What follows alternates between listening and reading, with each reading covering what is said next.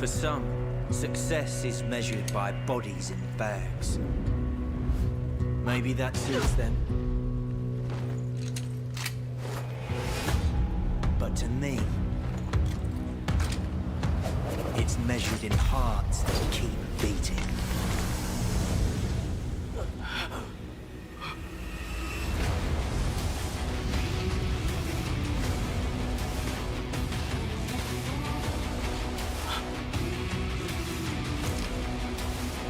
You with me?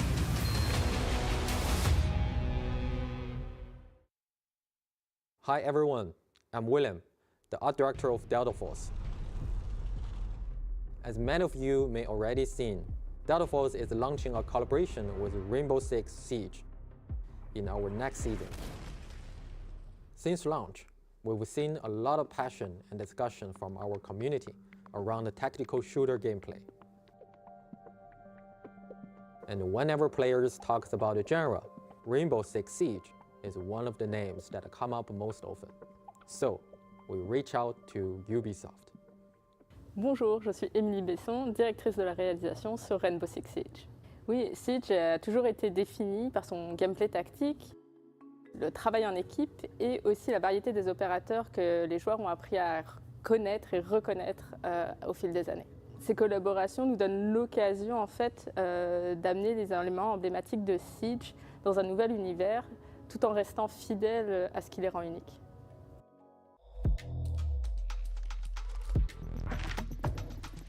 In this collaboration, we focus on two things: operators and the Rainbow Six Siege's iconic visual legacy. We selected 3 operators pairings who share the same combat philosophy. I'll be there you need me. 말보다는 행동이지. Call if you need a hand. For classic Siege elements, we choose to honor Black Ice, the Drone, and the Alpha Pack. Ce qui était essentiel pour nous de préserver dans la collaboration, c'était l'identité, l'authenticité de nos personnages. C'est ce qui les rend uniques. On a travaillé main dans la main avec l'équipe de Delta Force pour s'assurer que l'authenticité de Siege, l'identité de Siege s'intègre naturellement dans leur jeu. Both games share a realistic art direction, and finding distinct recognition within that shared aesthetic was actually the harder challenge. We started by preserving the core silhouette and the color framework of Siege operators. Doc and Motin's iconic deep navy uniforms, Vigil's signature custom-fitted gear, these stay true. At the same time, within the finer details, we evolve in Delta Force identity. They wear patches from both teams. Motin carries Cineva's badge. Doc has medical kits at his side. To faithfully recreate Black Ice, we focused our material work on internal ice fracture patterns to capture the distinctive texture and cold, austere feel of original. Oui, en effet, Black Ice résonne énormément avec notre communauté. C'est une cosmétique d'armes qui a énormément plu à nos joueurs. Et l'équipe de Delta Force a fait vraiment un travail incroyable pour la recréation dans leur jeu de cette cosmétique, avec un souci du détail extrêmement gratifiant. We employed a dual-layer material system combined with subsurface scattering lighting model. Using camera vectors and a depth texture to offset UV calculations, we achieved effect of refractor patterns appearing to exist deep inside ice. Et ce qu'on a apprécié et ce qui nous a impressionné, c'est le travail de recherche de Delta Force. À quel point ils ont été soucieux du détail pour conserver nos opérateurs dans leur jeu, qui s'intègrent vraiment comme naturellement dans leur univers. Beyond the content itself, we want as many players as possible to access and experience this collaboration. By completing in-game missions during the season, you can unlock these rewards for free. One more thing, in the new operations map, we've prepared something special for you. You will find a surprise in the maps that are meant just for you. Once the crossover goes live, go find them. Once more, onto the bridge. Dear friends, once more.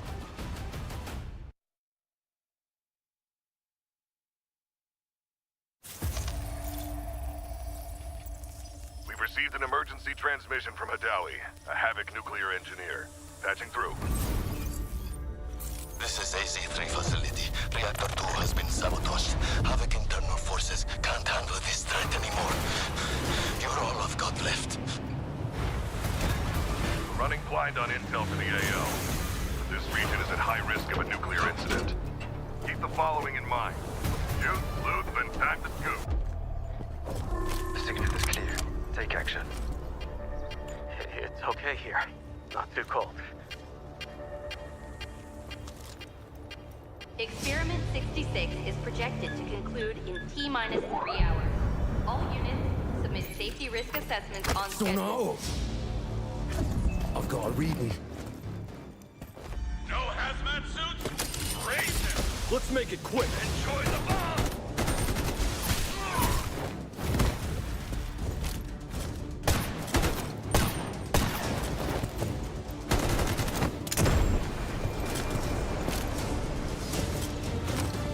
So eager to die. Excellent. I don't know what's happening, but reactor output is still climbing. And security thinks I'm behind this. They're coming for me. GTI, move it, now! Key verified. Access granted. Hostile signal detected. Lethal action authorized. Damn it! Someone take control of this piece of junk! Entering manual mode. Executing command. Those bastards in fusion research won't authorize shutdown because of their experiment timeline. I know better than anyone how important this research is. Hold this position. Once I finish calibration, use that console to insert the control rods immediately. Data set. Follow me. I know somewhere the signal can get through. Steam explosion at reactor 2. Incident level confirmed. Estimated contamination radius. Careful! Don't fall! We're outside the signal blackout zone. Upload the data package to Skynet immediately. Encryption keys in the archive. Just send it! Critical alert. Reactor power output has critically exceeded safety thresholds. Core meltdown imminent. All personnel evacuate immediately.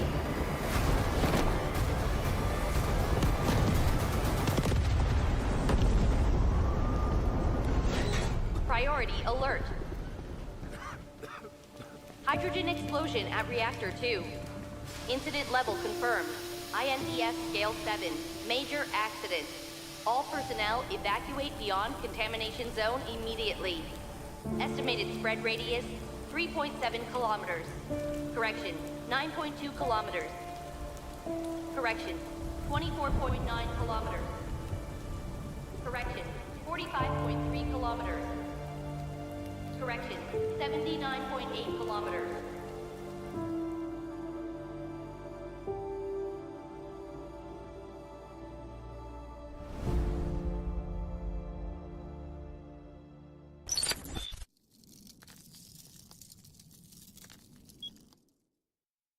Operations. It all comes down to 3 simple rules. Search, fight, extract. Search decides how much loot you walk away with. Fight. Not every encounter needs to end in a shootout. You just need to clear whatever's standing between you and your treasure. Extract. That's the magic moment that turns everything in your pack into yours to keep. 3 phases, all connected. Miss one and the whole run falls apart. Gear up before you head out. The better you're geared, the harder you hit and the more you can carry. But the more you lose if you go down. Go in cheap and dying won't sting as much, but you'll miss out on those juicy, high-value supply zones. Gear up and go big, or go light and gamble. Your call. Once you're in the match, forget everything else. Loot, and loot some more. Documents on desks, parts and cabinets, bird nests by the roadside, trash cans tucked in corners early on. Grab everything you can get your hands on. Priority targets, safes, and air cargo containers. Snag one high-value item, and boom! You've already covered your entry cost. Now, the real question, keep pushing your luck or cash out while you're ahead. Your pack's stuffed with goodies and you're ready to extract. Then, gunfire erupts ahead. What now? Charge in, slip past unseen, or hang back and let them wear each other down before you swoop in. Just remember, die and you lose everything in your backpack except what's safely tucked away in your safe box. You choose to slip away quietly. Smart move! Your pockets are already bursting, but you can't shake that nagging sound of footsteps nearby. Even distant gunfire's enough to send your heart racing. You finally reach the extraction point. The countdown starts. Hold your nerve, don't blow it with 2 seconds left. Extracted. That weight you've been carrying the whole run finally lifts off your shoulders. Sweet relief. Then there's the ultimate wild card. You stumble on a Mandelbrick. This thing's worth a small fortune, but the second you pick it up, every player on the map knows exactly where you are. Everyone's coming for you. You go from treasure hunter to hunted in the blink of an eye. Your only goal now, stay alive long enough to decode it and cash in big. Whatever path you choose, it only counts if you make it out alive. That's operations for you. Every extraction is a story worth telling. Go make yours.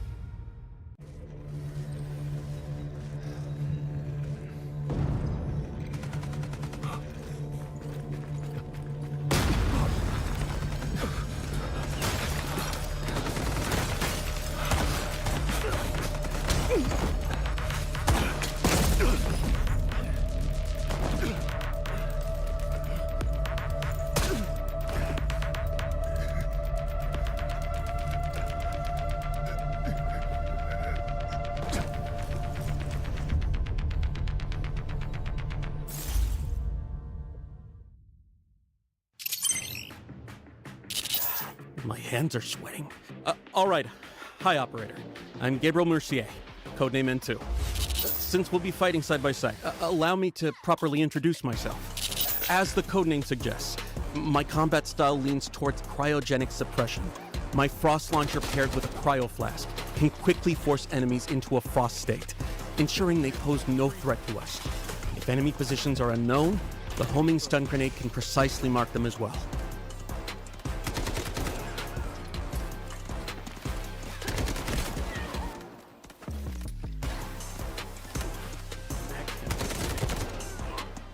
Right now, I'm in the middle of a critical operation. One where failure is not an option. I hope this mission can make up for some of my past mistakes, even if just a little. Mission target zone, AZ3, Asara's only source of nuclear power. The plant's power output is spiking abnormally. This time, I won't let it happen again. An emergency shutdown is our only chance, but the risk is extreme. We not only have to breach Havoc's heavy defenses, we have to face lethal radiation head-on. Some containers within AZ3 have already been contaminated by radiation. You can follow distinctive sounds to locate them, but keep a close eye on your own radiation levels. Radiation is divided into 4 levels, each causing different effects. Accumulated radiation can be cleared by leaving the contaminated zone and using decon chambers or mobile decon units.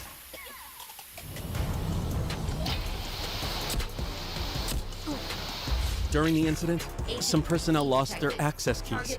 We can use these keys to infiltrate the classified zones and gather intel and supplies. Key verified. Access granted.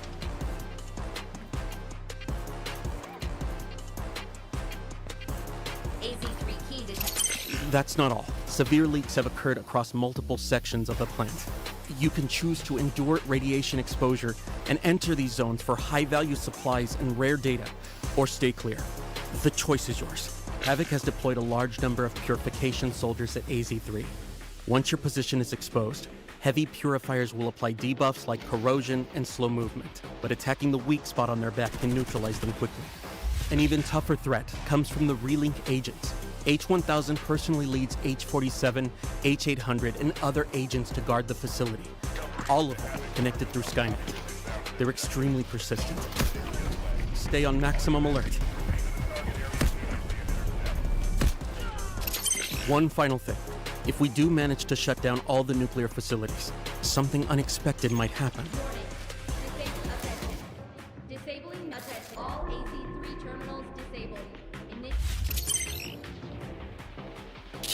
Of course, the nuclear plant has new collectibles too. Over in warfare, things are heating up. The flames of war have reached the weathered stone walls of the Colosseum. This 1,000-year-old city is sliding toward ruination.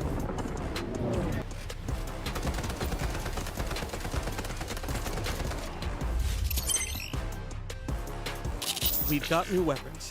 The RM-277 assault rifle excels at sustained suppressive fire. most effective from medium to long range. The SVCH marksman rifle is capable of taking down enemies in one shot at long range. There are also some bonus events coming up. Play Ole Ole Ole to earn points and exchange them for sports-themed rewards and exclusive avatars. The Meltdown Season Pass includes various tactical supplies, including a new outfit for Tempest. The new season's Mandelbricks can yield the AKM Assault Rifle. Astromancy skin. Not bad. Opening Turbricks gives you a chance at the Law of Time series collectible charms. Good luck. A new melee weapon, Elegant, the exclusive weapon of the Abyss Shark Reese. Pretty cool. Oh, and don't forget, the Rainbow Six Siege crossover is launching soon too. 3 new operator skins.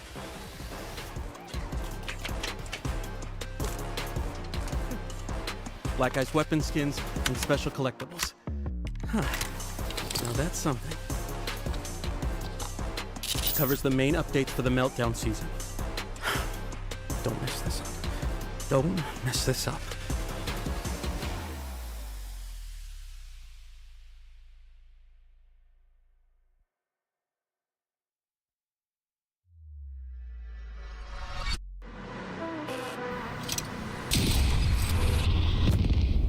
The enemy got the Mandelbrick. Find it. Stop them. Mandelbrick decoded. Nice work, operator. The time to strike is now. Do not let me down, operator. Decoding has begun. Defend the area.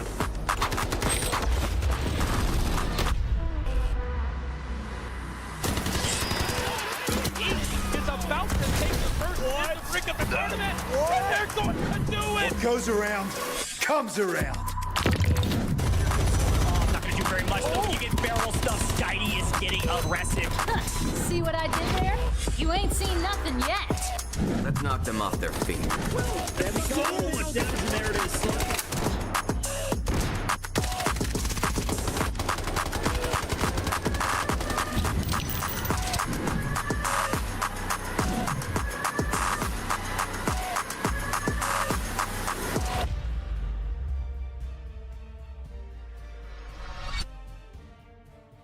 Well, good morning or good evening, depending on where you are in the world. Welcome into the Delta Force Rise series. It's day 3 of week 3 here with EMEA, and groups B and D about to have a banger of a matchup, I can only assume. My name is Goj, excited to be back hosting and casting with, well, my friend Ben. Now, Beard guys, I've got to throw it to you here to hear some predictions for the day. I'm starting off hot, man.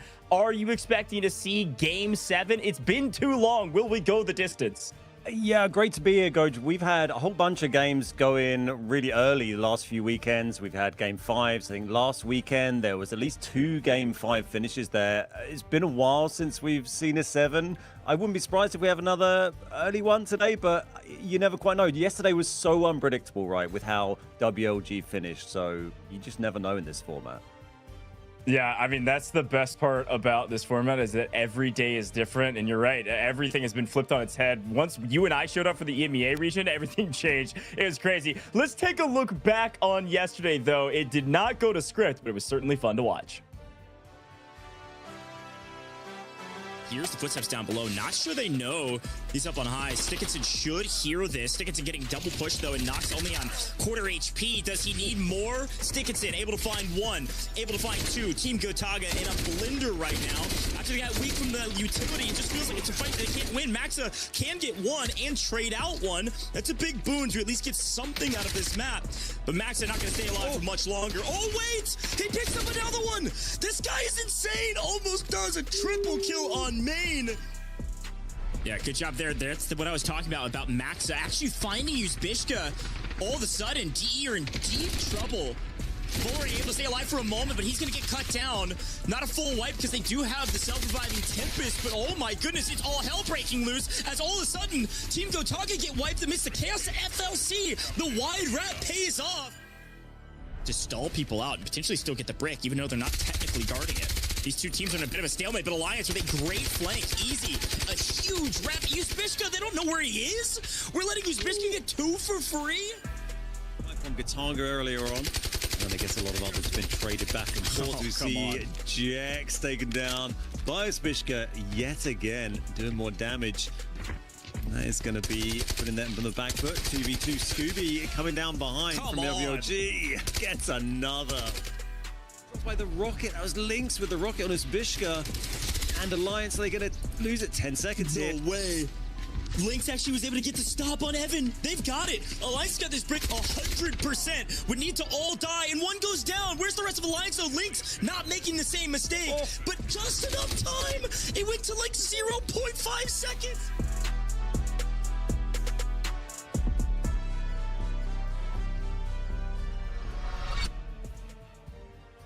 Whew, it was a crazy day yesterday. WLG end up with 2 Mandelbricks. The patient team that is WLG, it all paid off. Picked up only 18 squad points, but it doesn't matter when you get the double brick. Now, Dark Entities, you saw them there. Uzbishka in particular, popping off yesterday. 22 total kills. Well earned second place, no question about it. FLC also got a brick though, Ben. A lot of fun to watch. The big story for me was Alliance getting robbed twice. We saw only, I think, once in the actual highlight package there, but it was twice that Alliance's brick got stolen right underneath their noses with less than 2 seconds on the clock. Such incredible fine margins yesterday. Alliance and WLG easily could have been switched there, given those close calls we had. Here's a little recap of the tournament format. By the way, you can see the winners down there of the matches so far on the group stage list. You can see WLG and NBA winners over the last 2 matches, and they are both going to be playing today. That's the winners from yesterday and Friday. So that is going to be very interesting to see Group B versus Group D today, of course. This is our tournament top killers so far. Nox from Gotaga still out in front with 37. Didn't pick up as many as he previously had yesterday, but still was on top. GOT again, Maxa in second place, and then Skyty on 30. Also drawing with Jame, both on 30, both going to be playing today. NBA and FNC on the board today. Yeah, and the key factor when we look through these leaderboards is that everybody's played the same amount of matches. We're back to even, right? Going into today, a couple teams, the teams that are, of course, in this group B and D will have played one more, but this is even. So this shows how dominant some of these players really are. Uzbishka, 9,800. Could be the first player to break 10,000. That is wild to say out loud. There's a chance maybe Maxa does the same, but still a lot of work to do for some of the others. Now, looking at the top asset earners, we talk about this often. There's a ton of ways to earn assets, but of course, winning out a map and then, well, stuffing your safe boxes and hopefully getting out. That's the best way. So you see NBA Skyty up here in the top 3. You see Team Gotaga's Maxa here in first overall at 28.6. Overall, great stuff from all those gentlemen, especially Genius, who still found their way to the top 3 position, but it's real close in the top 3. Top 2 is where you want to be, by the way, if you want to skip Friday, Saturday of week 5 and go straight to the finals. So NBA, DE currently there. I have a very easy to say assumption that this is going to change dramatically after the end of the day, though. NBA playing today, they are the first place team at 25 points. Everybody else quite close to them. You'll see, of course, WLG as well competing. So they have a really good chance to be up into the top 2 at the end of the day today here, Ben. Any big surprises on this overall leaderboard? Again, this is even. So this is where we're currently at with only a couple more matches to go. Yeah, I thought maybe Genius might have been a little further ahead. They had such 2 really good days and then, not such a great day when they were last playing. So they've been overtaken now, but it is incredibly close. We've got 2 points between first to fourth. And then down on the bottom end of the table today, we've got FPOV. They're playing. They're yet to secure a Mandelbrick over the vent on just 7 points. They've got a 3-point gap up to 10th. So they're going to be looking to pull themselves out of that bottom 2. That's when you're going to get booted out if you get to the finals weekend and you don't have enough points there. Yep, that's exactly right. If you're bottom 2, you don't make it to week 5, folks. Let's take a look at a quick video to explain how everything with the Delta Force Rise series works. Delta Force. 1 game, 2 regions, 1 shot at glory. This is the complete guide to Delta Force Rise Series EMEA and Americas Season 1. Everything you need to know, from the very first match to the last squad standing. The path is the same in both regions. It starts with the open qualifiers, open to any team that wants to compete. The best push through to the group stage, where the top 2 advance directly to the finals, bottom 2 eliminated, and the rest battle through the survivor stage to earn their spot. From the open qualifiers, 12 teams have fought their way into the season, and only one will lift the trophy. The group stage runs for 4 weeks, with matches every Friday, Saturday, and Sunday. The 12 teams are split into 4 groups, A, B, C, and D. 3 teams per group. Each broadcast day, 2 groups go head-to-head in a cross-group match. Every match is a 7-round format. 6 teams competing in the same lobby simultaneously, across up to 7 rounds on maps like Zero Dam, Brakkesh, Tide Prison, and Space City. Teams earn squad points by scoring eliminations and accumulating in-game total assets. And on brick rounds, they compete to collect and decode Mandelbricks, artifacts that decide the round winner. Decode 2 Mandelbricks in a match and the victory is locked in, no matter what round you're on. After 12 match days, the group stage standings are final. Places 1 to 2 go straight to the finals. Places 3 to 8 enter Survivor Stage Day 1. Places 9 to 10 drop into Survivor Stage Day 2. Places 11 to 12 are eliminated. The Survivor Stage is where the bracket narrows fast. Day 1 brings those 6 teams together for one 7-round match. The top 2 advance directly to the finals. Places 3 to 6 get one more shot. Day 2 mixes the 4 survivors from Day 1 with the 2 teams ranked 9th and 10th from the group stage. Again, 6 teams, one 7-round match. Top 2 go to the finals. Everyone else is out. 6 teams, 1 day, 1 lobby, 1 match. This is the finals, the ultimate showdown of the season. 2 teams earned it through the group stage. 2 more survived Day 1. The last 2 came through Day 2. Every team deserves to be there. The top 3 finishers earn an invitation to Season 2. Welcome to Delta Force Rise Series EMEA and Americas Season 1. Loot, shoot, extract.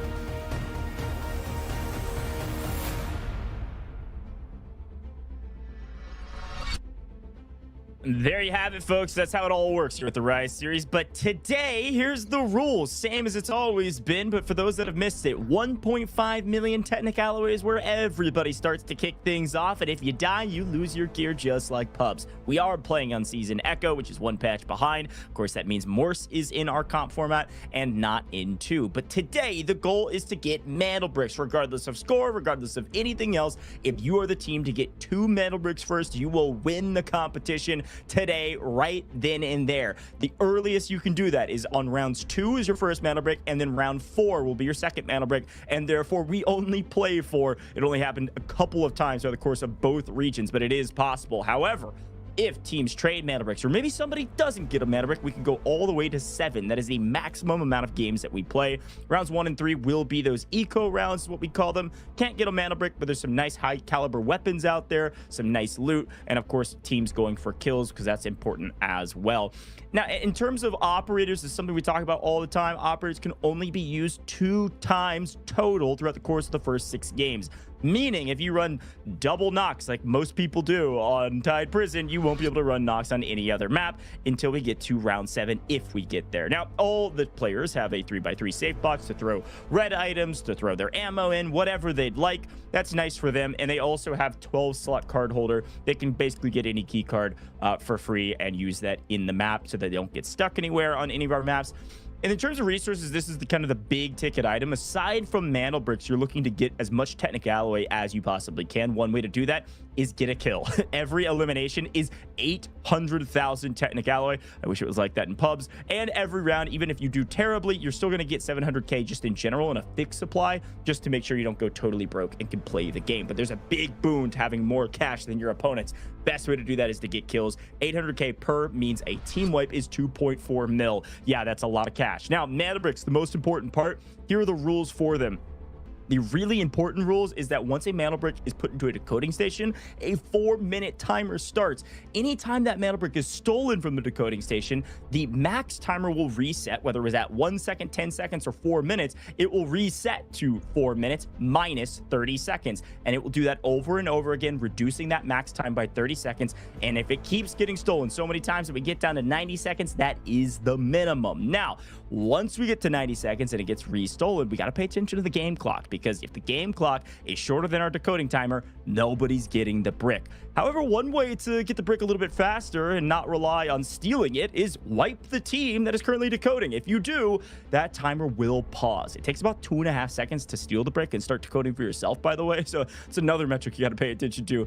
It's very tight and a lot of times that you've got to pay attention to if you want to get a Mandelbrick. Decoding is everything. So hopefully you can do that before the game clock ticks down, or maybe you just need to wipe the whole lobby and then get the brick. Occasionally, we see a Mandelbrick be given away, quote unquote, for free because everybody else is fighting all over the map and don't feel like they can get there in time. So fortune favors the bold, people. But Ben, talk to me about why this is important.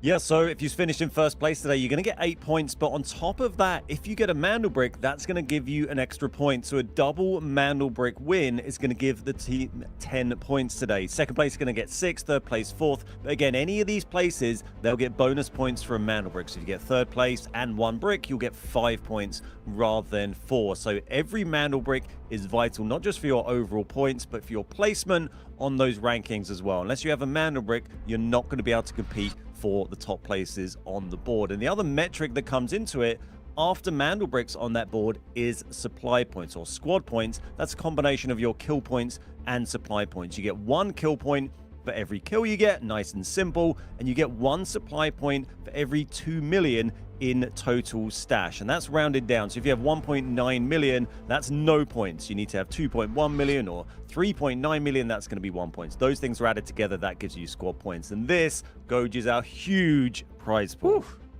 Yeah, a lot of money on the line, folks. This is just for finals day and for the finals weekend. Now, of course, if you do get 12th overall in our entire competition, meaning you don't make it to the finals, you are still walking away with $1,000. So at least you made it to the group stages. But $50 dynamic kill bonus is one of the more important pieces here for now, because that is going out throughout the entirety of our 5-week competition. So all these teams you see on your screen, whenever they get kills, $50 to their pockets, real cash. So a lot of rewards in game and out of game for slaying out in the lobbies. But today is groups B and D, so we need to hone in on those 2 columns. We'll take a look at those in just a second. You can see it on your screen now. Match 9, that's today, groups B and D. We're about to wrap up week 3 of 4 of our group stages as everybody prepares for week 5. The championship weekend is what I'm calling it. And of course, we'll be live next week. You can see there was a slight change in some of the groups of when people are playing. This is all accurate though. So you can see July 31st, Friday, Saturday, Sunday, 31st, August 1st, and 2nd. That is the last week of group stages. Those are the matchups you'll be seeing, okay? So we've been live every Friday, Saturday, Sunday. We will be live every Friday, Saturday, Sunday until we are done on August 9th. Going to be a ton of fun wrapping up group stages and then going into the finals weekend, where we have our survivor stages first, and then we get to the 6 teams that make it to finals. But let's talk about today, Ben. WLG, they just came off a hot win. What do you think? Can they do it again?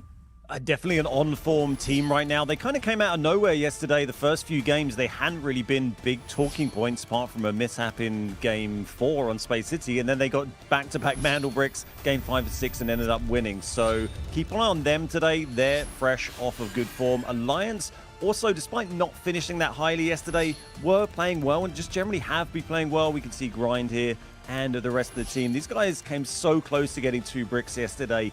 But, you know, as we've seen, very fine margins to sign these things. You can see they've got links there, easy, grind, and then there's super sub, Mr. H1000 himself, Lasik. We've yet to see him take part of it. He is on the bench waiting in case they need him. We've also seen FLC do pretty well, be pretty consistent throughout the tournament. They're currently sitting in 7th place. They're 8 points off the lead at the moment, and 8 points isn't a huge amount. You know, if you get the double Mandelbrick win, that's 10 points. That's going to throw you right up there, obviously depending on what other teams above you score as well. So it's definitely some interesting teams with a good chance of getting some good points today, and then we're going to see a few more of our teams coming up today. This is Group D and B, remember, so we've got some of our teams who played yesterday, and also some of our teams who played on Friday as well. There's WLG, Alliance, and FLC making up Group B.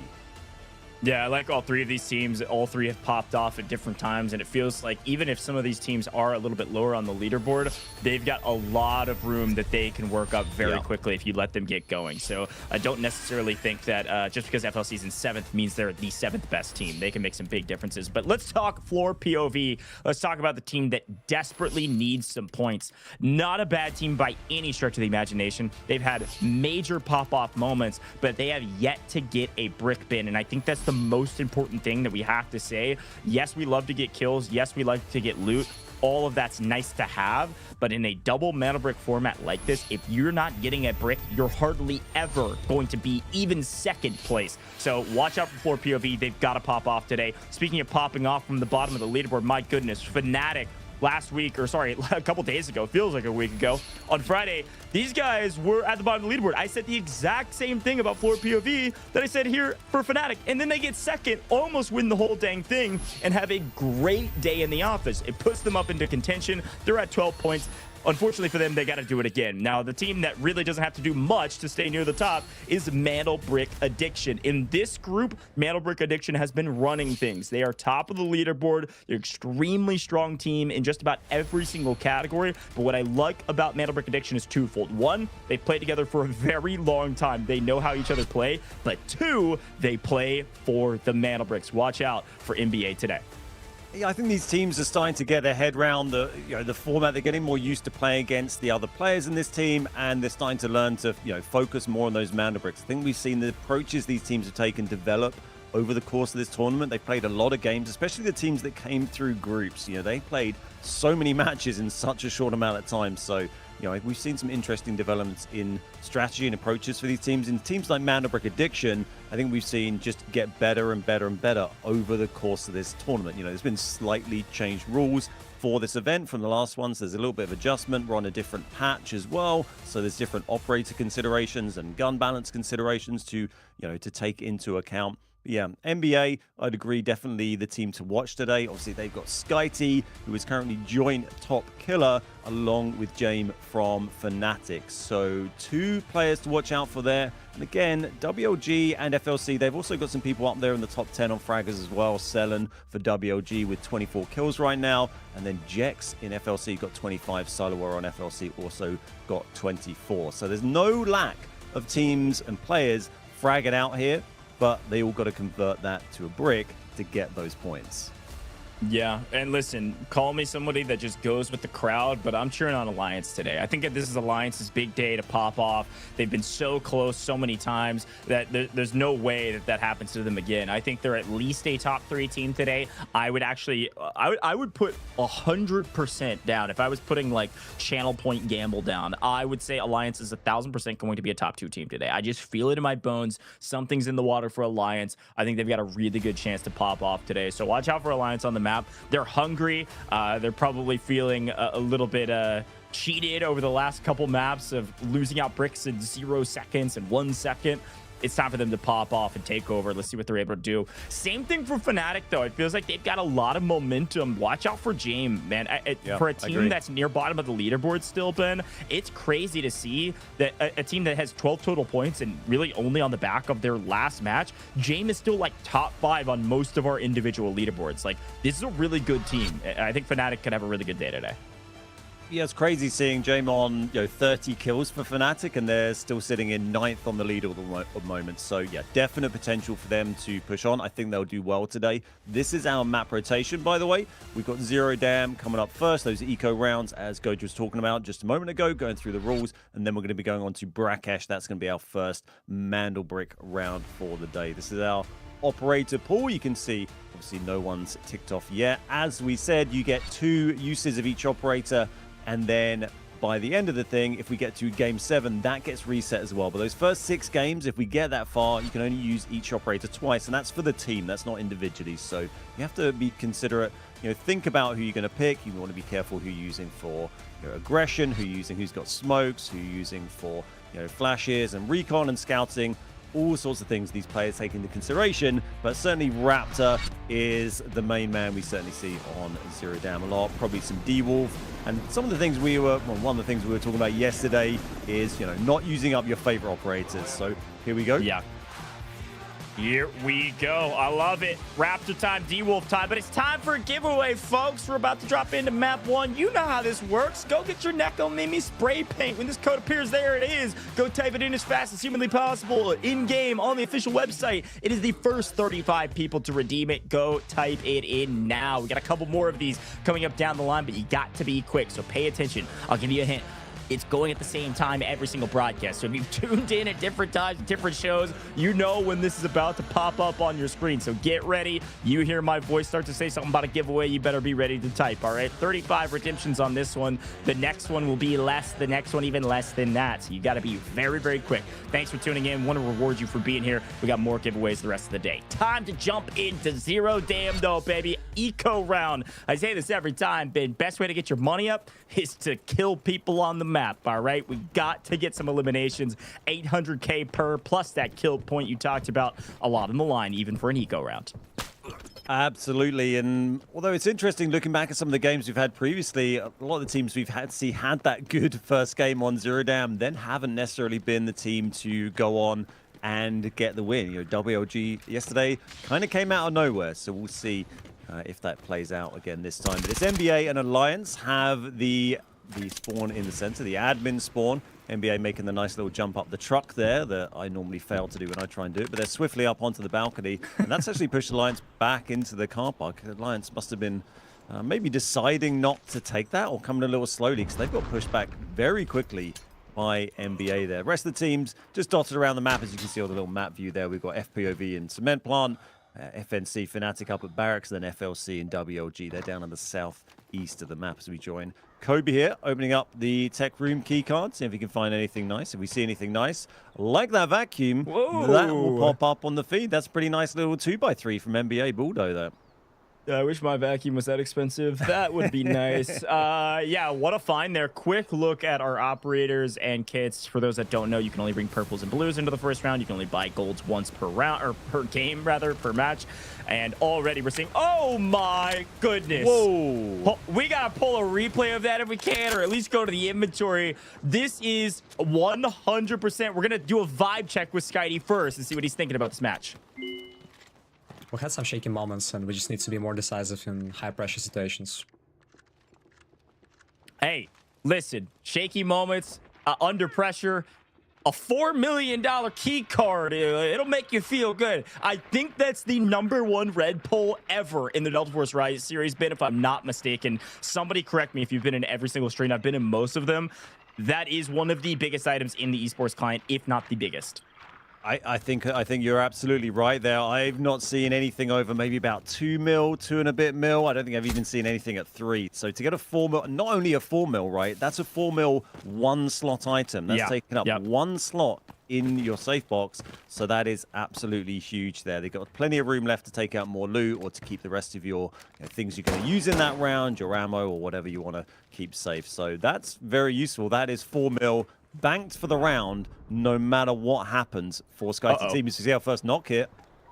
Yeah, that's going to be Fnatic, who have rotated up. I was so distracted by the red that I didn't have a chance to call it out, but we did see Fnatic rotate up from Bear 2 very quickly. They heard some of the shots, of course, from the folks in admin, as NBA continues to reap the rewards of getting to admin first. There's so much we could break down on this map already of how well NBA is playing. It's just forced Alliance, like you said, to be staying back in the car park, then swing around the outside, try to play shipping containers, and they're the ones running into Fnatic, losing a player. NBA's early, aggressive, very aggressive move up to admin to throw shots down on Alliance has given them so much benefit already. I'm not even sure they're aware of how much benefit it is. Aside from the fact they're at 7.5 mil, Alliance is in an utter blender where otherwise they would have been sharing admin and been in a 2-team fight for a while. Like, that one move changed everything, and that is the benefit of how many scrims NBA has been doing. They know this play, they know they can hit that hop-up immediately, and they caught Alliance at the perfect time to force a really weird engagement. Now Fnatic are the only team with a single kill on the board,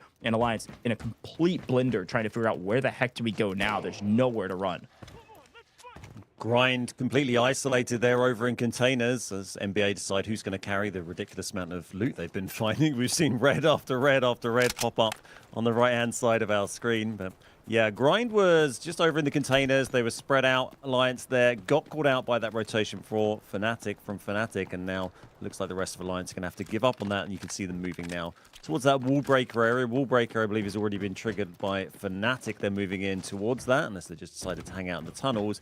NBA still holding the center, but it's FBOV we're joining here, seeing how they're getting on. First, we've really seen of them this game. They are down in this underground area, going to use the key card and have a look up towards admin, potentially.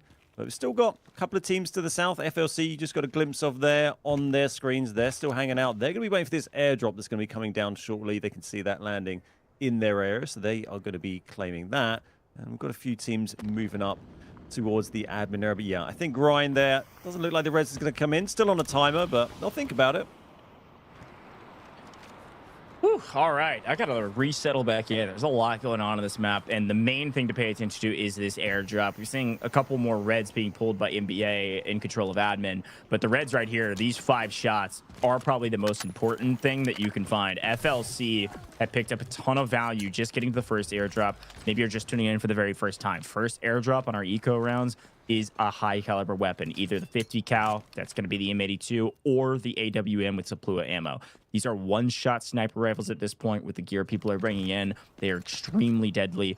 Great for maps like this, sure, but even better if you can get out with them and play them on the Mandelbrick rounds. So good job there from FLC. In the meantime, too, Fnatic, we saw that pop up on the right there, Ben. A lot of context for our viewers. They were doing wall breaker, which we brought up a second ago, but they did get those lucky wooden sculptures. They can use those lucky wooden sculptures.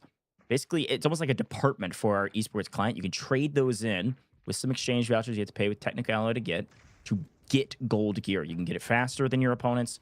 Another way to get gold gear, one of the only other ways to get gold gear. So it's actually a really important resource, which is why Fnatic has decided to prioritize it. Also worth mentioning that, on top of that being how you acquire some of those things, there's limits on how much our players can even acquire that gold gear. So as we get later on in today's event, they're not going to be able to bring gold armor into every single raid, no matter how much money they've managed to extract with. So you've got to be careful about what you choose to prioritize in terms of your armor, in terms of your ammo. You're limited on buying all sorts of those things. So just a little thing to keep in mind as we see another big red. But it shows what we were talking about earlier, the value of a tiny red, because that one is absolutely massive. It's 2 mil, but that's filling up your whole safe box. I don't know if NBA can even carry this right now. They're already on 8.6 mil. Oh, there we go. They're on 9.4, and they might want to try and get out of the map right now. I agree with you. This is probably the first and only time I will say this in the Delta Force Rise series. They're over 10 mil in raw assets alone. Wow. This is the first time I would say, guys, it might be good to extract. Like, our format has tended so aggressively towards going for kills. Staying on the map is so valuable for your team because it prevents kills from other people. You're able to get your extra kill points. But this is so much. This is 5 supply points.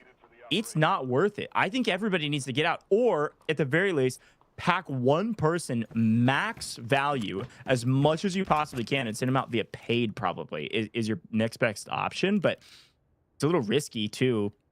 They go down there and can't get out of the map. So yeah, I don't know. I'll be very curious to see what NBA actually decides to do, because if they die here, there's no way all of that can fit in their save boxes, and they've got a lot of value in their hands.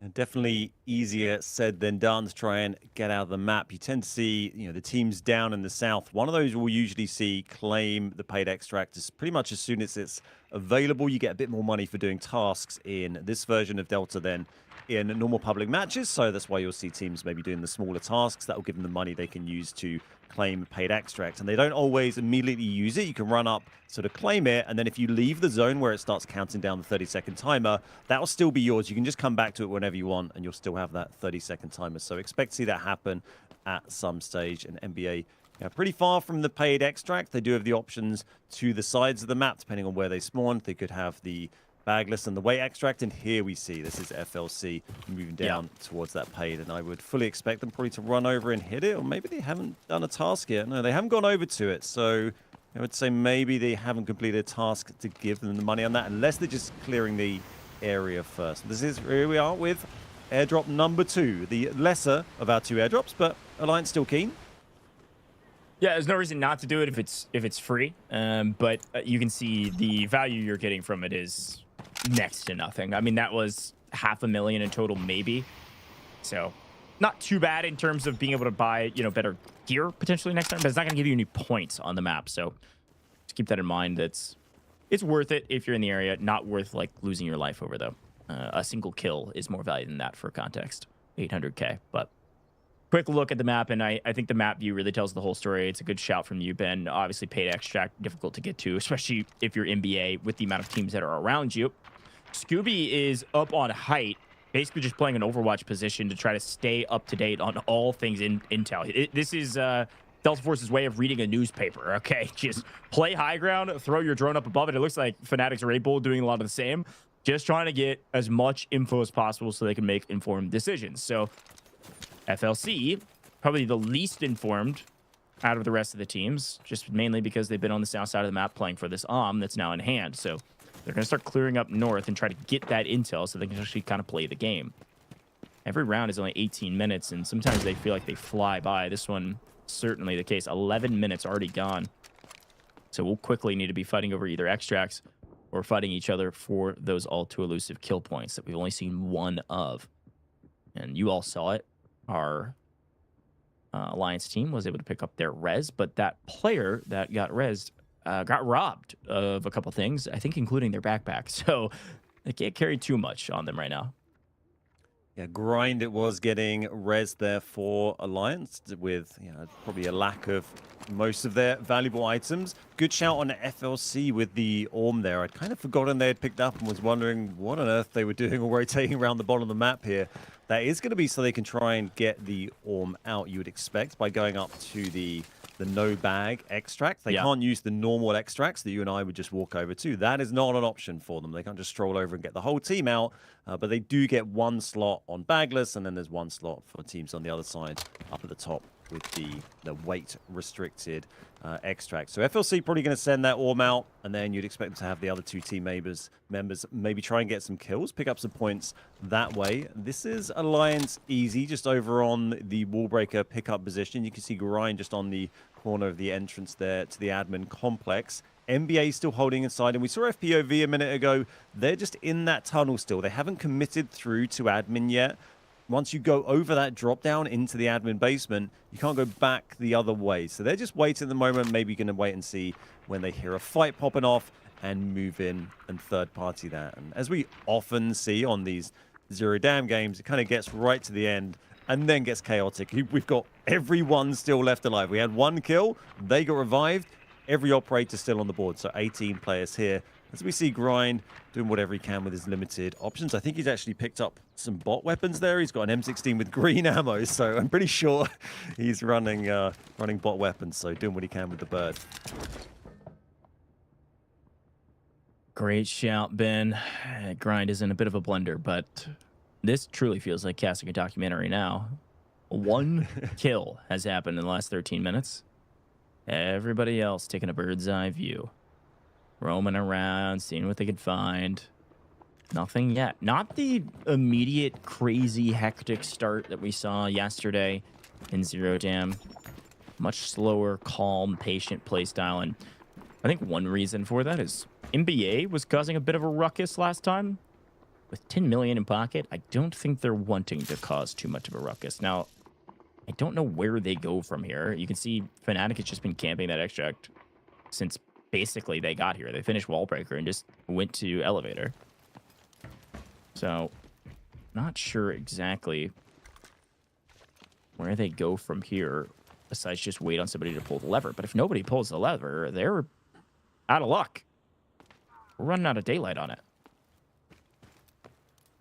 I'd expect, I mean, NBA are in the best position to pull the lever, or, well, the only position, unless a team pulls it from major sub. That is an option. If we do have a team down near there, they could pull it from there.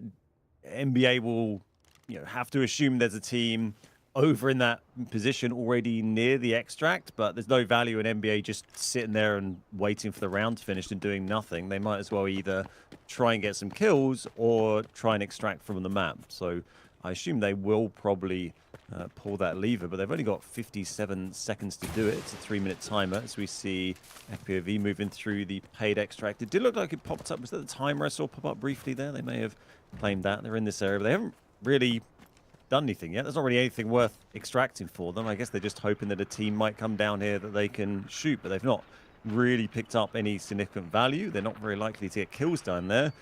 And we see Grind in his natural habitat, flying around the Raptor drone, but not really seeing a huge amount. You tend to often see them flying the birds up pretty high. You want to try and avoid pinging the players if you can, so they might not necessarily realize they've been seen. It's pretty useful for that. You can see the little red pings pop up there. So Alliance very much know they have been seen by the low-flying bird of Baldo from NBA here. Lot of intel gained, but no shots fired. Alliance trying to figure out, where do we go, man? They have been, again, I'm cheering on Alliance. I said this in the beginning. I think they're a top 2 team today. I just feel it in my bones. This has not been their game. They lost a player early. They get pushed out of a tier 1 spawn in admin and get literally nothing. Now they're getting shot by NBA again. I mean, this is brutal. All that to be said, though, NBA, we got to check their safe boxes. How many reds are they missing out on that can't fit in safe boxes? Because they're not getting out of the lobby at this point. And we got 2.5 minutes on the clock. NBA is staying. They're looking for kills. They're looking for anybody to contest them. And nobody's willing to make the first move. I think they likely can fit most of the things in their safe boxes. Between the 3 of them, we do see FLC. I'd be extremely surprised if they didn't do this. Jax does leave. I would put all the money I own on the fact that the player that left is the one that has the OM. So FLC will have the OM moving into potentially the next round or whenever they decide to use it. It's only 5 shots, but that is a difference maker. Here we go. FLC now on the hunt. They've got nothing to lose. Actually, easy. You're getting first blood on FLC. Salawa goes down in transition. So Grind now, a chance to play against Kobe. Remember, Grind's got bot weapons and no back. But Kobe's alone, and in transition, it looks like FPOV is looking to get a little bit mixy and maybe join the action. Might as well. There's 90 seconds left, and finally somebody's down. Very limited time left for our teams here. They're going to try and get every kill they can as Environ ult gets fired in. Try and knock down opponent. This is Kobe very close. He's going to get caught out by the prone. Not this time. That is kill on Lynx from Kobe. 1 down for Alliance there. FLC picking up that one as we see things build up. FLC have been wiped there. They had 1 off the map already with the orb. And there we go. That is Yersai. And 2 kills on the board now thanks to Blake. This is FNC. 2 kills so far for them. Easy being dropped there by Blake in the admin building, but only 1 minute left on the clock. Alliance have been full wiped during all of that, so FLC and Alliance both off the map now as we join Bane with the Byron dash. Great play from Yersai, and they've picked up 4 kills now from having 0 about 60 seconds ago. That's not too bad.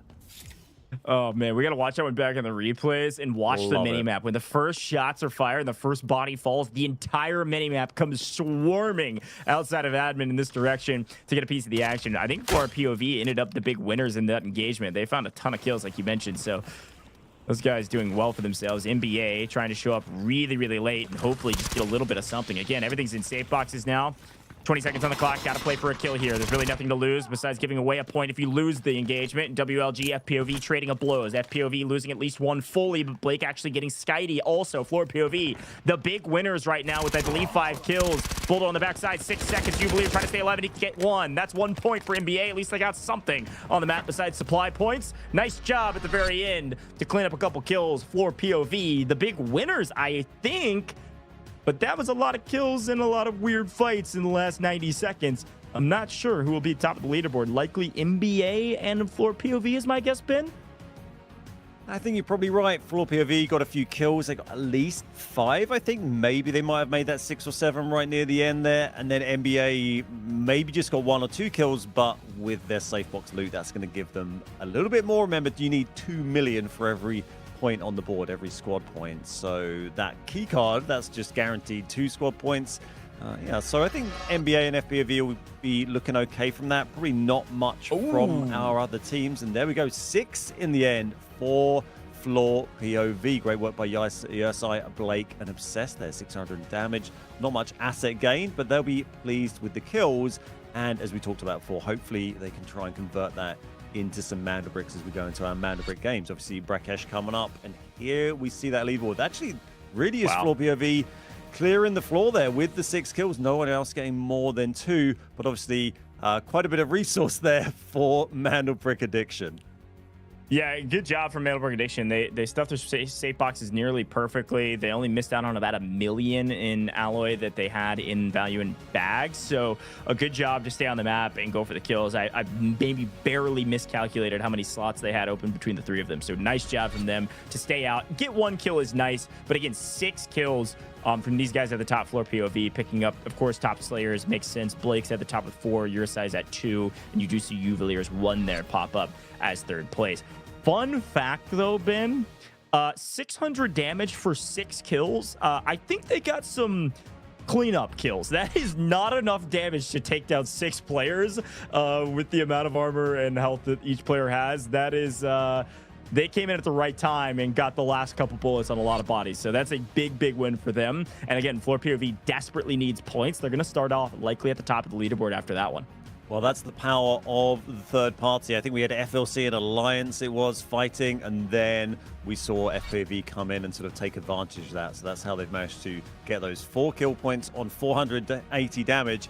Is pretty efficient going from Blake. So great work. Our MVP of round 1 today. MVP from FPOV, Mr. Blake himself. 4 kills, very decent. They'll be happy with that start. I think it's going to give them some confidence, you know, going into the next game. And of course, our next game also has the Mandelbrick, and that's going to be over on Brakkesh. Yeah, really fun stuff there from FLOORPOV. Popped off, perfect third parties. A little bit of a slow start for our teams, but hey, we got some teams with decent points after the loot and kills that ended up with. You see it down below, folks. Drop a follow on all major socials here with Delta Force, including our esports channels. There's a lot going on in the Delta Force ecosystem, not only in Season Meltdown, but also here in the Rise series. That esports page is live. You can go actually to playdeltaforce.com, go to the esports tab to check out the Rise series tournament schedule, or you can click those panels down below here in the Twitch channel. We're going to take a very short break. When we come back, leaderboard, and then Brakkesh and our first Mandelbrick. Not going to want to miss it.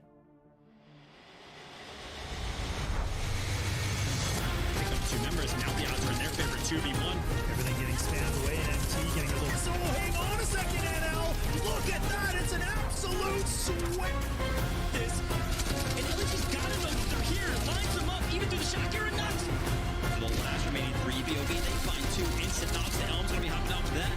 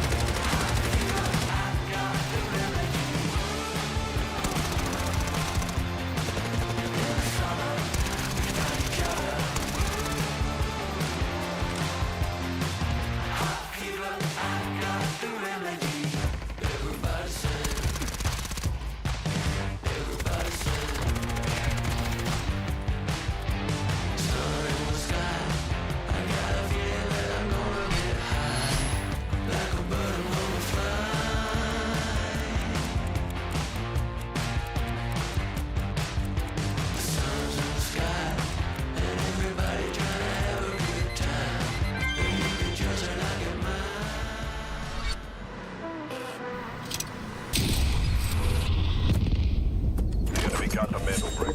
Find it. Stop them. Mandelbrick decoded. Nice work, operator. The time to strike is now. Do not let me down, operator. Decoding has begun. Defend the area.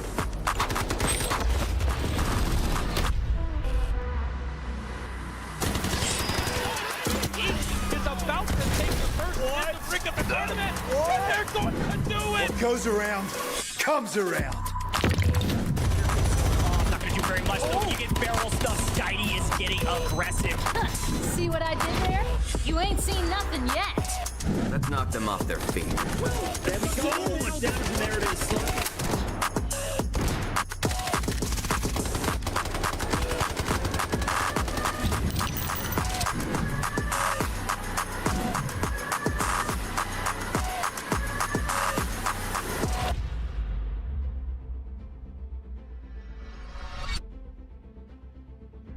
Welcome back, Delta Force Rise Series, Day 3, Week 3, and EMEA region started off, I was going to say with a bang, but I think just with some nice luck. It ended, Match 1 did, or Map 1 rather, ended with a bang, but otherwise it was actually very, very slow start. Some great pulls from NBA should put them near the top of the leaderboard, but FLOORPOV, amidst the chaos of the last 90 seconds of Zero Dam, where finally we saw some fights, they actually come out the big winners by a mile, pick up 6 kills. So you can see they're ready to rock and roll. And again, as a team near the bottom of the leaderboard in the group stage bracket, they'd love starting out at the top. Here's a look at it. This is how it all works. 9 total squad points. They picked up, I believe they picked up 6 kill points, unless this is showcasing that last kill didn't come through in time, because I was going back and forth trying to decide if it did or not. We saw the cleanup come in at the very last second, and so if this is correct, then that's only 5 kill points, but the supply points that they got from the kills and stash value and all that good stuff does take them to 9, which does put them in the lead over NBA, who picked up a ton of supply points but only 1 kill. Ben. Yeah, really interesting sort of demonstration there of the difference between supply points and kill points. You know, they got so much loot there, NBA. They got that huge key card, almost 10 million extracted, but they're still behind on that leaderboard because FPV went and got 6 kills. Not easy to get 6 kills, of course, but it does show, you know, the importance of kills over that loot. Unless you get a huge amount like NBA managed to get there and managed to get it all in their safe boxes. It's kind of miraculous how they managed to get almost everything out there. But Brakkesh, next we can see Uluru, Toxic, Raptor, popular operator choices for this. The big question is often, will any of our teams decide to commit a Tempest to this map? It's our first Mandelbrick game. Teams don't always want to commit a Tempest. I'm not sure we saw any, maybe 1 or 2 Tempests come in yesterday, but often you'll see teams want to save their Tempest for the later on Space City games. Obviously, no one can win in game 2. You need 2 Mandelbricks to get the win, so it's not absolutely critical, but you still always want to get a brick. And these are our spawn predictions, and there's some really interesting points about how you can never have a tier 1 spawn sort of back to back in a row. So you need to start to think about what will actually be, you know, beneficial to you. Maybe not so much in this game, but as we go into the next game and then on to Space City, right? At the moment, the advantage is with FPOV, Fnatic, WLG. Those are the teams that are possibly going to get the tier 1 spawns, and that means you're close to the brick. Yeah, I love the call out. Spawns, important things, super valuable. If you're able to get to the brick first, you're able to get in a good position. But speaking of some value, folks, we've got another giveaway for you. Get ready. It's about to pop up on your screen, and when it does, it'll be that code you got to type in. There it is. Type it in as fast as you can. There's only 25 redemptions if you want to earn your SR3M Combat Ready skin. Type in this code in-game or on the official website as fast as humanly possible. 25 people, if you can type it in fast enough, will earn this skin, and you'll be one of the lucky few that have it for free just by watching the broadcast. We got more coming up down the line as well, so stay paying attention. But it's time for Brakkesh first Mandelbrick round. There's also airdrops. There's all types of stuff to play for. And this T1 spawn, the most important, Ben. I always say it. If you get the T1 spawn in Brakkesh, it means you won't get the T1 spawn in Tide Prison, which is a great news because there's no Mandelbrick on the next map. This is a big one. You can see the brick spawning just outside of Museum. 100%. And our tier 1 spawns there you can see was Fnatic and FPOV. They're the ones in the museum at the moment, and that means they are not going to get a tier 1 spawn on the next map. As we see Raid Bull here picking up an early kill, especially by last game standards. That's Obsessed from FPOV being taken down. Early fights in the museum here. And we also saw that early fight at the beginning from Alliance and FLC right down in the tower. Not often you actually see 2 teams really contesting the tower so much. You often end up with one of them dipping out and then one team maybe decided to loot. But FNC, they are stacked up, pushing on Yersai here. Just the 2 remaining, of course, from FPOV. And the brick has appeared above here. Strong nade. Keep an eye on that brick, because that might go a little unattended while this fight is going off. If another team is nearby, now is a great chance to come and grab it. Yersai almost had a perfect cook nade through the doorway and unfortunately naded himself. So that's unfortunate. We've all done it at least once. And now with an incendiary landing on his head, he's in an utter blender. Is there any chance of him getting a trade? No way. Now Raid Bull last alive over here. Or sorry, trying to force this one player, Blake, who's last alive, to go back to the lobby so they can get on with it and go get the brick. Fnatic doing a great job and winning this engagement. But up above, they're going to start hearing some footsteps of WLG, who's in the area. Can we get one? Yes, nice trade. Okay, that's a point at least. FPOV frustrated about the map, but at least they got 1 point on the board, and they're not going back to the lobby with nothing.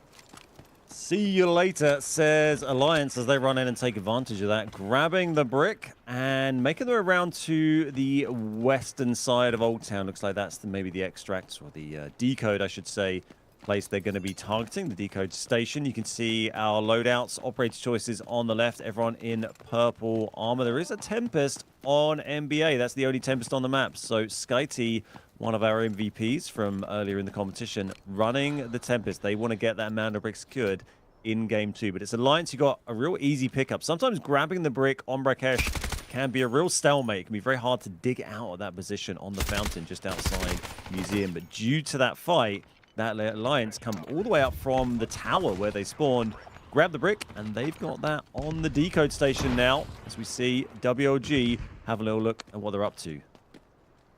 Yeah, Oko getting cut down and then cleaned up by the Allure rocket. Great job from Alliance to not only get the brick into the decoding station like you mentioned, but also take one player down of the only extremely aggressive team on their side of the map. WLG backing way off towards the north side of Hotel. You can see them on your screen now. Try to figure out, maybe we can wrap for Oko. There's a chance we could go for this res. We know Alliance won't go and loot his body or anything like that because they've got to stick around the brick. So I think Scooby's going to go for it. I don't think there's any reason not to. And Sellen's actually going to go up to the north side of the map, maybe just clearing out the north side and making sure there's nobody in the area. And now that they see the airdrops up here, I know they don't have a ton of time and they want to play for the brick. They could wait on this airdrop, pick up the armor EMEA 2 that drops, and then go play for this Mandelbrick decoding station. It'll be about 90 seconds from once they grab the weapon, but maybe that's worth it. We'll see. Alliance Grind actually pushed way up because he knows that they're going to be going for this body, and if he can get a peek over when he hears the res, this is a really aggressive but smart play for Grind. I think there's no reason for him not to do this, Ben. With the way the map is currently playing, there's nobody near Alliance. He needs to get really aggressive. He hears the respawn ping, the reviving ping. He's got to go for it.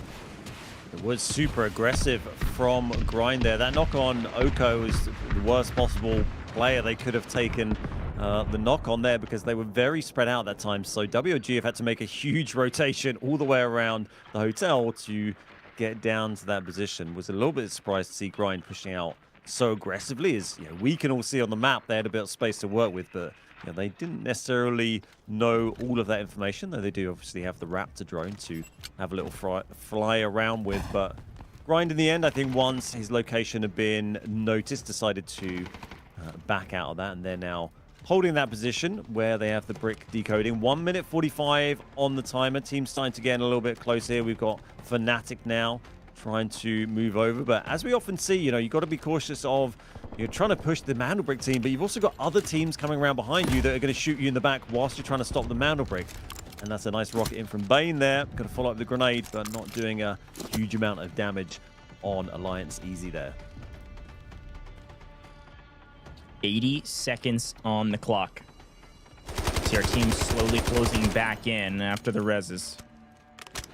Fnatic thinking about how do we move over from Museum after getting our team wiped and actually still play for this brick. 60 seconds on the clock now. This is a classic part of Brakkesh that is very deadly for some of these teams in the late game. If you give away a free brick here, Alliance is going to set themselves up well for the late game in Space City. They're going to have so much power on this leaderboard. And here goes James. First knock from a distance, actually on Bulldo and cleaned up. Nice find for Fnatic to get a drop and a full from distance from Museum. That's their 4th on the day. And they're actually running away from the Mandelbrick. They're willing to give this away because they've got a nice, a nice kill point lead right now in this map. They're willing to say, okay, this isn't our brick to take right now. We're not going to be there. It's got to be somebody else. And when you let the rest of the lobby determine your fate, unfortunately, usually you are let down. WLG is here. Can they make a big play?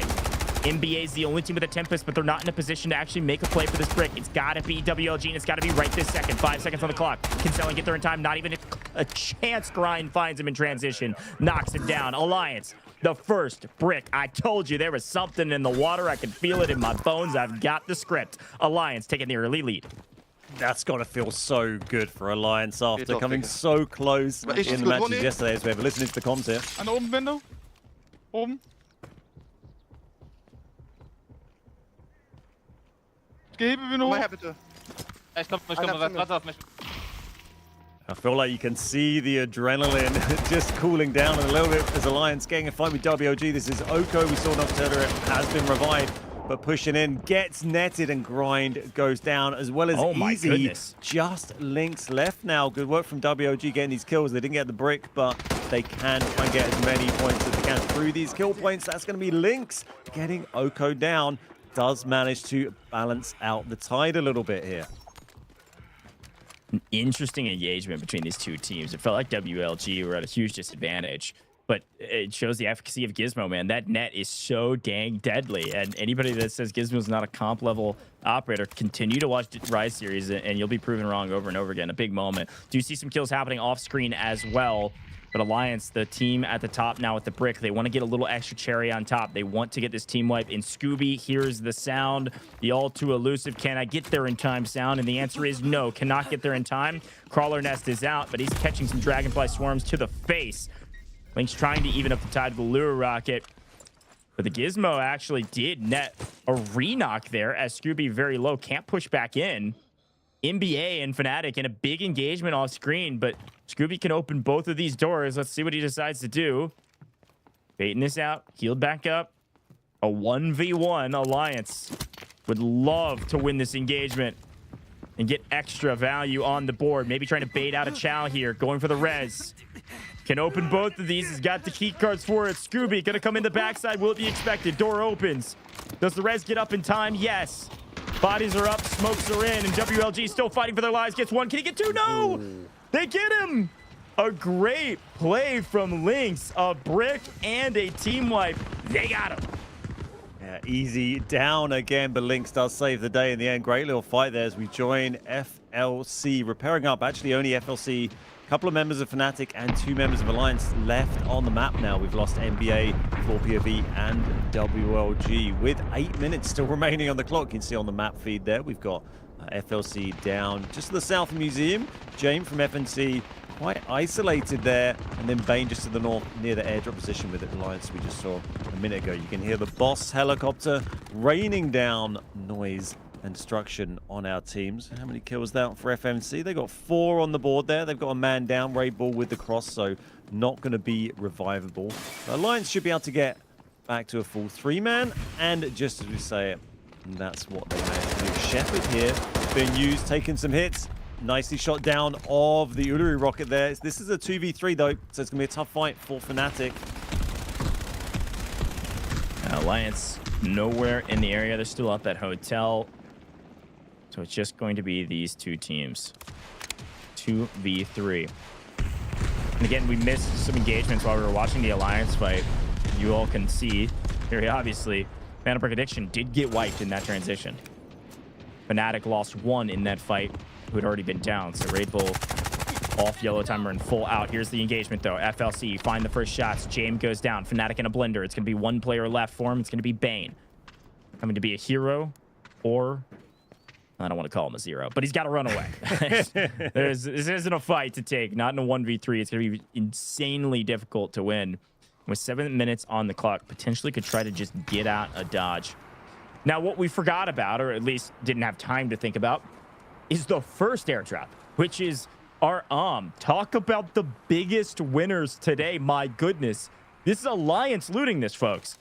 Alliance got a team wipe. They got the Mandelbrick, and now they're getting an This is the best day for Alliance ever, man. I don't know what spirits were talking to me before this one, but I've got it all figured out. Alliance is in a great position now.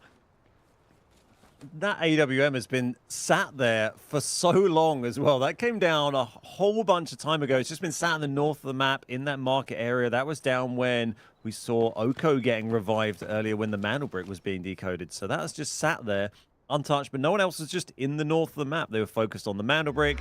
Then a bunch of our players got wiped out of the lobby, and then they grabbed that. This is Kobe here getting the knock on Uvelia there, and Skyte here, last remaining player of NBA, getting nice shots in the back of Raidball. It's going to get lost as we see that intense fight we saw in the hotel. So unlucky. Great use of the Gizmo utility there. It was quite interesting to see a newish operator in the game, or certainly in this version of the esports server that we play, getting netted with those spiders. It's come into play a couple of times already this game. Yeah, it's super important to be able to win some of these engagements. Frankly, too, like WLG can't be too mad about that. That was a fight they should have lost, and they almost won it and got into a position where they could win it. So here comes Alliance. Quick note, you did see them pull that fossil actually out of the second airdrop. So Alliance got every objective on the map without really being contested. They got the spawn of the Mandelbrick, because there's a fight happening inside a museum. They put the Mandelbrick in the decoding station. Nobody stole it. It wasn't contested until the final 6 seconds. That's a free Mandelbrick. They then go up, get a team wipe, and they get the top airdrop, get the then they get the second airdrop. Now, they got like 500,000 out of the second airdrop, but that is every objective achieved by Alliance. This is the Alliance I was expecting to see today. They were really living up to expectations, and I know the fans are going to be excited about this one, but job's not done yet. Still 5 minutes. The last thing that they could do is get out of the map, which is still technically possible. Crazy to say. A little surprised we haven't seen Alliance decide to just send the Orm straight out, really. They've got control of the whole Old Town area right now, just toward deciding what they want to do. You can see them on the map there, just off to the other end. But this is Bane, our last remaining player from FNC, actually going to get the revive on James here and get him back up to 2. We got 4.5 minutes on the timer. It does seem like most of our teams have kind of disengaged a little bit. It'd be interesting to see what equipment James is actually left with, but 4 kills on the board for the guys in FNC. For Fnatic isn't too bad. 4 as well for Alliance, our Mandelbrick holding team. So plenty of kills for these remaining players. But, you know, let's talk about Alliance for a minute. They came so close on getting those bricks yesterday. Really nice to see them get over the line. You know, they've been playing so well throughout the tournament in terms of getting kills and fragging and still being aggressive on bricks. But they just had a few where they just not managed to get it claimed. So great start for them to get that in this second game of the day. Next brick game, of course, isn't going to be until Space City. We've got Tide Prison coming up next, but sets them up really nicely. And, you know, Alliance making a statement, I think, with the brick in game 2. We thought maybe NBA, WLG having the process. Here's a bit of comms. Petite assassin, si je veux gratter un point, c'est un point.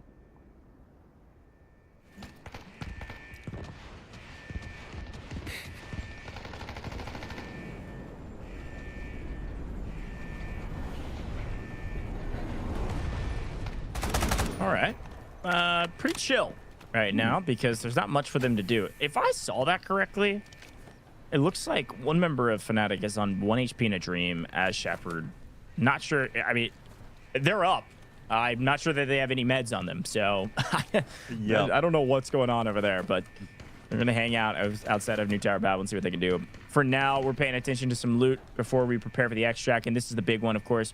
Lucky wooden sculptures are big for getting gold items. You get those out of the boss. So they just took down the Blue Eagle. You saw that. Helicopter goes down. They get the loot out of it. There's our lucky wooden sculptures. Very nice. Alliance. Again, they have gotten every single objective you can get on this map in Brakkesh. The last thing they have to achieve, and then they check all their boxes and win bingo, is to extract as well.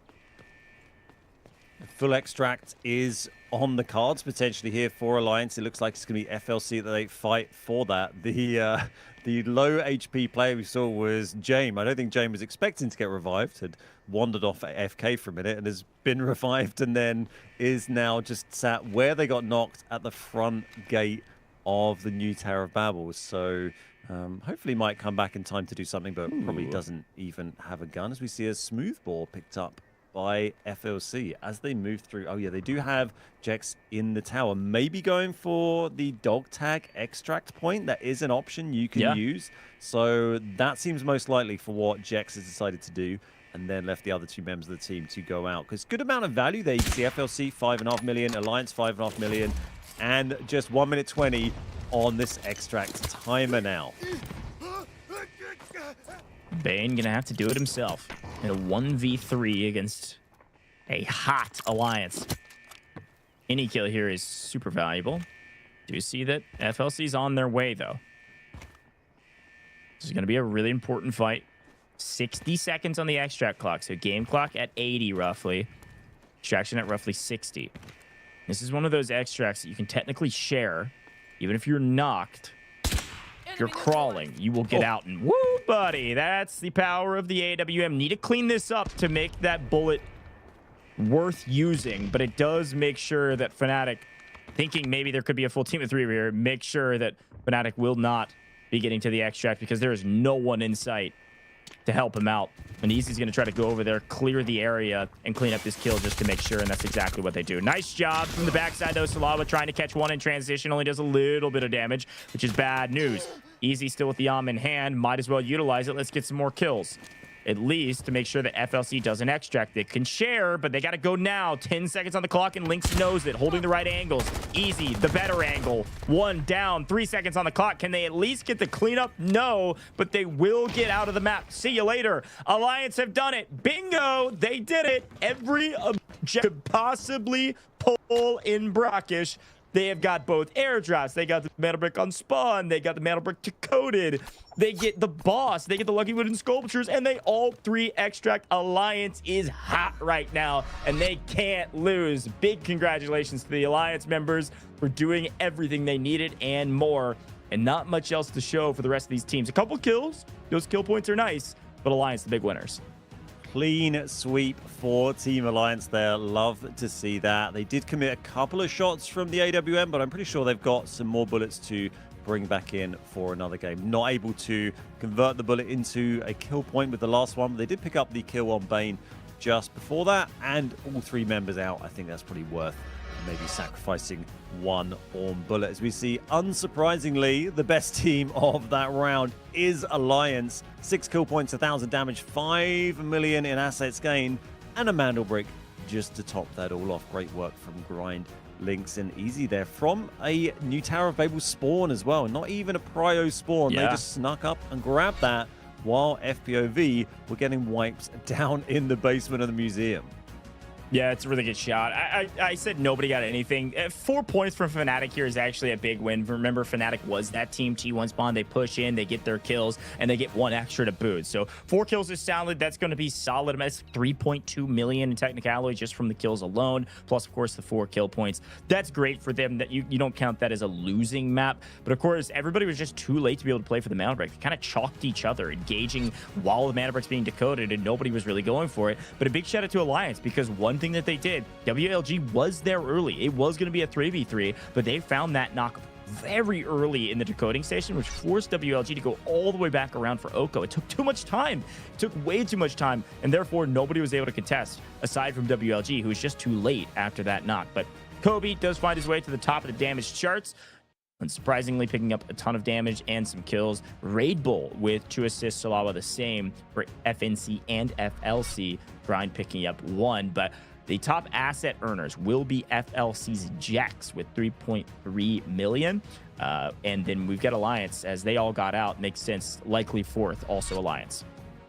Yeah, that was Jex getting out through the dog tag extract to the top of the tower there, getting some bank out for them. This is our MVP, Easy from Team Alliance, 2 kill points, 3 million asset gained, and 351 damage. No surprise for anyone that the MVP is from Alliance in that game. So great result for them. That's our first brick. Next up, we're going to be going on to Tide Prison, and then game 4 in a couple of games time. That's going to be the opportunity for our teams to get their first brick again, or maybe second brick for Team Alliance.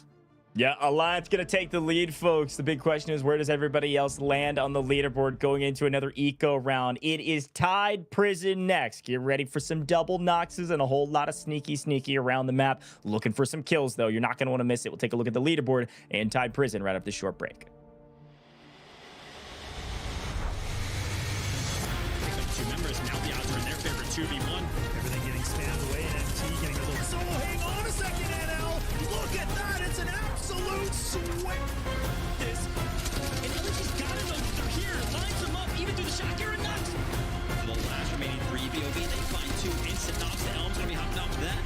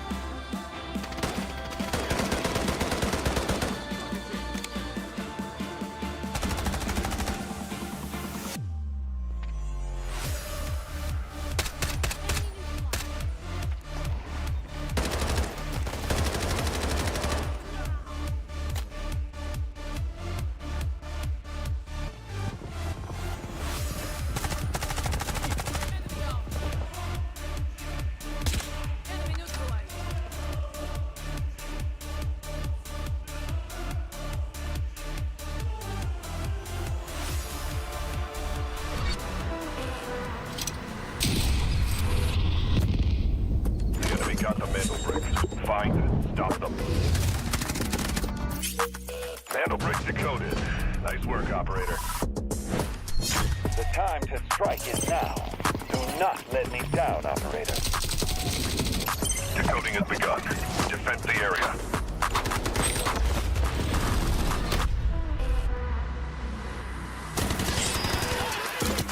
Is about to take the first hit to bring up the tournament. And they're going to do it. What goes around, comes around. Oh, I'm not going to do very much. Though. When you get barrel stuff, Skydie is getting aggressive. See what I did there? You ain't seen nothing yet. That knocked them off their feet. There we go. Damage, and there it is.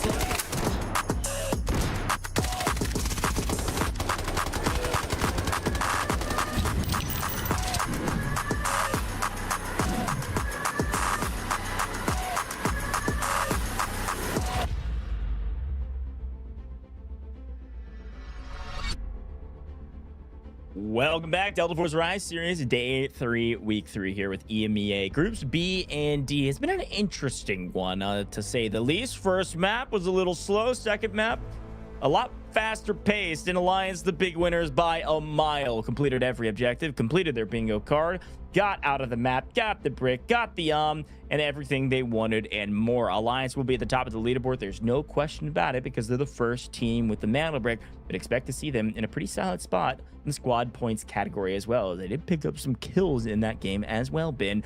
And now the big question is who's in second and who can make the most out of Tide Prison. Eco round, looking for kills, looking for reds, anything they can get their hands on. Let's take a look at the leaderboard.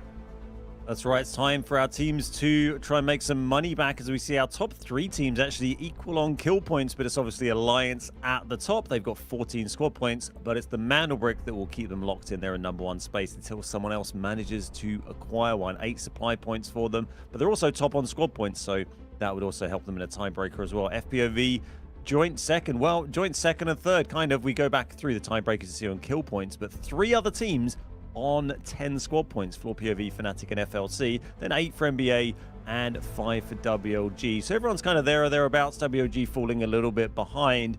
But as we've seen so many times in this games, it's the Mandelbricks that count. And we've seen plenty of times in this tournament where a team with some of the lowest squad points has managed to get the Mandelbricks and either get the win or at least secure themselves up in the top 2 or 3. Yeah, that's exactly right. This is a very close leaderboard aside from Alliance right now. So I like you said, I think this Tide Prison map is actually going to really start to pull some people away on the leaderboard. Like, this is a pretty important eco round. Sometimes with the eco rounds, it's like, it doesn't really matter. We're playing for Mandelbricks anyways. Let's just get our money up for loadouts. But no, these squad points do desperately matter. Like Ben's talking about, group stage points as well. Like, there's so much we could talk about with why these matters. Placement is huge. So Tide Prison is going to be a big one for all of our teams, frankly. And for a team like Alliance, who's already at the top, the other thing to mention is that they want to stretch this lead in the squad points category. They want to make sure that if there is a tiebreaker, they've got a sizable lead over whoever else gets a Mandelbrick. So quick look at the operators. Ben, let's talk about the metas here with Tide Prison. What do you expect to see? Which operators are our favorites for Tide Prison? Well, it's going to be Nox, and more Nox. Everyone brings in quite a few Noxes, lots of double Noxes. As you mentioned, we're also going to see some Hat Claw, double Nox, popular combination on this. We can see there only one Tempest has been used so far. We're certainly not going to see any Tempest being used on this map. We may see some brought into Space City when we get onto that and have another Mandelbrick there. We can see Hat Claw, Nox, and Nox. Not a huge extraction rate on this map. And what are these percentages going to be? 35% Nox is up to now. Let's see if we can pump those numbers. These are rookie numbers. I want to see more Noxes. I think we had, was it 8, I think, in one game yesterday? Yeah, 8 of the 18 players on the map were Noxes. So let's see if we can get that up. I guess the max is going to be 12, isn't it? If every team went double Nox. Right. It could happen. Could definitely happen.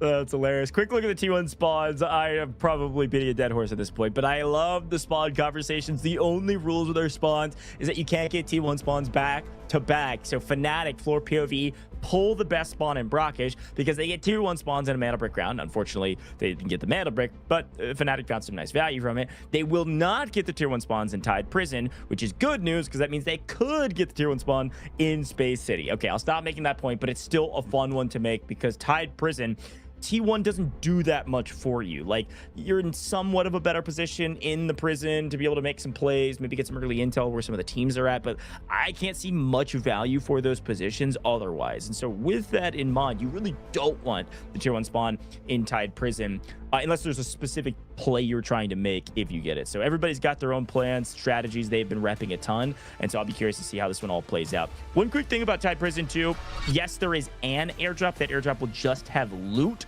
reds, golds, the things you've been seeing, probably a fossil. That seems to be our most often read, or champagne bottle maybe in that second airdrop. But the way you get the high caliber weapon is completing the GTI supply mission. So you'll see that icon top middle of your screen once we get into game. You'll pay attention to when that's active and can be grabbed and who gets it, because that's how you get that high caliber weapon.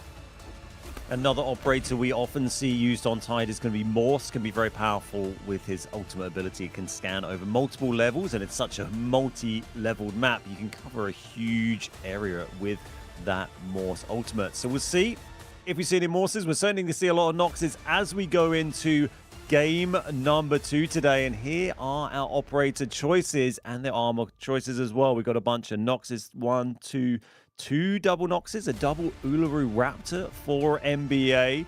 And yeah, slightly less Noxes than I'm expecting. I think maybe only one Morse in there, maybe a couple of Morses. So yeah, a few curveballs from our teams. As we join NBA, we've got SkyT, Uvilia, and Baldo.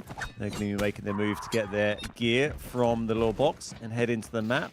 As we see Team Alliance marked on the left there on the leaderboard with a little yellow icon to show their Mandelbrick proudly that they grabbed from that last game. And they're going to be trying to make some money to help them in their quest for more Mandelbricks in game number 2 today.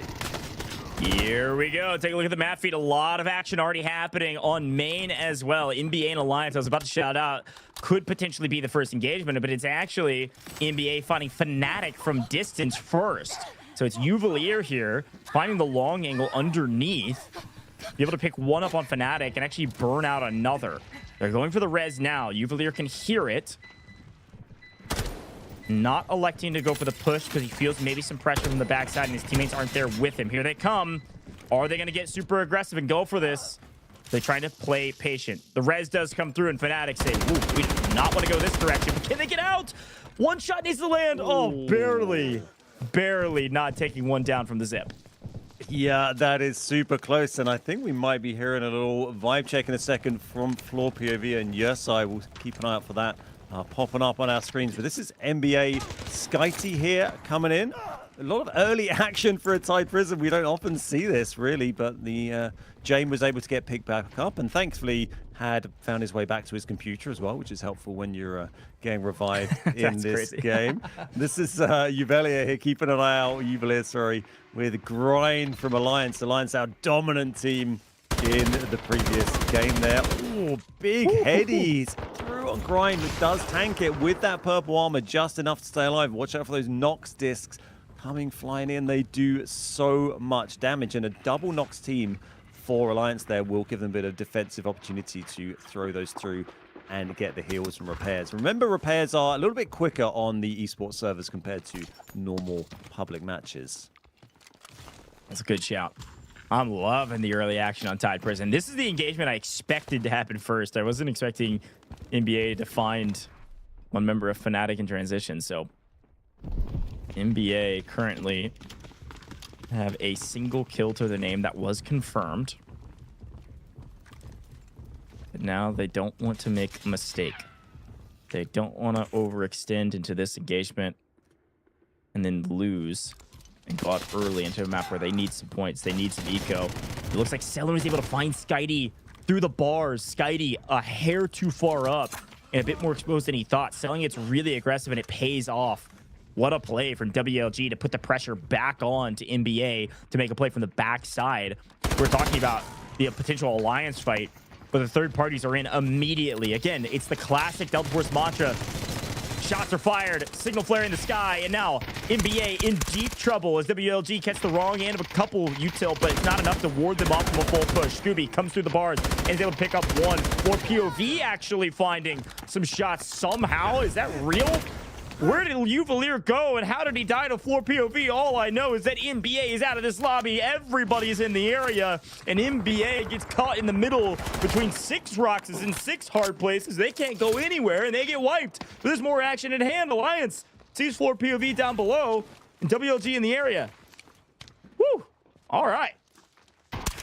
Early finish there for NBA. They're going to have plenty of time to go and have a little team talk and get themselves ready for our next game coming up on Space City. NBA, one of our winning teams over this weekend so far, with our MVP or joint MVP with Skyty with 30 kills. Well, a little bit behind Nox, but been the MVP probably from this weekend's events after that 12-kill game they dropped on Friday's session on Space City. But they won't be getting 12 kills on Time Prison because they are gone with just 100 in profits. That's not 100 million, just 100.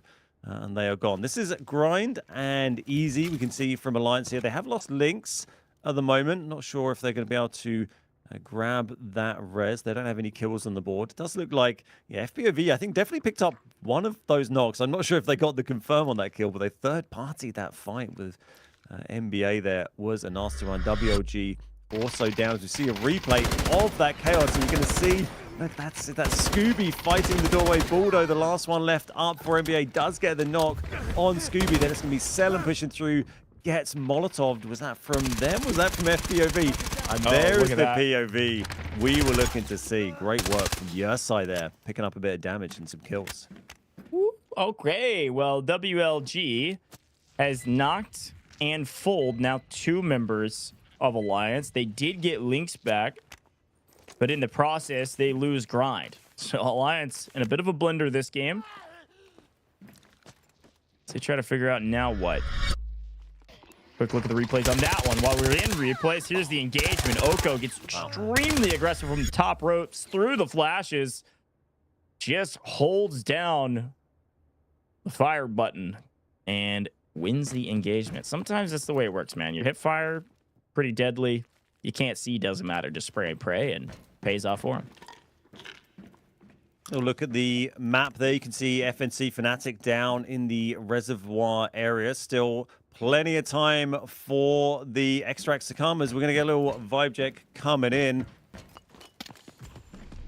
Maybe not quite ready yet. We got Oko here watching, just got that kill just a minute ago. 3 on the board so far for WLG. They just keep an eye on players at the moment. We saw Oko and team obviously get the win yesterday. Double Mandelbrick win. Had a little interview with Oko at the end here. As we jump back in with Lynx, they've lost Grind. That clip, there we go. Back on the stairs. We saw Oko picking that one up just a minute ago. And they are going to play for this res now. Let's see if WLG decide to contest this. Doesn't look like they're going to go for that. Oko is feeling very confident. Let's do a vibe check with your side. Not give away our momentum with mistakes that we can avoid. Today our goal is to be more disciplined from the start to finish. Okay, got to be more disciplined. Being pretty disciplined in Tide Prison, they're able to pick up some of those early third-party kills. So good job from them to find 2 on the map thus far. WLG does have their 3.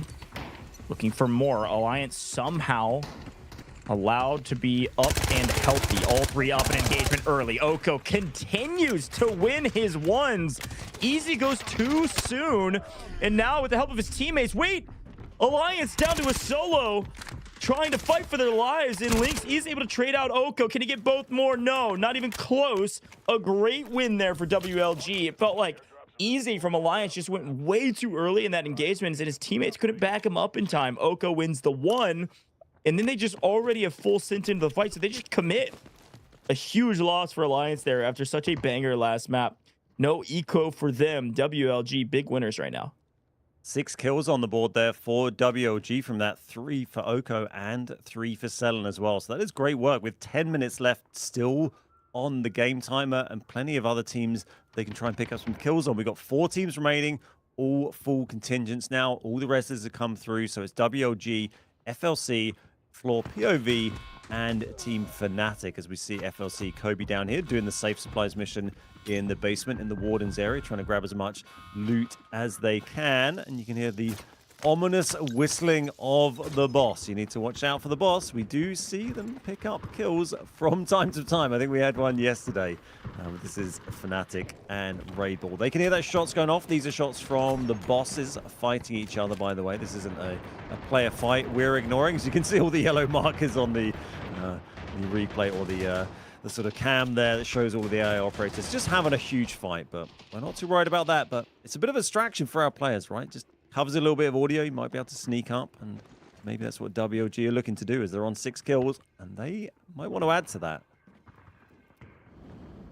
I agree. I think at the end of the day, Eco is about getting money. Best way to get money is to get kills. They're doing a great job. They got 4.8 mil in Technic Alloy if they don't even leave the map. So things are going well for them. Question is now what? Got to get some intel on the map. Where is everybody? Do you know that there are 2 teams nearby?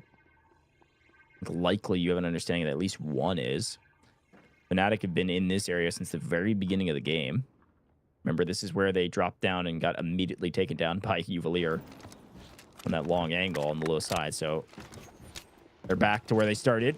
Still not much else to write home about for now. We turn our eyes to FLC. Speaking of not much to write home about, my goodness, these guys have been on the south side of the map doing quite literally nothing but looting. And all they found is about 1.7 mil. So not really worth it. Not yet.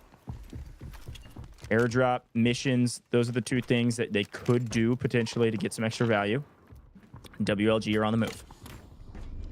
Not been a lucky server for FLC, considering we saw NBA leaving Zero Down with almost 10 million in our first game today, albeit with quite a lot of lady luck on their side. But they got 10 million out without even extracting from the map. That's purely safe box, so it does show a little bit of difference that can make. But you know, it's more about the kills really in terms of those squad points. You want to get some of those on the board, and there's just 7.5 minutes remaining for our team to try and do that. You can see James here. One of our top fraggers of the tournament so far is on last life. Did get knocked and finished at 1 point. So that's going to be last try for James. This is FPOV. You can see Yersai and Obsess both on 1 kill each. So they've managed to get something on the board for this game as they just keep an eye out through the windows here. This is James sneaking through one of those Nox operators. They got the Nox Morse Hackclaw combo there. Nice little combo. I haven't seen too much Morse ult pop, and I think that was the only Morse brought into the map. They're interesting to see a bit of the looting here. When you see the dog tags in the safe box, by the way, dog tags are actually worth value in this. In normal public games, you can't even safe box them, but in this, they're worth an amount of ally, and that actually increases as we go further through today's match. So that's why you're going to see players putting those dog tags into their safe box. It's not just for bragging rights. It's not so they can just gloat when they're doing scrims about who they killed. It's actually going to add some money into points to their board.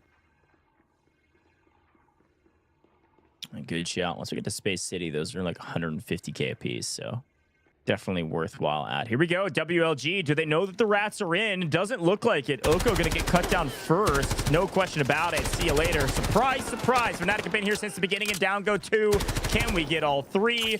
Running away. Scooby, tail between our legs. You had a great start, but you walk in to a rat infestation on low side and go, geez, we didn't get any intel. We walked in, didn't check our corners. A small mistake for WLG turns extremely punishing. A bit sloppy there from WLG, and Fnatic getting those kills. They're going to be getting them back. Ooh, nice little red there.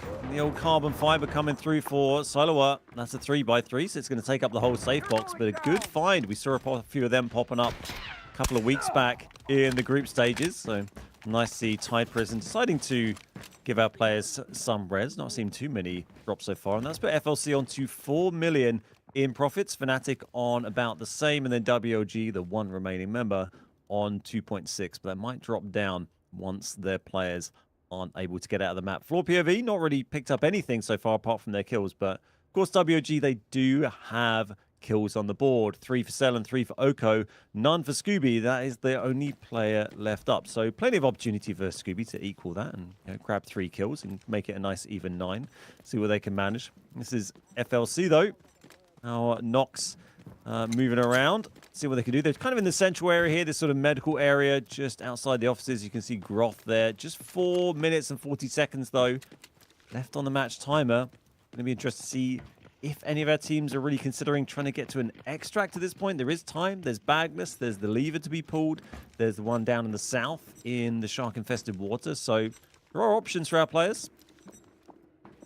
Yeah, worth mentioning too, FPOV, they're actually doing the GTI supply mission right now. So they just blew open this door. This is where they're either going to get the M82 or the OM. Let's see. It's going to be an OM. Nice. AWM, 5 shots.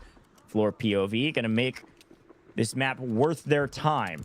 Huge pickup for the next round. In particular, they really want to use this on Space City. Super valuable. Nice job completing that mission while everybody else was on other areas of the map. It looked like FLC heard the ticking bomb, if you will, of blowing open this door. And I thought they were going to try to engage in this and maybe steal it away, but thought better of it or couldn't find the right angle to get there in time. So they're just going to keep rotating. It looks like maybe FLC just getting themselves in a position in between FLOORPOV and the backpack extract, just giving them an option to try and block those guys from going to that. They'll be aware that they would have picked up that huge gun, one of those 2 sniper options you can get. As we see them try to take down Groth, you got to be careful. Surely not going to... Can imagine if we saw the Orm shot on the boss, as much as you'd like to be able to get him down so easily, you got to use your normal gun. Yeah, it might be tricky for FPV to get out. They've got FLC in the area now, also distracted by the boss. And the SI's got to be very careful with that AWM. There's only 3 minutes left on the clock now, so we're getting into crunch timers. Some of the extraction points are disappearing. You can see the southern one in the river area. That has now gone. No one took it. No one is extracted. Yeah, FLC's Jax is actually taking no bag. So he's going through the water and getting out of the map, which is actually a huge play that they don't know is the case necessarily. Maybe they do, because they heard the bomb and knew that there was a team getting the Almost always the team that gets the AWM sends that player out through the water like that. So this is actually a big win from FLC to kind of stop FPOV from getting this high caliber weapon likely out of the map. It doesn't look like there's another way for them to leave as of current, especially with only 2 minutes on the clock. So unfortunately, now you got to get active with the gun, and they're struggling to get through Warden right now. Maybe not wanting to move, but they need to move. You got 5 shots, so you got to do something with it. A clever play from FLC there. As you say, it's not always maybe about extracting, just because you've got something you want to get off the map, just using that extraction to deny extraction to the other team. So that has kept the AWM on this map. It's not going to be leaving Tide Prison. FPV won't have that when we go into our Space City rounds, which are going to be coming up. So important play there. We do have one of our other team members up here, Selen, resurrected by Scooby. So WLG are up to 2 players again. They might be able to add some more kills to their total. They've got a whole bunch of them already as we see the Morse ult deployed. And this is Siloa and Selen just next to each other. You can also see Fnatic just down to the side. So all of our remaining players and teams with just over a minute on the clock condensed down into a very small area as Jame has been dropped by Silo there. That's the first knock of this fresh engagement. Rayball going to grab that body and see if they can get them somewhere safe here. A nice pickup, but not going to get a confirmed kill, so not really worth anything. FPOV trying to swarm back into this fight. Again, they need to make this worth it. It's a huge waste. They can't put the ammo in their safe box. They have to go for kills, but with 45 seconds on the clock, somebody's going to have to get aggressive. It's this weird cat and mouse game where you don't want to give another team a point, but you desperately want the point. Otherwise, all your time has been wasted. Here's an angle for Selen. Pops up, misses, and Ursight hits the shot. Hey, at least he's finally getting paid. Getting the getting 1 kill. That's 800K and a kill point. Let's get a little bit of more. Coming in, disc goes flying, doesn't connect, and no, the rats are in. No, not again. The rats win again. No, they can't get 2 at least. Kobe goes down. We'll see if he's able to get that confirmation, or if anybody's able to get it. Is Obsessed able to find Kobe? Yes. Salawa, though, from the top rope, says answer back and get 1, 2. Got to clean him up, though, in the last 6 seconds. He's got to reload. Can he get this last one? Your side will bleed out. Kobe credited with the kill. Nice job from FLC to get some nice value at the very end. What a weird last engagement. Salawa finding the angle on the stairs, whereas everybody else is thinking, could we have done something a bit better? Is there something we could have changed? Is there maybe a different play now that we know all the context? Hindsight's 2020, but that was a weird one. Yeah, I mean, if you can't get an Orm off of the map, then you might as well use it, and that's what Yerside did. Managed to get a kill. They got that confirmed, so that is a point. And then all hell broke loose, and we saw all of our players pretty much dropping at the end there, apart from Fnatic, who looked like kind of just wandered in slightly late to the party and missed all the drinks orders. Here's Oko. Got some good kills on the board from WLG, might be one of the bigger winners, and that is exactly who we see out as best team. 6 kills from Selen, Scooby, and Oko. They're great work from them. It's nearly 1,600 damage. Impressive amount of damage from the boys. 1.2 million in assets gained. They were the sort of team we were keeping an eye on that seemed to be doing the best throughout that round. It's not going to be a huge advantage, but it is just a few extra points to go on your squad point total when we get the updated leaderboard in a short while. Also pretty good from FLOORPOV and Fnatic. Well, a few teams actually getting good kills here. You know, Fnatic and FLC picking up 3, FPOV grabbing 4, and then WLG just out in front. So it's EMEA and Alliance that are going to be just lagging it, well, a little bit behind on the squad points, but obviously Alliance going to be pretty pleased because they'll be the only team sitting at the top with a Mandelbrick so far. Yeah, they can't get everything they want. They got too lucky on Brakkesh and skillfully able to execute their bingo card. This time around did not go their way. That's the way it goes here with Delta Force. But as we look at WLG, of course, they're going to find themselves near the top of some of these individual leaderboards because they did find 6 kills on the map, 2 full team wipes in credit. It ended up being actually a little bit of a kill farm on Alliance. They knocked 2 members of them to yellow. They got res, and then they killed them again. And then they got 1 extra kill. It's kind of a weird instance, but great job from WLG. They did a good job in their team fights. You can see the damage dealers spread out between WLG, but Oko had a couple individual heroic plays that are certainly worth putting him near the top of some of these leaderboards. Yes, top assist with 2 as well. So a good job from Oko, making really big plays as a solo occasionally is huge for the team. So Salawa does pick up 2.1 mil in total assets. If I remember correctly, that might be that carbon fiber, but Oko does get MVP, and I think this is really well earned. 3 kills, 2 assists, plenty of damage, and plenty of assets gained in, well, not plenty, but some assets gained in the safe box. A great job. Very well-rounded stat line there, Ben, for a guy like Oko. Yeah, definitely. And we had a good chat with Oko yesterday after their victory. They had some really good, team plans and especially team mentality. And that's exactly what they're going to need to use as we go into a Mandelbrick game now. They're going to be wanting to try and secure that and try and get themselves up to equal or get ahead of Team Alliance, who are our winning team at the moment. That's exactly right. Folks, you saw it down below. Make sure you drop a follow on all major socials and go check out the Esports website. Esports page is live on playdeltaforce.com. Go to the Esports tab. Check out the Delta Force Rise Series schedule. You can also check it out in the panels down below on the official Twitch channel. We're going to take a very short break. When we come back, it's all Mandelbricks for the rest of the day, and we're going to Space City. It's about to be a banger. You're not going to want to miss it.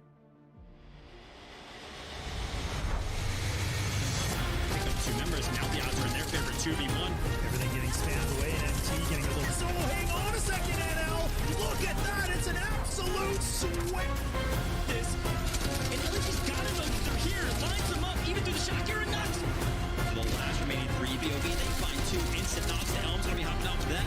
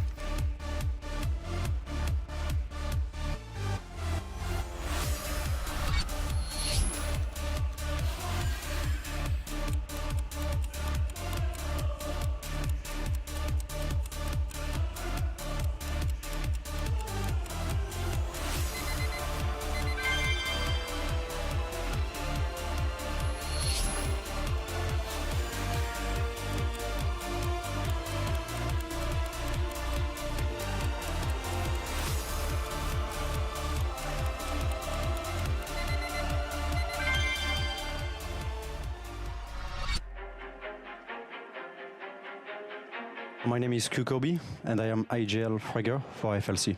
I'm playing Delta Force since day one playtest, and I never stopped. I actually found Delta Force with my friends, and we managed to play day one beta test. Jakix is the support for the team.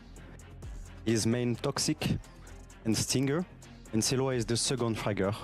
Recon is main Luna, and also co-IGL. My team is improving every day.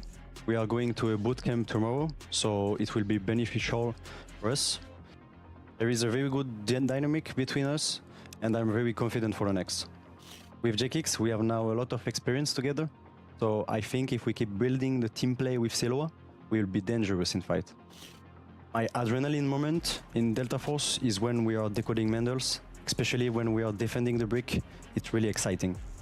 So for me, my only advice I can do for beginners, it's going to just join the Discord scrims, just do your best, just practice, and you're gonna improve a lot, because it's only about practice and doing this mod.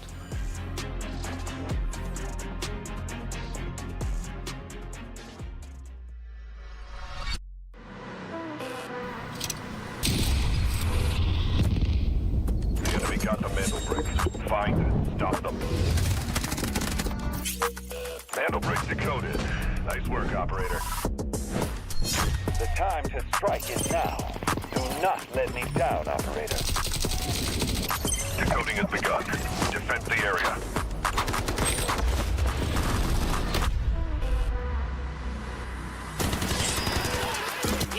Is about to take the first brick of the tournament. And they're going to do it. What goes around comes around. Very much though. You get barrel stuff. Skydie is getting aggressive. See what I did there? You ain't seen nothing yet. Let's knock them off their feet. There we go. There it is.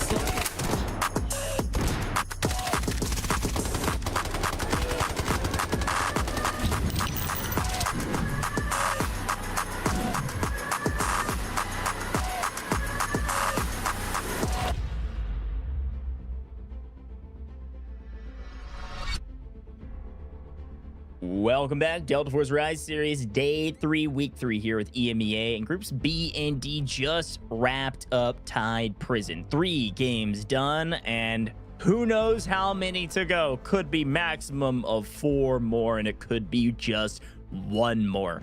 We've got a team with the brick, unfortunately Alliance, who has that brick, got wiped very early in our Tide Prison map. And it was actually a team that popped off not too long ago. It was Oko's squad with WLG that had a nice pop-off game with 6 total kills, but it puts them into contention. It doesn't put them far up the leaderboard, just puts them within reach. NBA, the only team not within reach. Everybody else, a single point could change the entire leaderboard besides Alliance Bin. This is a wild one to look at. Yeah, really interesting to see how close everyone is on squad points there. We've got a 2-point swing between 5 of our teams. 14 to 16 points is as wide as it goes. Obviously, NBA slightly outside of that. So that is going to mean any team that is able to get a Mandelbrick is going to immediately be able to contest for that top position, which is currently held by Alliance with their dominant performance we saw on Brakkesh. Then we had our Tide Prison game, and now it is Mandelbrick time. We're going to be on to Space City, and we're going to see that through till the rest of the day, until the last game, Game 7. If we get that far, that can be the choice of maps between Space and Brakkesh. Here we are with our operators chosen so far, I should say. NBA, the only team to have used a Tempest. Everyone else has double Tempest left at the moment. Most of our teams have double Luna. A couple of Lunas used so far, although there's a little bit of personal preference. She is certainly one of the more popular operator choices on this map. Stinger, another very important one because of the use of smokes, the powerful heals, the quick healing, lots of benefits of picking a Stinger. As you can see, 21% pick for Tempest. But, you know, there's also tactics, as we've talked about, as to when you want to use your Tempest. If you want to save your double Tempest and go for game 5 and 6 with Tempest, you know, that can give you an advantage over the teams that have used them up already. Yeah, it's a good shout there from Ben. Operator choices are very fun. Spawns also could influence maybe what operators you go for. Something to consider at the very least if you're WLG and FLCs, that you know you won't be a T1 spawn team. Which does that mean you need a Tempest this round, or maybe you wait on it? That is yours to decide, folks. It is ultimately up to how the map plays out. And as we move into map number 4, this could be our last map if Alliance get the brick. And what does that mean for you? It means we've got another giveaway, redeemable code of 1,000 Delta tickets now on your screen. Type it in as fast as you can. Here it is. It's limited redemptions, folks. First 15 to type it in, get 1,000 Delta tickets. You can see the code on screen. Redeem it in-game or at the official website. Hopefully you're one of the lucky 15. And if it says invalid, that means you were too slow, okay? So get ready to type it in a little bit faster next time. Hopefully you're the winner today. We got one more giveaway coming up later in the broadcast, so stay tuned for that and listen to my call out. So congrats to our 15 that have already probably gotten their code.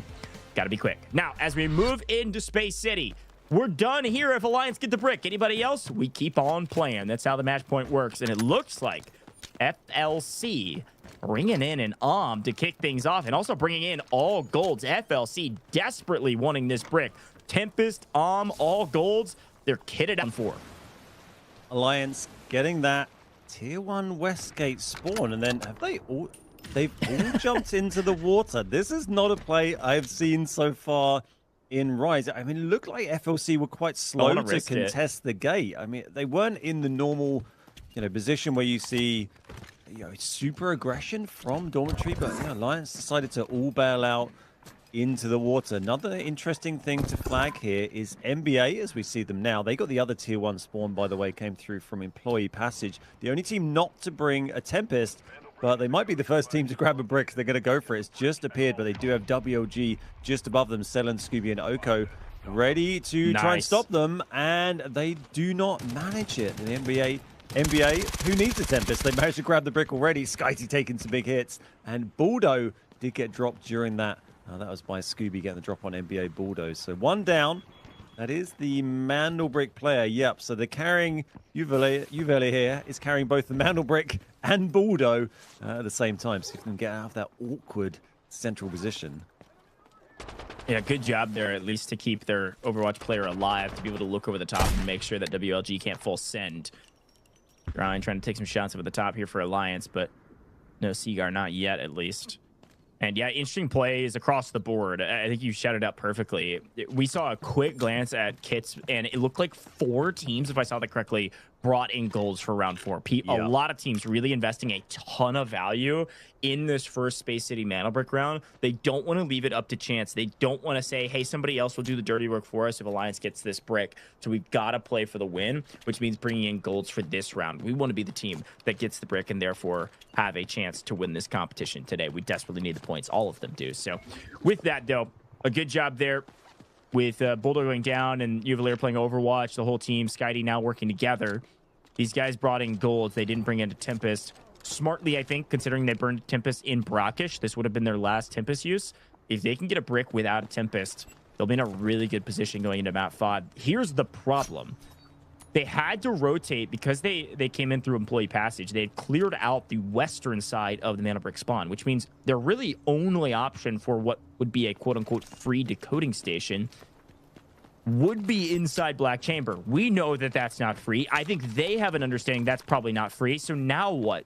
What EMEA usually does, if they come through the Westgate side, is they utilize the entire western side of the map, not the east, because they've already cleared it. And they just go back over to ramp. They go outside of Centrifuge, and they just plant the decoding station. They're feeling great. When you have to go east, the question is, where do you go? It's either inside or maybe all the way to Test Workshop decoding station. I think they're kind of trying to figure out what the best option is. I don't know if they know.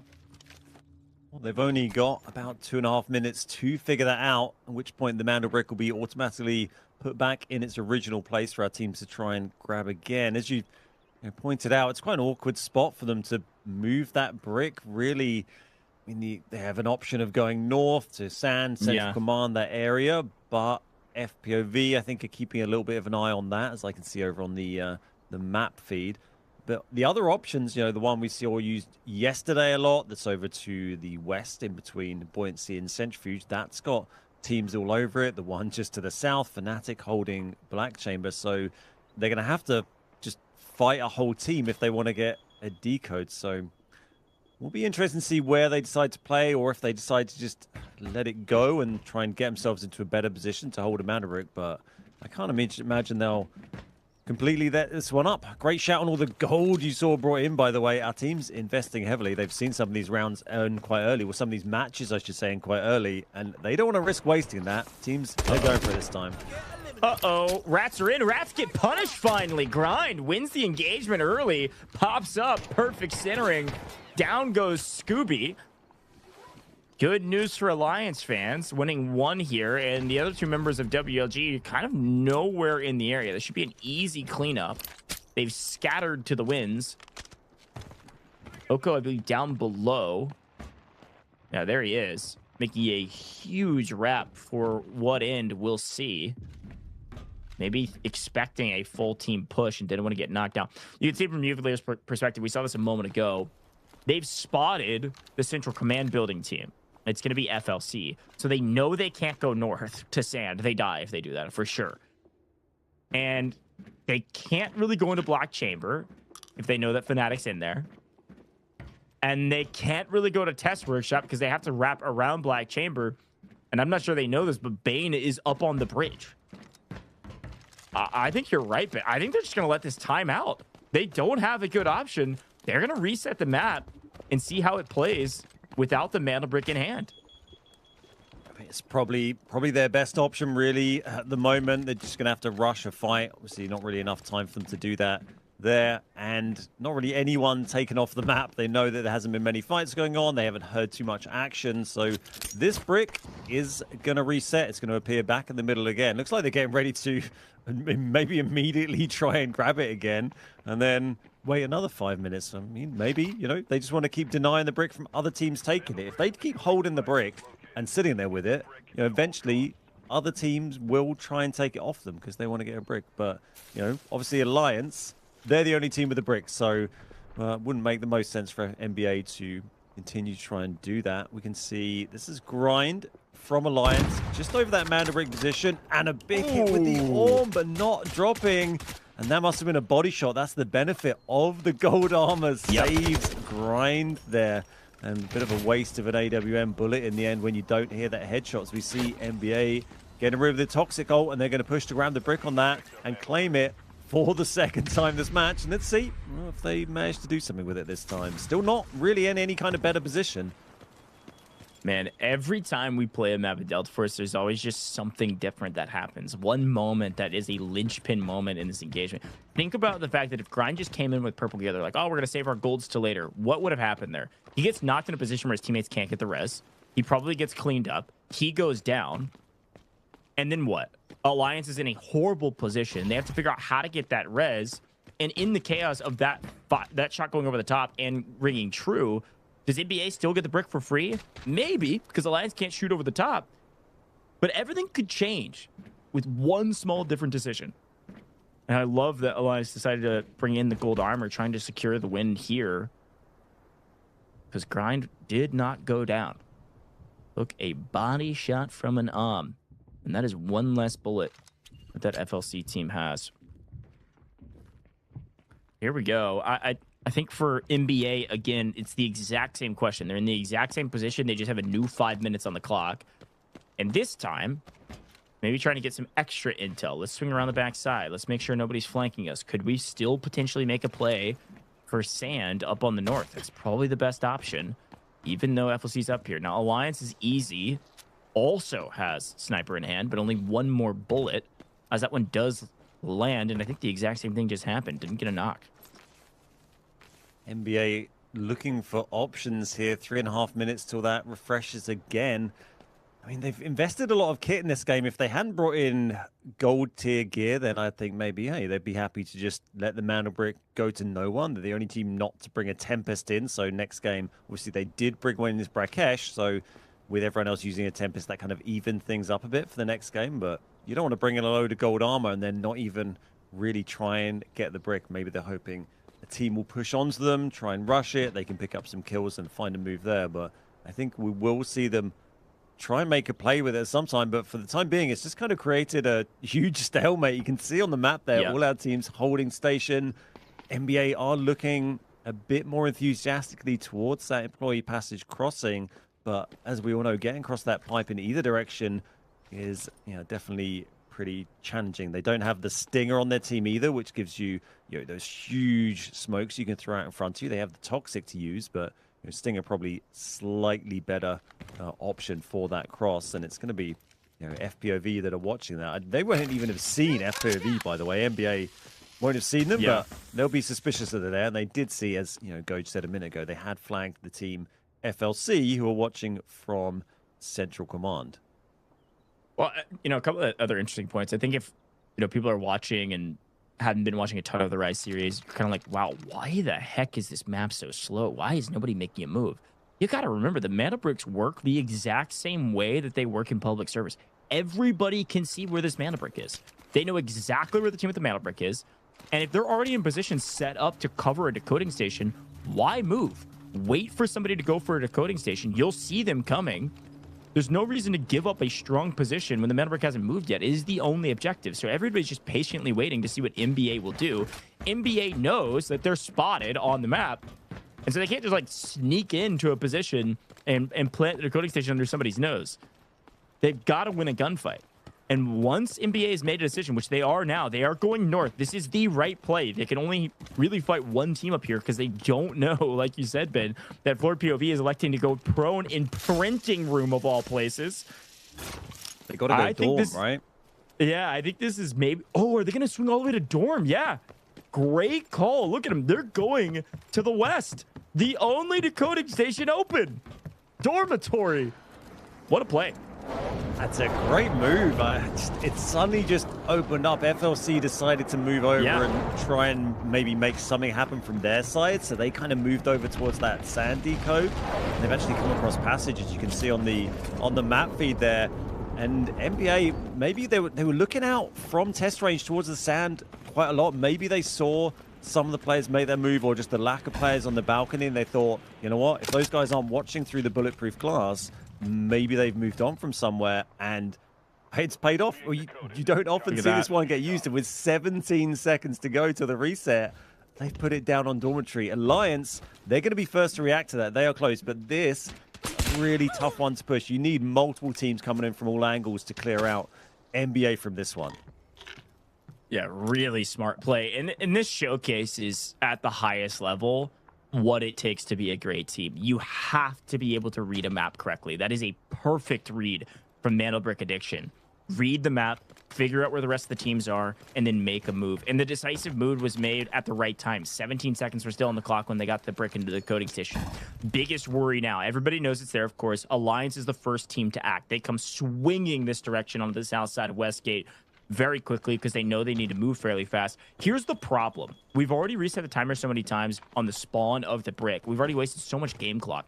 Look at the difference between our decoding station timer and the game clock. 5.5 minutes to 3 minutes currently. The first steal resets to 3.5 minutes. So we're in a position where the game clock is going to be a huge piece of information that all of the teams have to make decisions around, whether that's stealing and resetting so nobody gets the brick, or that's waiting for a steal.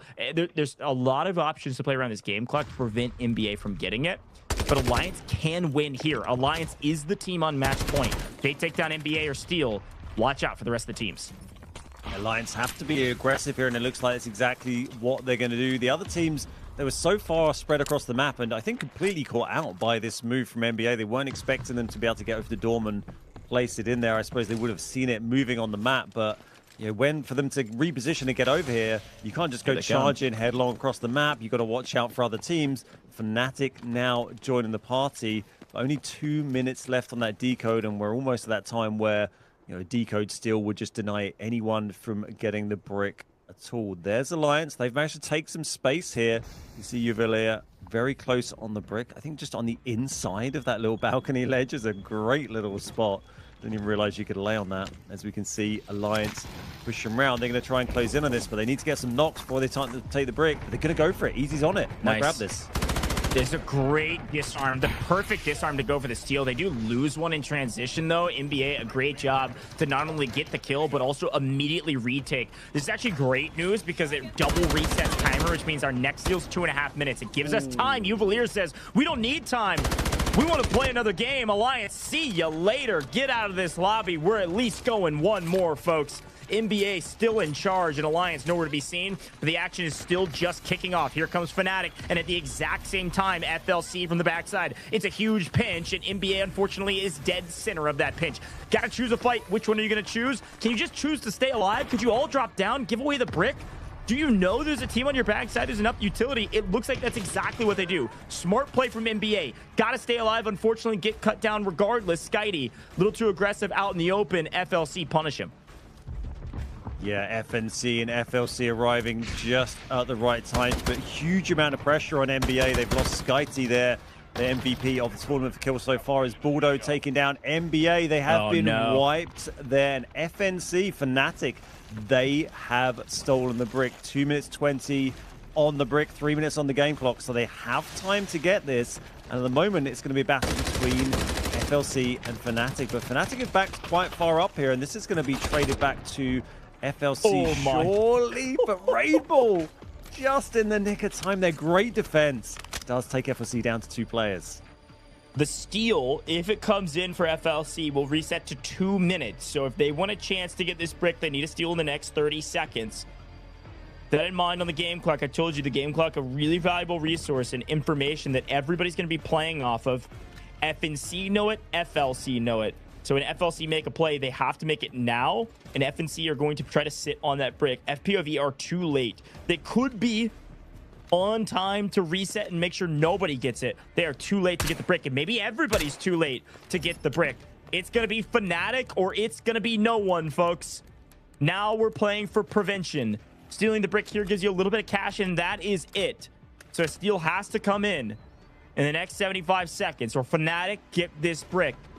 If the steal lands, no one will get the brick.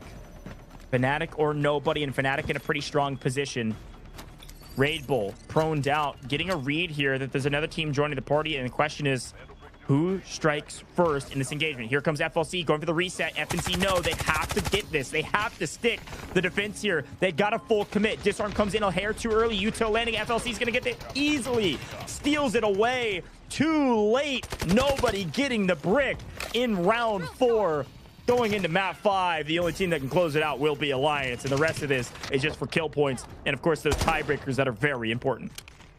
Big denial there from FLC. As you say, no one is going to get the brick now. Not enough time for it to be decoded. Little surprise there. FPOV was so slow, and WLG really coming in to try and take advantage of this. They got nowhere near that brick before the clock went, and this is just players mopping up. FNC have been taken down to 1 player, but Jame here getting more kills. That is what Jame is good at. Gonna pick up 2 does and wipes FLC. 2 kills on board there for Jamie. He's left on red health and needs to watch out for WLG coming in, but great individual effort as he then walks immediately into WLG. Selen picking up the kill, the first and only kill WLG have actually managed to get that game, and it is just FLOORPOV and WLG left, and FLOORPOV a little bit kind of off doing their own thing really, but they do manage to pick up. There was Oko they killed on the rotation around to the side of Dorm there.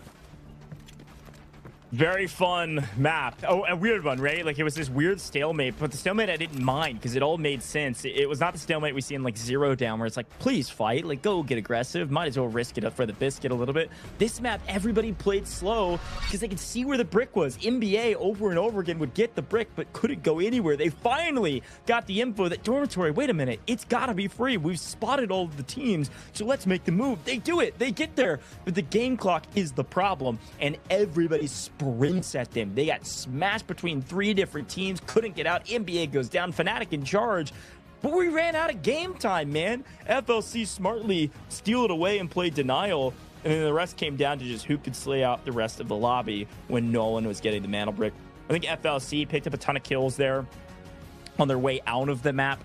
FLOORPOV, I think, had 3 or 4 as well, with some nice Tempest ults to get into the mix and not lose their life. So Some fun engagements at the very end, but an interesting map 4 where no one earns a brick. And Alliance will stay at the top of the leaderboard, no question about it.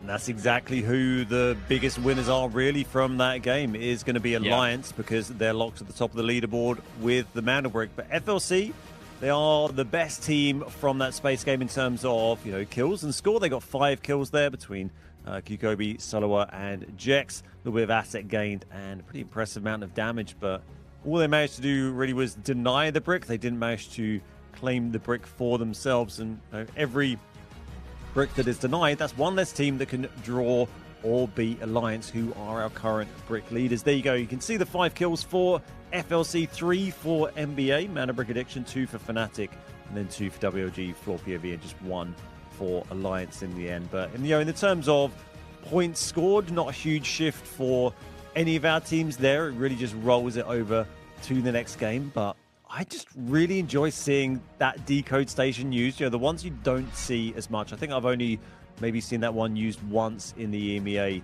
tournament so far, and the sand one is a little bit less used as well. As we see Yuvala from NBA grabbing 3 kills, Jex on 2 as well there. And here's Solowa with 656 damage, 57 damage rather. Top dog in terms of damage is all FLC. And 1, 2, and 3 coming on the top 4 damage there. And then we're going to see our top assisters, 3 on the board for Solowa, and then Jex and Kobe again. A clean sweep for FLC. No real surprises there, as they had, by far or by a good margin, the most kills on the map. Yeah, nice job there, Oko. I mean, this is just whatever's in your safe box, whatever you're able to find. Okay, able to put a little bit in there. Nobody extracting on a map like that. Everybody fighting to the last dying breath in the last second of the game. Solowa, though, is going to be our match MVP, and I think well-earned. 2 kills, 3 assists, nearly 650 damage or so, a little bit in the safe box. Great job from Solowa playing team player for FLC. This is one of the reasons they're a big winner in these last engagements with the amount of kill points they were able to pick up. And I think statistically, FLC, the big winner in that map bin. But like you said, arguably on our leaderboard, the big winner, it's Alliance, because nobody else has a brick, which means they're still on match point and nobody else can close it out. So they're in a really strong position going into our next Space City map. Really excited about that one, folks. We're going to head to a very short break. Before we get to it, when we come back, we'll see the leaderboard, how it shook up with Alliance still at the top, but where is everybody else? And of course, back to Space City and back to getting those bricks. We'll be right back in just... Two members, now the odds are in their favor, 2v1. Everything getting spammed away, and MT getting a little... So hang on a second, NL! Look at that! It's an absolute sweat! And Ellis just gotta know that they're here. Lines them up, even through the shocker and nuts. For the last remaining 3 BOV, they find 2 instant knocks. The Elm's gonna be hopping off that.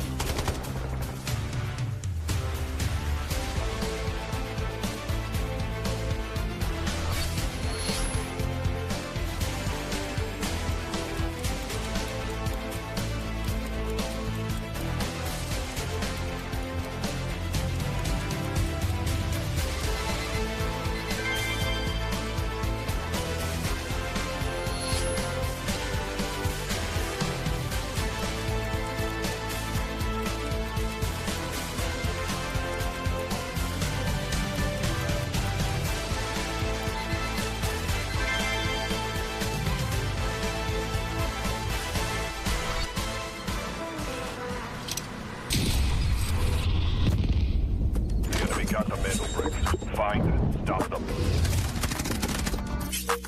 Mandelbrick decoded. Nice work, operator. The time to strike is now. Do not let me down, operator. Decoding has begun. Defend the area.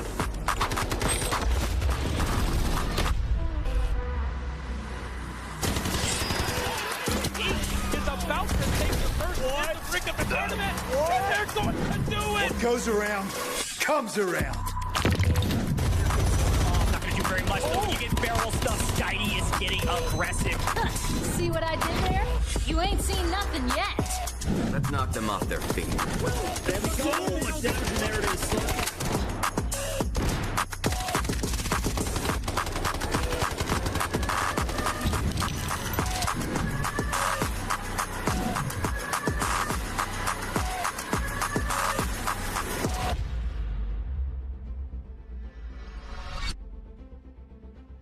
Welcome back, Delta Force Rise Series, Day 3, Week 3 here with EMEA, and Groups B and D just wrapped up their first Space City map. For the first time in a little while that we see no teams get a brick.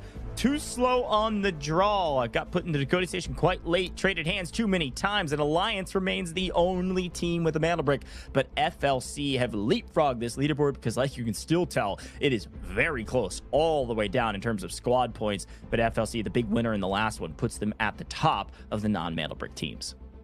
Yeah, absolutely. So 20 squad points there for FLC, combination of kill points and the supply points that you acquire by extracting with resources or having resources brought on the map in your safe box. FLOORPOV getting a good amount of kills again, but still need to get a brick on the board. We're hoping they maybe could have pushed in a bit more aggressively on that last one, but it was just denied at the end by FLC. Not enough time on the match timer for that brick to be able to be decoded by anyone. Going to be back on Space City for our next game for game number 5, going up to a maximum possible games today of 7, of course, but it could end in this one if Team Alliance can claim it. But that's the only team that could close out in this game because of that lack of a Mandelbrick being claimed in our previous game. Here's our classic Space City operator loadouts. As you can see, lots of Tempest, Luna, Stinger expected. I think every team, I'm pretty sure, is on one Tempest now because NBA didn't bring, sorry, WLG didn't bring one in. No, it was NBA, right? They didn't bring one in last game, brought one into Brakkesh, and now everyone else, I think, is on one Tempest. So now's the decision whether you bring in a Tempest for game 5 or game 6, and then game 7, operator choices get reset if we even make it to game 7. But here's our spawn points, Coach. I know you like to talk about our spawn points a little bit. Yeah, no Alliance, no NBA for the next one in T1 spawns, folks, but that's all about it. Gotta pay attention to spawn, sure, but at the end of the day, it's about how the map plays. Westgate is the weird one. Alliance got it last time and got thrown into the drink after a shock arrow comes flying through and does enough damage to scare them into the water. And of course, they are technically the first team eliminated by the time they get into the engagement with NBA on the far side. So, interesting question is now what?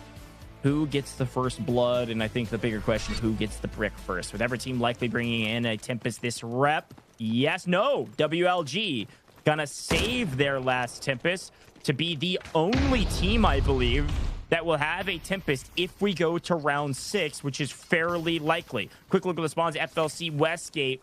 Looks like Alliance are swinging straight over Central Command. Not a care in the world. And they'll be nearly first to the mid-map, just smoking and running, while FLC is smartly able to dodge, dip, dive around all of this fire and util and smoke their way through Westgate.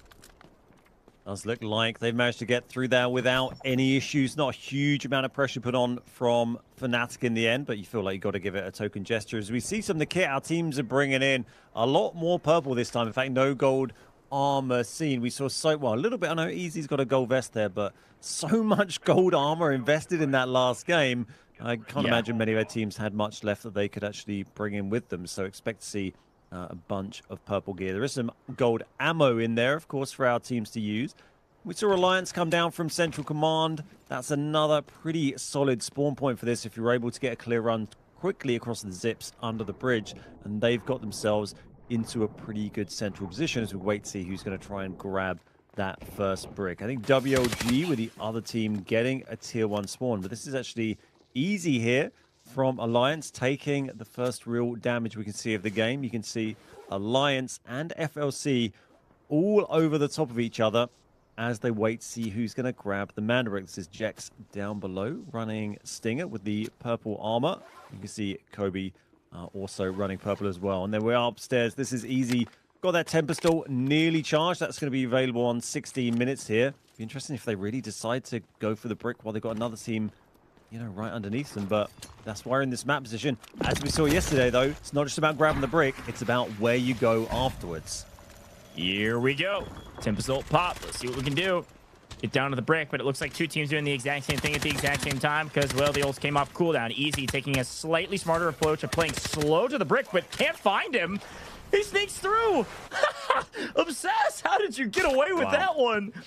Maybe just because there was so much smoke and the shots weren't connecting, you just assumed that he backed off or went prone somewhere, but no. He grabbed the brick and is on the run. Alliance desperately chasing him. Look at the mini-map behind, chasing him down. And it looks like your side's actually in a bit of trouble. I've been taking quite a bit of shots in the back, but found cover. And FPOV get the brick, and they go back to where they came from, which is Test Workshop.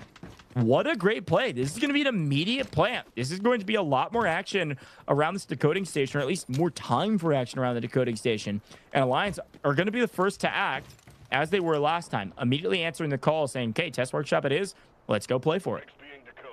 Just the complete opposite to the last match, isn't it? The brick grab straight away and sprinted flat out to a decode station that has been planted by FPOV. Great to see the boys getting stuck in there and getting it down after maybe being a little hesitant in the last game. Good, solid choices there. So close on that decode station in the smoke, but it was like they were just dodging the shots so well. Couldn't find them in the smoke, and that's the fine margins that shows the difference it can make. They've got it on the decode station. This is WLG just to their north or on the other side of the bridge, and you can see NBA also down on this side. So those teams very close together. You can see on the map feed now it's come up. Look, WLG and NBA all over each other over on that assembly area side of the map. Now, this is a situation where we start to have our teams all try and close in on that. It's quite an awkward spot to push. And you often end up with teams kind of, you get one on top of the bridge, under the bridge, someone on suspension bridge. You've got a team probably coming over from Hudson. And it's everyone kind of biding their time, waiting for other teams to make the move and waiting for those Tempest ults to push. I like the breakdown. And you can see, look at the mini-map. NBA is actually split. Uvalier left inside of assembly.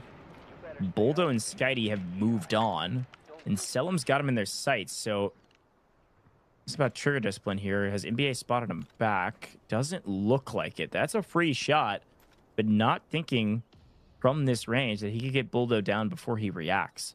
WLG playing a very patient game as they wait out the perfect opportunity to hopefully strike first against NBA. Nice job. They've done it. Uvalier goes down, and a 3-2-1 worked out well for one. Not quite the second. Boldo in a bit of trouble, but Skydie able to punish a member of WLG that overextends to try to get that full.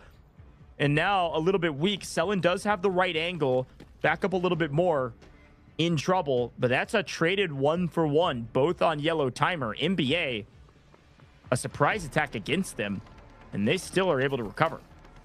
That's a great return from Skydie there. Manages to even that up 2v2. Got a Morse and a Tempest there versus a Luna and a D-Wolf. So, yeah, just caught completely by surprise, really, NBA in the end, but they have been able to turn it around. There's the Morse ult being dropped.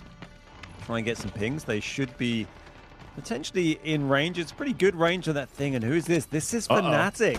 Another team joining the party. And this is going to be particularly bad for WLG. They are now right in the middle, and that is Selin. They had no chance with that position to get out of there. But it is also going to make it very difficult for this revive to come across for NBA. They might just have to dip out of this now. Another team got involved. Getting busier than I've probably ever seen it over on the assembly side here. As we see Alliance, this is the on the brick. FPP trying to defend the brick now. Yeah, 50 seconds. There's so much fighting happening on the northeastern side of the map. The thing you got to pay attention to is the brick. Alliance finally making the move and getting punished for it. They lose 40 seconds on the clock. And this is best case scenario for FLOORPOV. There's a huge fight happening on the northeast, so nobody's going for the brick. The only team in the area, as we swing back over very quickly to see Skydie finding another. That's on Rainbow, who's the Tempest, I believe. Yes, they're going to be able to get back up very quickly. Alliance is running out of daylight. The only other team that could save the day, look at them. It's FLC. They're running straight through mid, going to come through all of these grass and sneak up. FLOORPOV, are they paying attention to the decoding station? Yes, but they know Alliance is here. They're not 100% certain about FLC, but Alliance are moving too slow. 7 seconds on the clock. Smokes are in. They're certain that there could be somebody going for it, so FPOV is going to get onto the brick, going to get the copy to get the extra cash, and they get the Mandelbrick.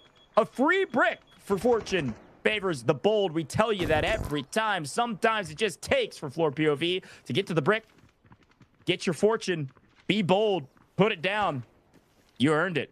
Wow, what a weird way to go from the last map, big contest late game, to a non-contested early game brick. We still have 10 minutes on the game clock for these teams to fight each other. Great work from FPOV there. And just an interesting one how it played out with all the third-party distraction going on the eastern side of the map there. I mean, normally it's us sitting here telling our teams to get a move on. We can see the Mandelbrick timer and they're all getting distracted. But I think there was so much going on over here. Even we got distracted by the Mandelbrick timer going down so quickly there.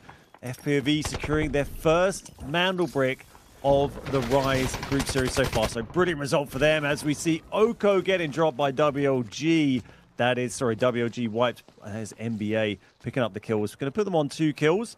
Obviously no brick for them yet, but they are able to get a couple more points on the leaderboard. FPOV still got 2 members up at the moment as we see Alliance now up on top of the bridge. This was where FLC were a little bit earlier. We can hear some Tempest ropes dropping. That is going to be easy. Pushing it with the Tempest. Our team's now just really trying to mop up as many kills they can, secure more points, secure more util, or secure more alloy. And that's Yersai dropped by Alliance, but they send one back. Easy taken down by Blake here. Yeah, Easy going to just use the Tempest self-revive to get up. That's great value from the Tempest ult there. When kills are the only thing that matters right now. If you can win the map, and win the map quickly here, get really aggressive with some of these engagements, potentially could stack up a ton in your safe box, yes, but maybe even get out of the map. Kill points really important as FLOORPOV have grabbed this second brick. It's important for Alliance as well to win this engagement, not only against FLOORPOV, but just in general against the map. They need these points to maintain the top position in this lobby when they're tied in Mandelbricks. First time that they have to care about squad points, and they're going to swing on Blake. Feel like they've got the presence, which they certainly do. If they play as a duo, they've got this in the bag. Util lands, though, thinking he could take grind on a nice heady. See you later. I think I probably should have went back. Yeah, it's all good, though. It's all good. Good fucking shit, boys. Good job, and the accolades shared because, yep, it matters, but it doesn't matter all that much when you get the brick. So nice job there from FLOORPOV. They are right back into it. Like you said, Ben, I think it's a really good shout. FLOORPOV desperate points on our group stage leaderboards. This is the first Mandelbrick they've gotten in the entire group stage. It's absolutely massive for them, and especially with that previous round with no one getting a brick now. We've now finished game 5, 2 different teams having a brick, so that Mandelbrick is pretty much guaranteeing them at least a top 3 finish, if not a top 2 finish, regardless of what else happens for the rest of today's game. So that's going to be great points for them, vital points.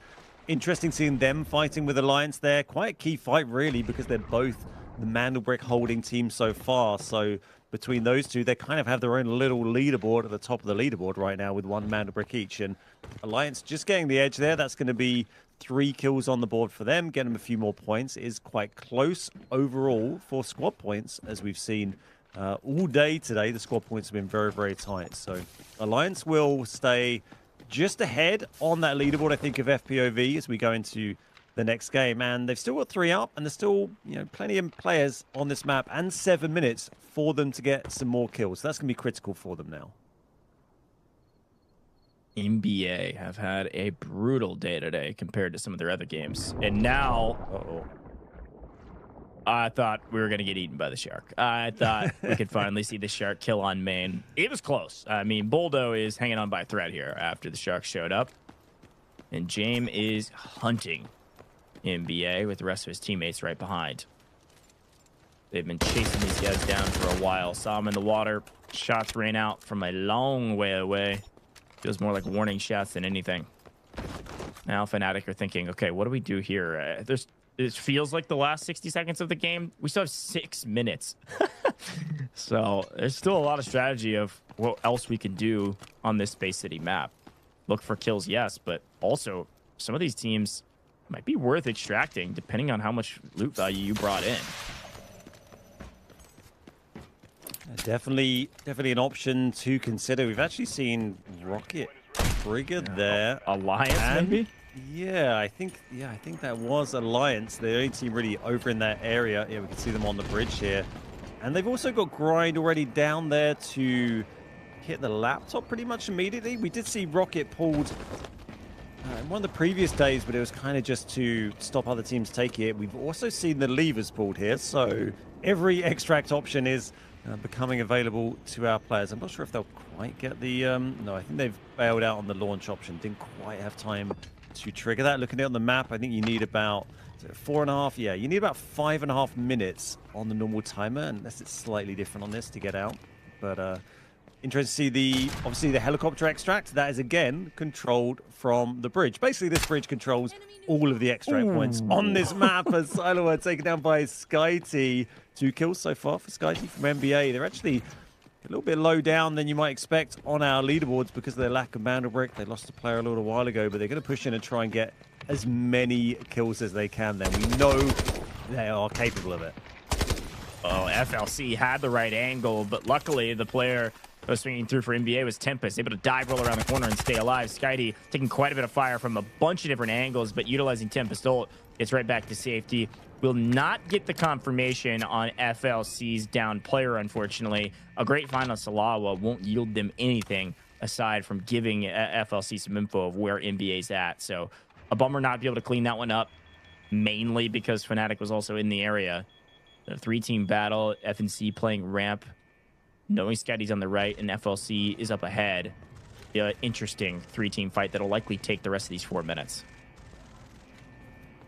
2 and a bit minutes on the extraction timer here for helicopter. That's going to be the only option, along with the bagless extract. There is still one slot there one of our team members could decide to take, but no one really invested a crazy amount of value in this in terms of gold armor. So I think our teams here are going to be playing for points, particularly Alliance, who want to get as much of a lead on FPOV as they can. They got the advantage of still being in this game. As we look at SkyT here, playing Tempest, keeping an eye out. Been landing some nice shots so far with that marksman rifle. And this is FNC at point blank on Kobe. Wow. Walked into the trap, but the trap backfired on Kobe. That's a great shot from Bane. That's going to be 2 kills now for Fnatic. It's a little bit of points. It's not huge, but every bit counts, especially when it's been so tight in squad points like we're seeing today. Yeah, it's funny. Two points doesn't feel like a ton, but yeah, 2 points actually swings our leaderboard dramatically. Yeah. I mean, there is 4 teams within 3 points of each other, and in the next closest is only like 4 points away. It's very, very close on the leaderboard. 1 pop-off game, you win. 1 bad game, you lose and get last and get 0 points. Group stage points desperately matter at this stage. This is the last day of week 3. Only 1 more week to go. 3 total matches will be played next week, but not 3 total matches for all of these teams. The teams on your screen right now will only play once, I believe, next week, because that'll be their last match of the group stages. This will be their 5th, but with that in mind, got to make every single point count. Of course, quick look at the extraction timer at Heli. We're at 22 seconds, so we have to tune into Alliance. SkyT still punishing a couple of these members in transition, but here's the look at him. Alliance able to pick up 1, but get traded out. And with Bane full committing to this, they're going to get to the extraction point and potentially share it with Alliance. But Alliance have to jump it as well. 9 seconds, 7, 6, and counting down. You got to get to the extraction right now, and FLC are going to try to share it as well. I think a little too slow on the pull. You can extract even though you're proned out, and it looks like FNC was able to sneak one out. And then the only person that is sneaking out of the extraction, Alliance doesn't commit to it. They actually commit to just go for kills instead and stay on the map. And it actually works out a little bit in their favor. Salawa goes down, so FLC get full wiped as well with the help of NBA. A couple extra points for staying on the map rather than preventing some points from your opponents and keeping some of the gear you brought in. A little bit of a risky play, but I don't mind it.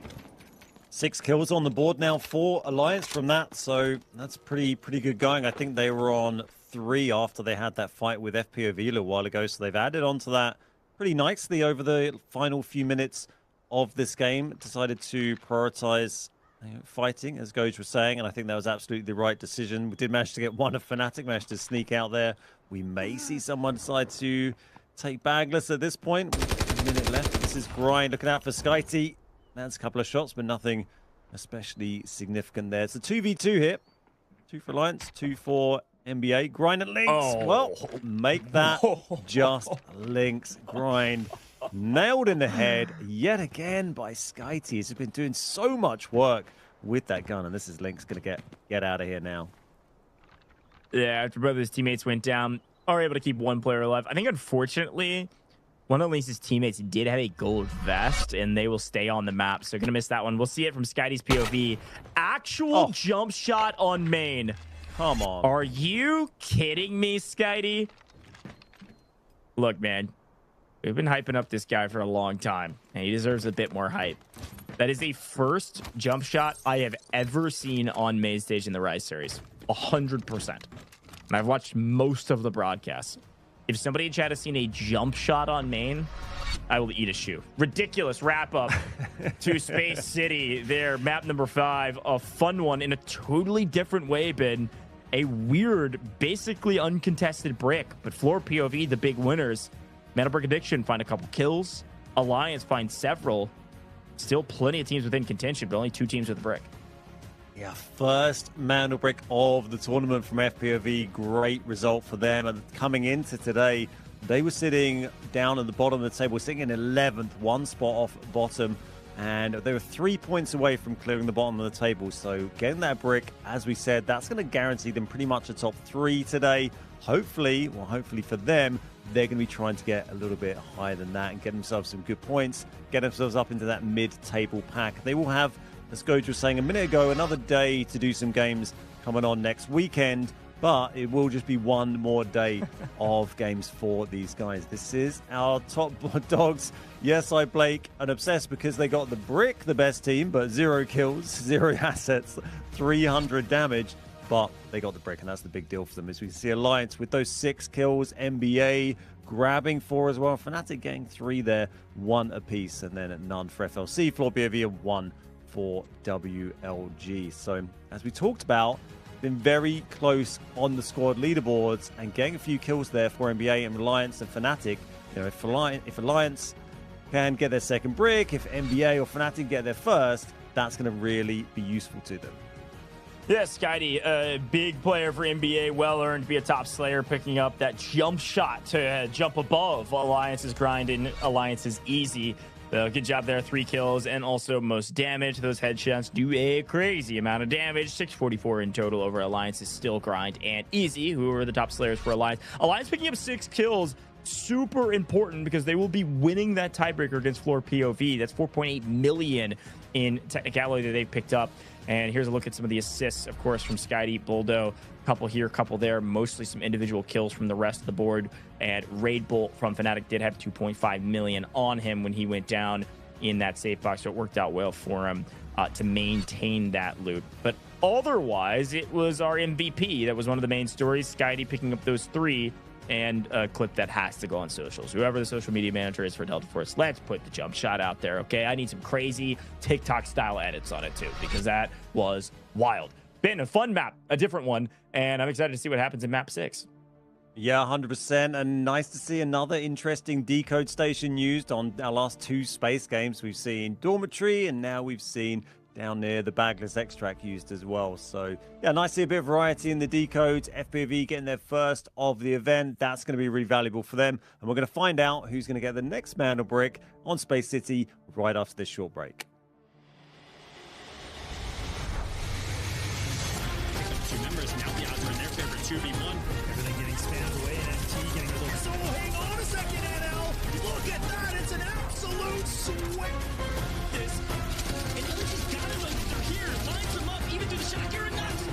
For the last remaining 3 BOV, they find 2 instant knocks. The Helm's going to be hopping off that.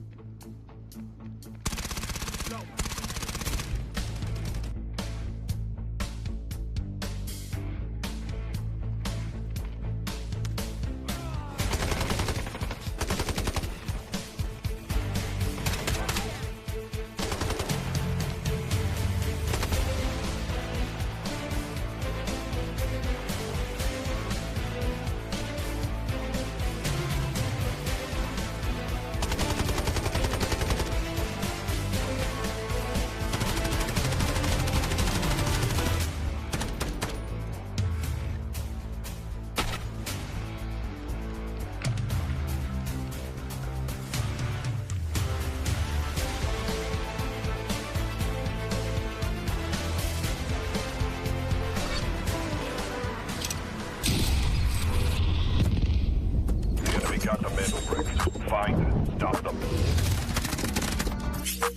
Mandelbrick decoded. Nice work, operator. The time to strike is now. Do not let me down, operator. Decoding has begun. Defend the area.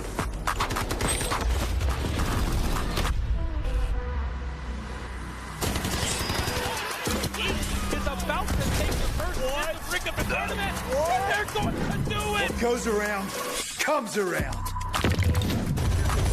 Not gonna do very much though. You get barrel stuff. Skydie is getting aggressive. See what I did there? You ain't seen nothing yet. Let's knock them off their feet. There we go. There it is.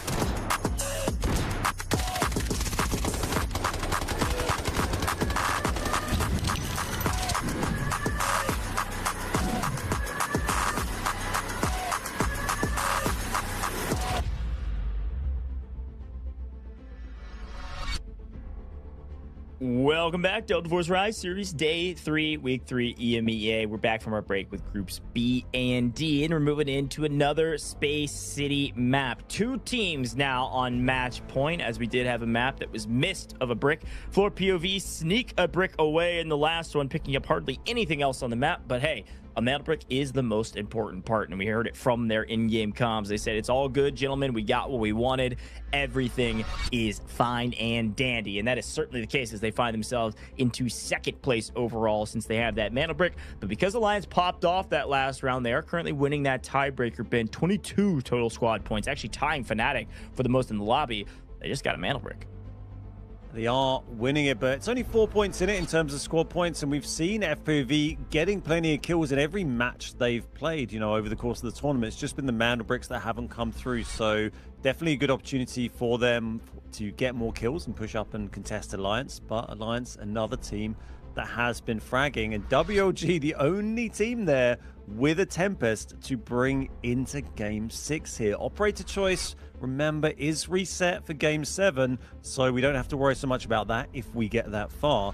But there's only going to be one Tempest brought into this map, and that is going to be quite an interesting one to see if that gives them the advantage. It's not necessarily always the Tempest teams that, you know, get the brick and get away with it, but it's definitely nice to have, especially when the other teams don't have it or just making those aggressive pushes. Here we can see the options for our spawns. That's going to decide who gets those tier 1 spawns as we go into Game 6 on Space City. Potentially our last, if not our second to last game of the day today. Yeah, I like the shout. This could be the last, but it is definitely, if not the last, the penultimate. So it's going to be fun to watch what these teams decide to do. And like you mentioned, that one Tempest, will it be enough to change the tide for the single team that can bring it in? There it is. WLG on the screen right now on the Tempest. Production's got it all queued up for us. It's going to be Selling, a big, aggressive player for this roster. Is there Tempest player? Is there Assault player? Here's a look at our T1 spawns. It is Fnatic grabbing Employee Passage. FPOV getting T1 spawn here. As a team with a brick is a big win, especially when WLG is not contesting them at Westgate. It's a free Westgate spawn. They go into the mix. WLG is going to swing over here to the other side to maybe try to pick up Team Crossing from Central Command. They're too late. FLC came flying down mid-map and made their way to the brick as well. Yeah, I was kind of trying to figure out what FPOV were doing there. Obsessed kind of jumped into the water even though they didn't come under fire. And then they actually all, I think, jumped in and sort of gone to stay in that dormitory area. I guess once they realized the fire wasn't coming in, then they probably assumed that, you know, the team from Dorm was maybe wrapping around and going to look through that Employee Passage gate. As we see a whole bunch of gold brought in, as FPOV looking very gold for those guys. They want to get that second Mandelbrick, try and close it out. And, you know, maybe they'll just try and be a little bit patient with this, try and make sure they get a few kills on the board in this game, just get those squad points up a little bit. We've got 16.5 minutes on the timer. In about 30 seconds time, we are going to see, well, I was going to say the Tempest ult's ready, but there's only one Tempest on the map, so just the one Tempest to look out for. That's for WLG. They are kind of in that central area. I think most of our teams really are in that central area, there or thereabouts, apart from FPOV. As we see Skyty here with the NBA, just making their way into the centrifuge here, down in the southwest corner of the core area. Woo! Ooh, sneaky, sneaky. Uvalier finds the right angle on Kobe, but they're actually able to drop him right back. Jex with some straight shooting to knock one. Scotty's trying to peek and try to get some util down to help out his team, but he actually loses a ton of life in the process. And what a play here from FLC to immediately answer back, perfectly punishing this roster for rearing their ugly head around the corner. This is a great move from FLC. And in the meantime, a huge engagement potentially above them about to happen as WLG are coming to join a fight. FLC down below, NBA on the outside, and NBA down to a solo. Buldo praying he can get this res, hoping for somebody to punish FLC for being here, and well-placed utility actually helping out. Sonic Trap taking one down. Okay. Gonna push for that final kill. Has to back off on the Sonic Trap there. They heard the beep, and they do get the res on Skyty. That's going to be critical given how many kills we've seen Skyty getting so far, as FLC also get their res. And by the way, did you notice the operator lineup for FLC there? I see a big helmet and a shield. They brought a Seneva in with them. That might be the first time I've seen a Seneva on Space City. I did actually catch a bit of the NA broadcast from, I think, yesterday's one, and there was a Seneva on Brakkesh, but this is my first Seneva I've seen on EMEA as Buldo trying to make a play here. FLC, they're stuck in a very tight spot. They're with WLG behind them now. This is not a good spot for FLC. The good news is it's still just a duo of NBA on the other side. FLC need to commit to this fight. If utility lands, and Allure Rocket was an option, but it gets shot out of the air immediately. Any util lands, FLC makes the move to the outside. They can't afford being pinched here. They need a full swing, and Kobe on Seneva actually does help be able to peek this corner a little bit more effectively without risking getting full wiped immediately. So one big play here. Maybe a grapple from Seneva, and they make this push. WLG probably hot in here. Here comes the shield man. Beat you down, send you back to the lobby. NBA in deep trouble. WLG hear the call. They answer the call. The Horn of Gondor, and they come swinging in and immediately take down most of FLC. In deep trouble, NBA gets some comeuppance, but the job's not done because WLG are still wiping people. Yes, on this fight, but also on the backside. We're losing Fnatic members as well. WLG finding kill after kill after kill. A perfect third party. Yeah, well, my excitement to watch a Seneva in play was pretty short-lived there. Seneva has been taken out of the lobby during that crazy push from WLG here. As NBA are going to try and get one back again. They're down to one player. WLG, they're going to hear this revive, and they've got to push it. They've got the Tempest as well, the only one available. Res interrupted. Great shots on Skyty, but it's not enough. Does get the knockback on Cellen, obviously with the Tempest ult. They can revive, and that's actually Scooby picking up the final kill there for WLG. And that is going to be on 4 kills now for WLG. Great result for them. Obviously, they don't have a brick yet, so they can't contest the top 2. But brilliant work. And this was pure chaos. WLG pushed in the perfect time, took FLC by surprise, and that's a little double there, getting 2 of them down, and then left just the poor Seneva sat outside having a fight with WLG.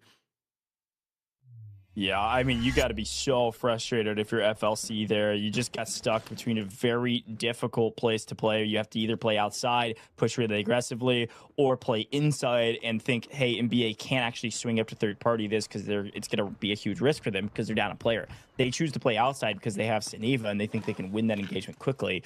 But WLG were just so fast on the draw of right when they heard shots, they full sent. Right when FLC turned their back, they full sent. And it ends up yielding FLC and NBA full wiped after all those engagements. Everybody else was able to pick up their reses and get back onto the map. We've now got a 4-team battle, and 2 of those teams could win right here. So with that in mind, it is a coin flip to see if we will go to Game 7 as of current. If all things were even. Yeah, great observation there. We do have 2 teams here who already have a Mandelbrick, so Alliance and FPOV, 1 brick apiece. Remember, if you get 2 Mandelbricks decoded, that's it, you win the match. Doesn't matter what else happens. You get 2 bricks in a match, you have won the day. And this is going to be raid ball from FNC, one of the teams without a brick, moving in to try and grab it, dropping the Gizmo smoke mine there, one of the operators that has smoke. People might not always realize that, not one of the classic, toxic or but has the smoke mines. But Rayball getting caught with that brick by Scooby there from WLG, our fraggers of this game so far. He's able to crawl a little bit. The brick has been dropped. And that's going to be a tricky one. WLG also, you know, with the Tempest. They are the only one here with the Tempest. None of the rest of our teams have that extra life. And this is going to be Rayball getting finished there. Another kill on the board. Selen grabs the brick. Does get knocked on his way back. Almost snuck out of that one, though. Brick is on the ground. Good wherewithal there from James to hit the shot as the player was going back. Selen was going back on Tempest ult. Saved the day a bit for WLG not to have a free brick that they could put into a decoding station. Again, this is probably the strongest place on the map to play from if you can. I mean, not only this peak, which is just a bit ridiculous. I mean, that is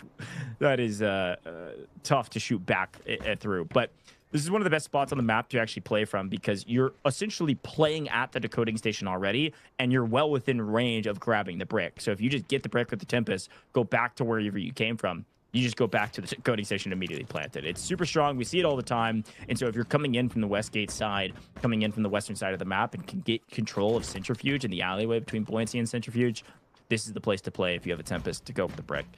But good job from WLG to still maintain presence there, but not yet getting that brick.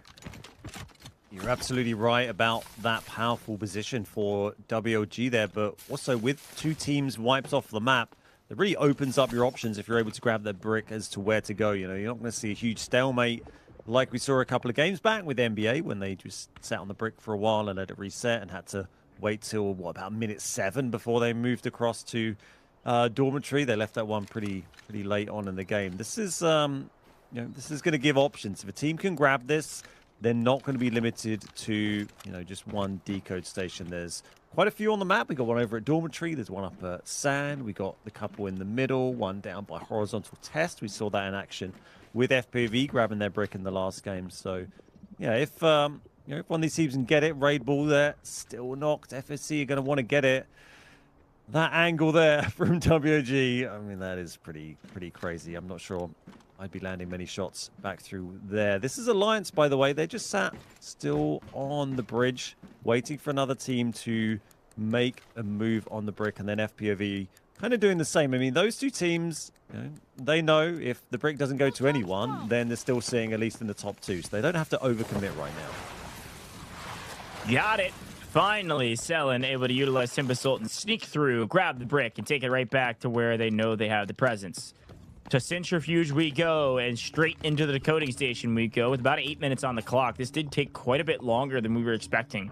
10 minutes have gone by, 2 teams gone, and the brick just now starting to decode, and it's a 4-minute timer. Okay. Let's listen in.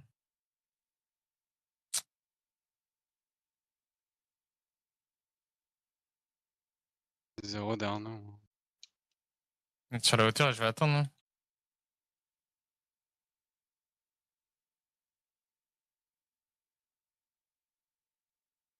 Là, faudrait en soi, faudrait une fois, non?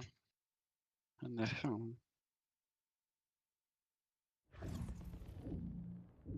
A look of frustration and sharing comes that are sparse between words because, frankly, all they can do is wait and try to get some intel with which they don't have much resources to do. Fnatic in a tough spot.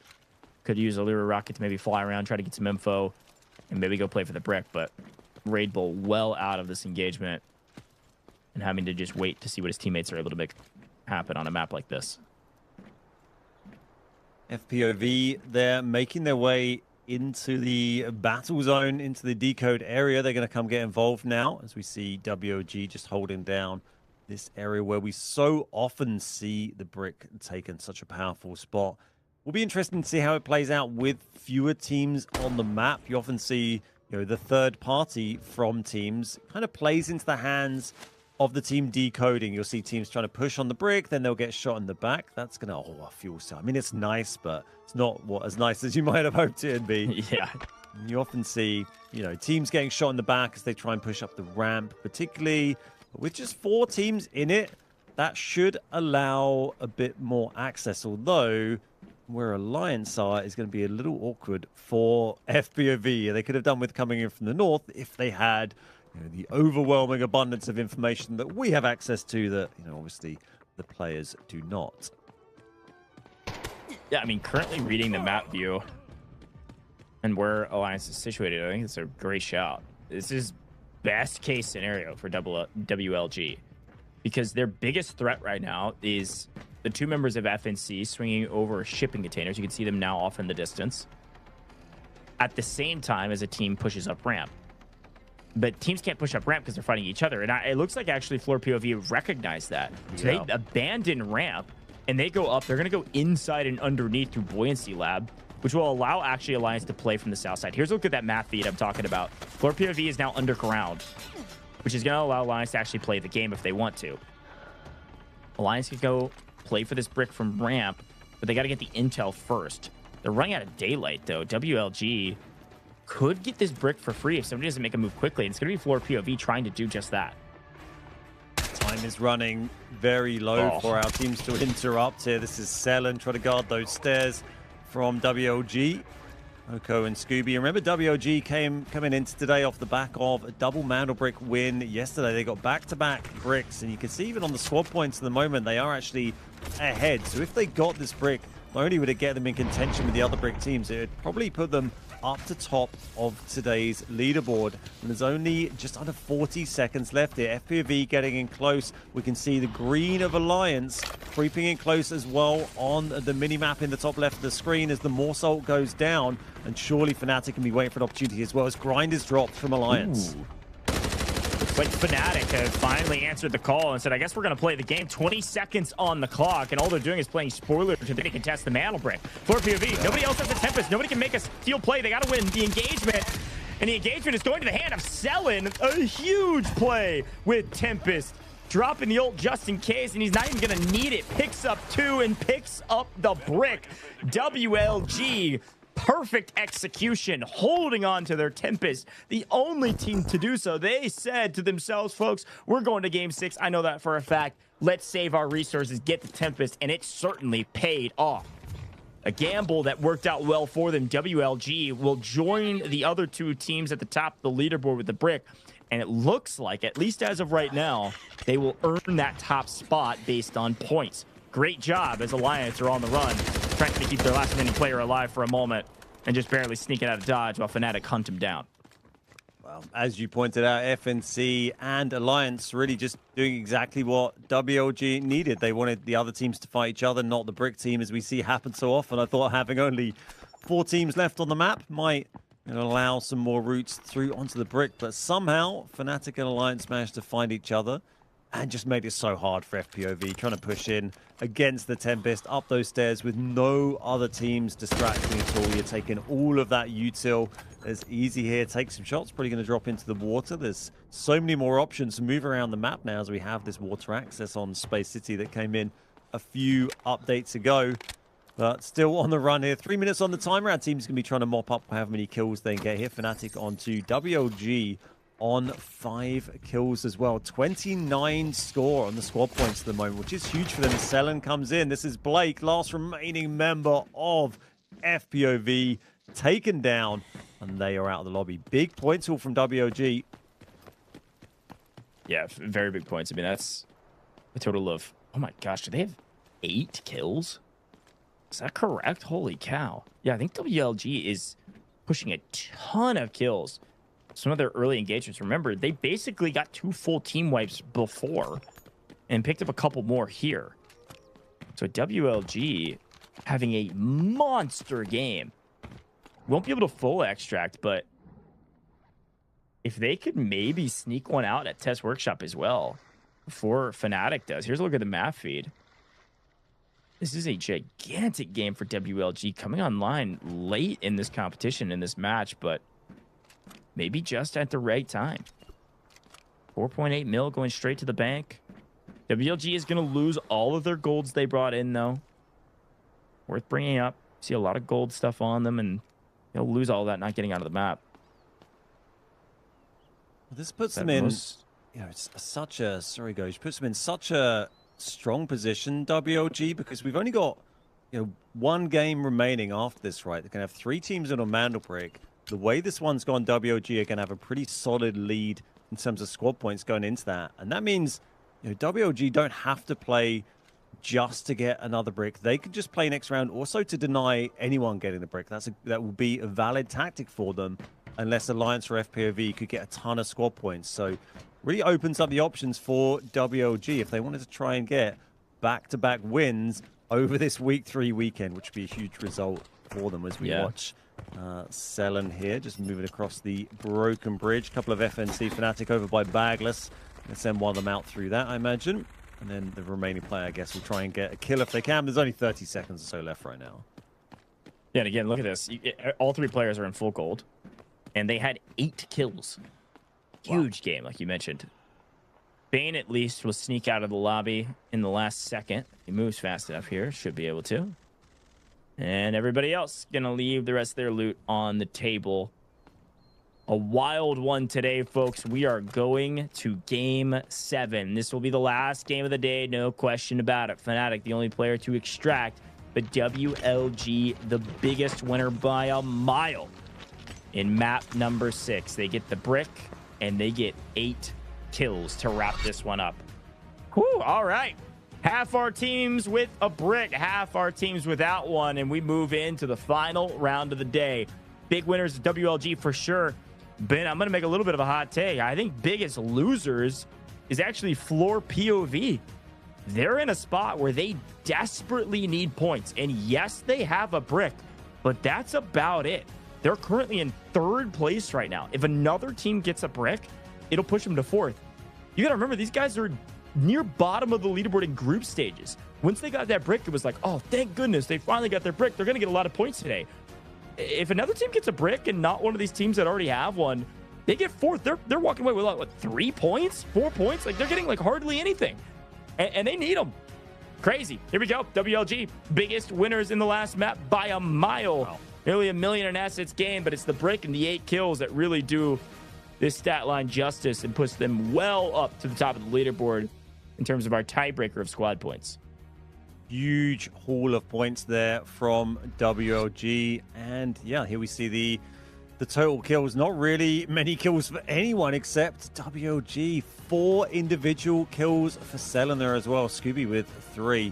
FSC picking up 2. Fnatic picking up 2. And Mandelbrick Addiction getting 1. But as you say, none on the board for FPOV there. They were playing it patiently, but yeah, they needed to get some kills there. Unfortunately, they were just kind of forced into a difficult position there as we see the top killers of the round. 4 kills for Selen, as we mentioned, Scooby, and then James from Fnatic grabbing 2 kills as well. For our top damage dealers, it's going to be no surprises there with Selen with those 4 kills, grabbing nearly 800 damage, and then Scooby and James, familiar names, making up the rest of the damage leaderboard. Assists as well, Oko with 4 assists, really good amount from Oko, who we spoke to yesterday off the back of the win they got yesterday, and a great round for them then. It's going to catapult them up to top of the leaderboards. And Bane managing to get some value extracted there. It's not going to do Fnatic a huge amount of good, but it's certainly not going to do them any harm, as we see Oko and Easy just getting a little bit of loot out through their safe box. And there is the man who got 4 kills for WLG. 4 kills, 2 assists, 800 damage, and a little bit of asset on the side. Great work from WLG and Selen. Great work by the whole team, really. Great round. Yeah, and again, I laud their strategy. They said, we think, because especially when a team didn't get the brick there and they decided not to use the Tempest, they're saying, hey, it's going to go to Game 6. They were right. It paid off. They used Tempest to get those team wipes. That's Selen, the guy in the front as the assault operator. Really well played and great strategy to put themselves at the top of the leaderboard going into the last round of the day. Folks, we're going to take a very short break here in the booth. A couple things going to happen during the break. 1, we're getting our leaderboard prepped. But 2, the team at the bottom of the leaderboard has to choose. Are we going to Space City? Or are we going to Brakkesh? Tune in and find out after the short break.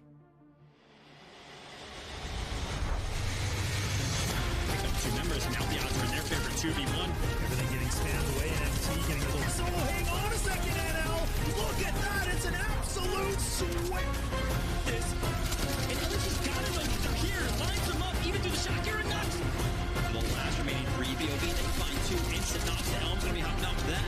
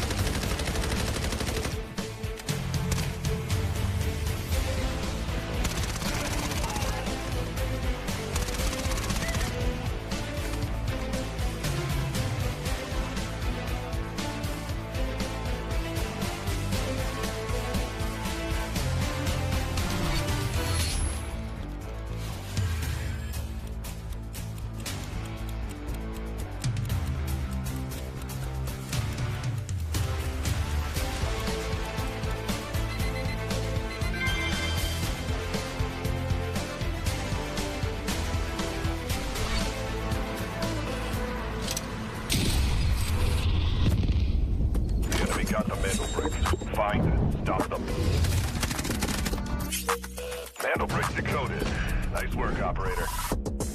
The time to strike is now. Do not let me down, operator. Decoding has begun. Defend the area.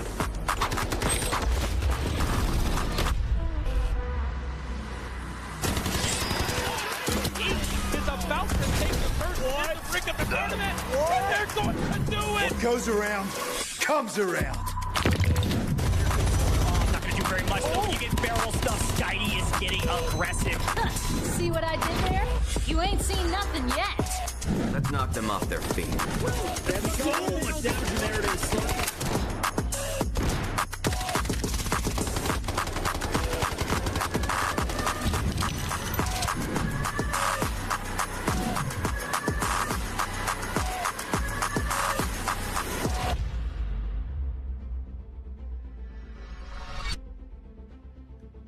Welcome back, Delta Force Rise Series Day 3, Week 3 with EMEA, folks. And I am excited because it is the last map of the day. We went the distance going to Game 7 in our match here with Groups B and D. And I have absolutely no idea who could win it right here, Ben. WLG with a pop-off last map are in the best position technically, but it is anybody's ball game. Walk me through this leaderboard. Yeah, WLG, no surprises there to see them at the top of the leaderboard. They got so many kills in their last game. 8 kills, that's going to be 8 kill points. That goes onto your squad point total. So they're at 27. If that had been a 1 kill game, then maybe they wouldn't be in that position. Alliance going to be in second, FLOORPOV in third. FLOORPOV just 4 points behind Alliance, so that's definitely very attainable if they did just stay on the 1 brick. But as you talked about earlier, Goj, FLOORPOV, they need to get up their leaderboard. If someone else gets a brick down, pushes them down into 4th, that would be a really bad day at the office for them. They need more points than that with only 1 game left to play, or 1 match, I should say, left to play for them next weekend. We got 1 game left to play today, though. That's going to be on Brakkesh, this round 7. Don't often see us maybe go back to Brakkesh. We'll usually see quite a lot of Space City. So a nice change of pace as we jump back to Brak. And we also are going to see our operators have whatever choice they want. Every operator is unlocked again, despite whatever you've previously used. So we're going to see lots of Tempest coming in. Our teams can pick their optimum choices to come into this Bracky game. Uluru, Toxic, Raptor, most popular operators, but that's normally when our teams are taken in mind, going to have to play a bunch of Space City games afterwards, right? So now they can choose, exactly who they want to get Mandelbrick and finish up the day. Yeah, it's an interesting conversation seeing a Brakkesh last map.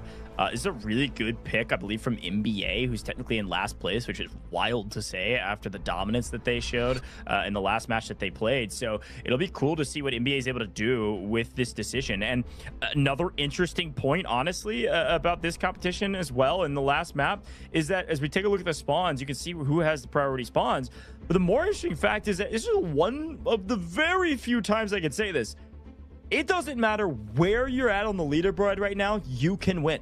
You could win the entire match today on this map alone. NBA is only 10 points. It feels like a lot, but only 10 points behind first place in terms of squad points. They just don't have a brick. So if one of the 3 teams get a brick that doesn't have one, it goes down to squad points for the 4 that have that brick. That's how the tiebreakers work. And so 10 points, if you win the map, get the brick, get a couple kills here and there, all of a sudden you win today's competition. So last place can be first could be 4th. There's a lot of options for how this leaderboard could land, which makes this last map even more exciting. Yeah, it is so open going into this game. It really is everyone's to play for, and we're going to see who's going to get those tier 1 spawns. You can see them marked in red there, the ones closest to the Mandelbrick. It will be appearing a short time after the game starts, just outside the museum area, and our teams are going to charge in there. We're going to see all sorts of Tempest ults popping off in just a moment as we jump into round 7, the final round of today and the final round of the weekend. This is it, folks. Brakkesh to wrap things up.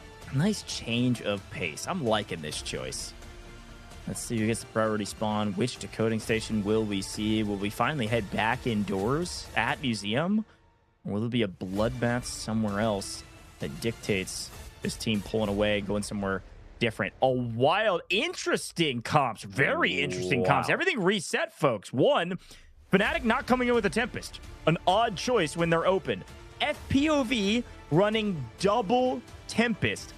I've talked about this strategy for a while. I don't know that it is the right play, but it's certainly an aggressive play style. Expect to see floor POV wherever the brick is as fast as they humanly can. You can see them coming from the Azure Town, the 2 T1 spawns. NBA and last pick this map. They get the T1 spawn, and they've got Alliance in their sights. This feels like a repeat of history. Let's see what happens.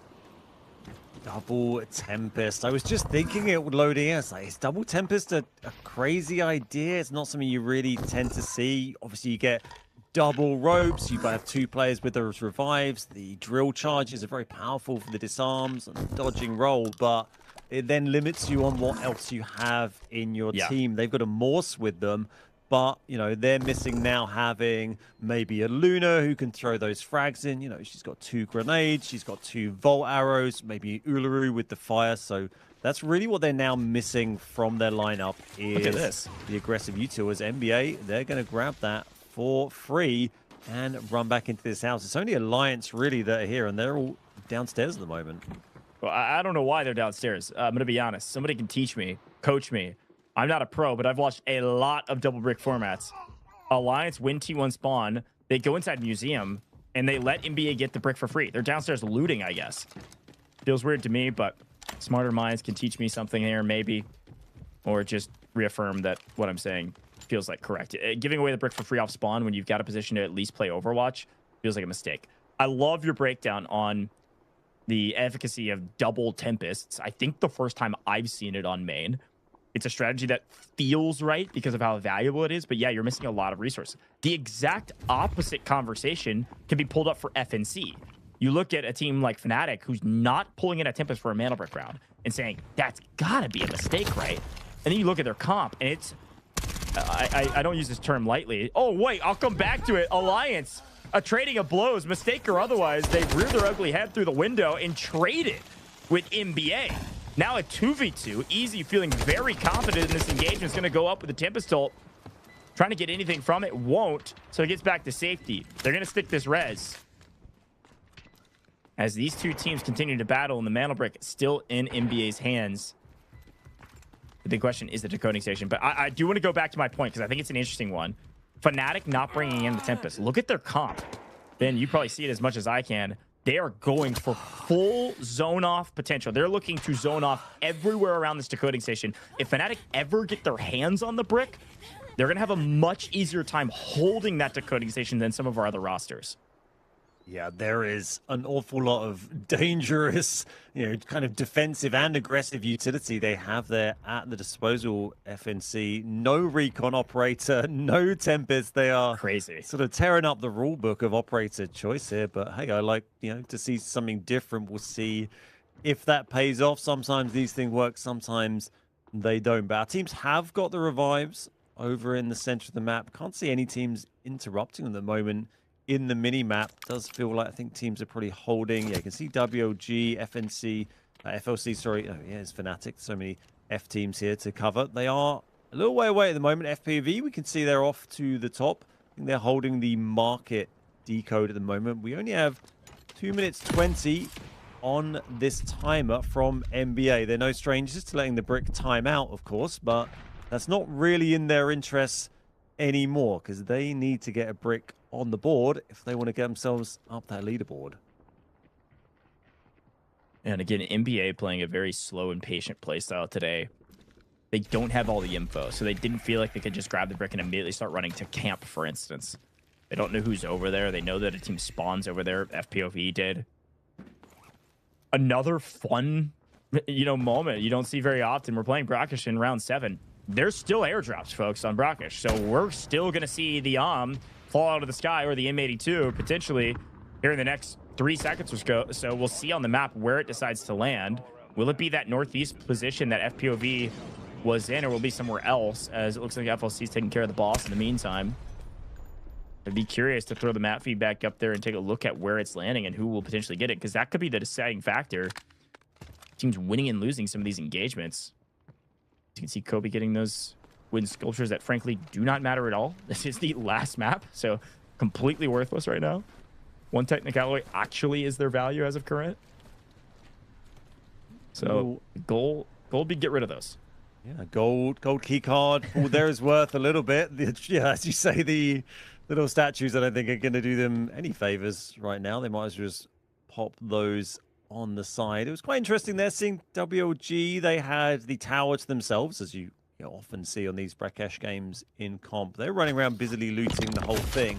Not a terrible idea for them with that spawn, with the tower to themselves, whilst no one is doing anything much with the brick, because they have a decent lead on that leaderboard. If they can find a couple of lucky reds, every point counts. If they get a 2 mil red, it's an extra 1 point, get that in the safe box, and that's guaranteed. So pretty smart play from WLG while no one has it on the decode. NBA doing a little bit of research there, but it's not really going to do them any favors. This is going to reset. There's only 10 seconds left. They're going to have to wait and see what the other teams decide to do. It's still just Alliance versus NBA. All the other teams happy to do their thing, defend those decode stations, and in the case of WLG, just loot everything they can find in the tower. Yeah, I mean, this is best case scenario for Alliance too, right? Alliance was down below, allowed the brick to be taken away, and now Easy's actually immediately sticking it. He will get punished, but that is the Tempest after all, so all good. Gonna burn that really early in the process of re-stealing this brick. We have lost a ton of game clock here amidst the engagements around spawn. Uvalier are going to re-stick this and not an angle for the rest of Alliance to do anything about it, and I think they're out of util as well. So that is another brick back in the hands of NBA. As I mentioned, there was an expectation that floor POV would be around where that airdrop lands. And that's exactly what happens. Everybody recognize that 50 cal ammo. M82 enters the map. Floor POV, a huge threat now with 11 minutes on the clock. And they need to make sure they use that AWM. This is their opportunity to try and pick up some kills. Even if they can't get the Mandelbrick, get some kills will be valuable for them. So we see Easy dropped there by SkyT, but on the Tempest ult won't get a kill confirmed. And a point there, still just Alliance and NBA down around the brick. This is working out very well for WLG as well. They're sitting off on the other side of the map, busy in the tower. And, if no one's able to take this brick, they are pretty likely to walk away with the victory today. But, NBA, it's not in their interest just to sit there with the brick. If they don't get a brick, they can't finish higher than third today. And whilst they did come into today top on the overall leaderboard, they aren't going to hang on to that if they don't manage to get themselves further up. They're potentially, at the moment, they're finishing last and getting 0 points. That's going to do them absolutely no favors at all. And for now, WLG is content for looting because of exactly what you just said. Nobody gets the brick. WLG likely win, especially if they extract with a decent amount of loot value. So they're going to sit back and do just that. NBA, I would wonder what's going through their heads right now. They've got to get intel so they can make a move. We know that FPOV's actually abdicated. On the back end, we can see the map and see that FPOV's actually abdicated where the airdrop landed on the kind of northeast. So they're not at camp anymore. They're rotating over to market. So camp's the best decoding station, but they don't know that. And NBA are still waiting to get some intel or maybe see if Alliance makes a mistake. Alliance coming out with the Tempest ult will get punished for it or at least sent back where they came from. And Scotty's hunting him down. Scotty wants to try to finish this and he sells on his own Tempest ult. He's going to go back and do the exact same thing. So net null. Nothing happens yet again between these two teams. And it really is still just these two teams. As much of the third party as we normally see in these events, it's not happening this time round. It is just these two teams fighting here. And if NBA were able to get some better intel, maybe if they had, a Raptor on their team, they have the Morse, but it's very limited, range on what you can scout out. Maybe if they had that Raptor, they could see some of the options they might have for going somewhere else for that decode. There's only 2 minutes left before it just resets again. Oko here, still in the tower. WLG won't be able to send anyone out through that dog tag extract without getting any kills because you need dog tags to submit to do that. And this is Fnatic. They're now around by the tower as well. This is another one of our teams with good squad points. In fact, the second highest squad points of anyone, but they don't have a Mandelbrick. So they're only in 4th position right now, and they need to make sure they get it. That game timer is getting really, really low now. Yeah, second airdrop, not really getting much from it. FLC able to loot it. We're now in a position where I have a weird sinking feeling that nobody's going to get this last brick. Yeah. There's just not very much game clock. And people, almost everybody, running a Tempest means it'll likely change hands several times. But here they go, finally making a move. NBA bait out a bit of util, push Alliance back, and make a very aggressive wrap. They are going to now free the coding station on the west. I think they're going to swing out to the south side of Blue Hotel. Fnatic was over here a while ago, but they've wrapped around to the south. They went all the way down to the Tower of Babel. We're engaged down here. NBA, a smart move yet again. It's just a very late move. A big rotation coming through the street, still free. They make their way to the west. They're going to get this brick down. There does look like a nice read, though, from FLC. FLC perfectly rotating with them. Going to meet them on the north side. I wonder if they get here in time to actually shoot at the decoding station while they try to throw the brick down. 20 seconds. You've got to get that brick down quick. If they don't, that's going to appear right back in the middle, and then that's going to work out very well for Alliance, who is sitting back there. No way. 10 seconds. They're taking hits from FLC. Alliance must be thinking, Nice. no, they got it on there just in the nick of time. You see where Alliance in position there in the museum. They would have grabbed that brick straight away if that had fallen back, and they were definitely waiting for that. As you see FLC moving straight in. This is great to see teams contesting this straight away. So often we see the stalemate till there's 60 seconds left on the clock, and then it's a bit too late. But already moving in, not only does that mean teams are starting to lose health and use heals, it means they're using utility, things are going on recharge, and that gives opportunity for our other teams to move in and contest. And all of the teams surely are going to be moving into this area because they not only want to get Mandelbricks, those teams who have already got a Mandelbrick, they want to get as many kills and points as they can. People like FPOV, then get up that leaderboard and get themselves more points when today's match finishes.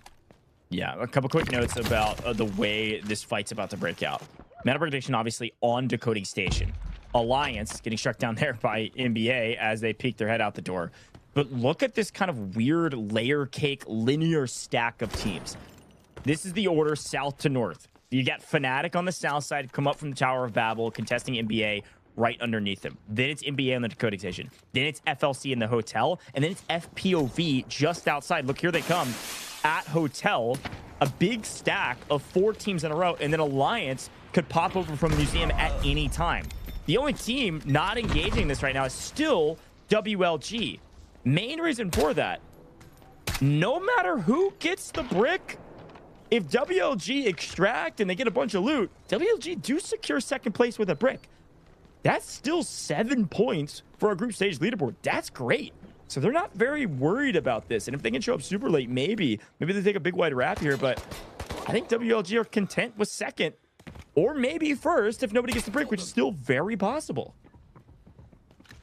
Yeah, I think WLG have a good chance of getting top whatever happens, unless someone gets a double brick here or a whole bunch of kills, as we see Blake from FPOV. And this is, as we so often see, fights between teams that aren't on the brick that's going to play into the hands of the Brick Tico team. And FPOV, they've lost Obsessed there, down to just 2, down to 1. It's just Yersai left, and this is not good news. They do manage to grab a kill there. They've got a couple of kills on the board. That is going to be helpful, but not looking good for FPOV here. This is FLC. Only one left, though. It's the Tempest. 1v1. Yeah, Yersai with the shock, with the drill charge.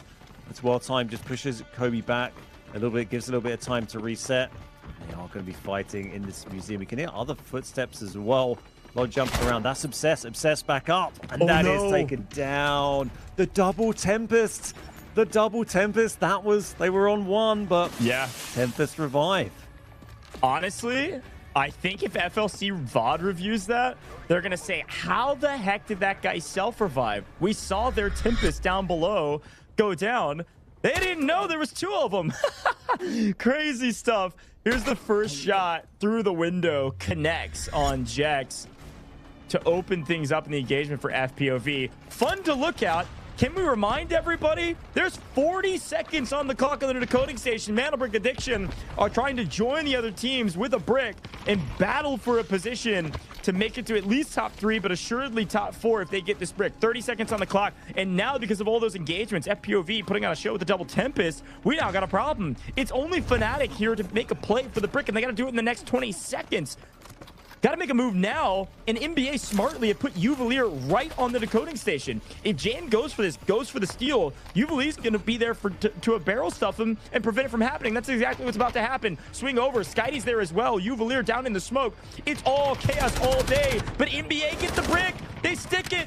It doesn't matter what happens. They find the brick, and they find their way to at least the top 4 position. A chalked day, and they will almost assuredly get 4th as Fnatic wipe them. But they take the brick off the map, and it's all squad points to change up this leaderboard. So Alliance show up late. They say, well, this is fine for us. Let's kill everybody else. If Alliance win this fight, Fnatic go down. If WLG go down, Alliance can still win the day. Let's see who takes it. Yeah, this is critical. And look, now we have the 3 teams left, all who have 1 Mandelbrick and all who could surpass each other. Really, Alliance and FPOV is our big battle here. Those are the ones that are so close right now. WLG have got a fairly secure lead there. It's not insurmountable, but it's pretty healthy. NBA, they do grab that brick. It's only going to get them 4th place. They're not going to get any higher than that. And FNC, 28 points on the board as we see Grind taken down by Yersai here. Our double Tempest team might be able to catch out some other players here with those double Tempest plays, the double ults. So many ropes popping off. FLC down to 1 at the moment. And no, FLC are gone there. There's a little bug, I think, for a moment. So we got... Oh, that's easy by Oko. Great shooting from Oko there. WLG trying to take the game into their own hands. Alliance down to a solo now. Not 100% certain of the scoreboard, but these points drastically drop off, folks. These are huge kills for WLG to try to ward off what is a really strong push on the leaderboard here from FPOV in the 9th hour, but 45 seconds on the clock. It will come down to this final moment. Nobody's getting out of the lobby. WLG, to secure the win, just needs to stay alive. If FPOV get a wipe here on WLG, there's a chance. 1 Tempest down. They may get aggressive here, not knowing that there's 2. Nice shot over the top. Blake needs to clean some of these up. 26 seconds. Extremely important engagement for FPOV. They have to get extremely aggressive. You don't have enough points yet. You have to go for these fights.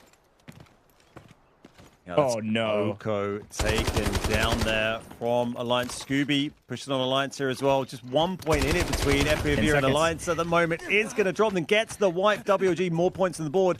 FPOV potentially slightly ahead. We'll have to wait and see at the end. Do they get that final flush? No time to do it in the end. And wow, 4 different teams taking Mandelbricks at the end of today's session.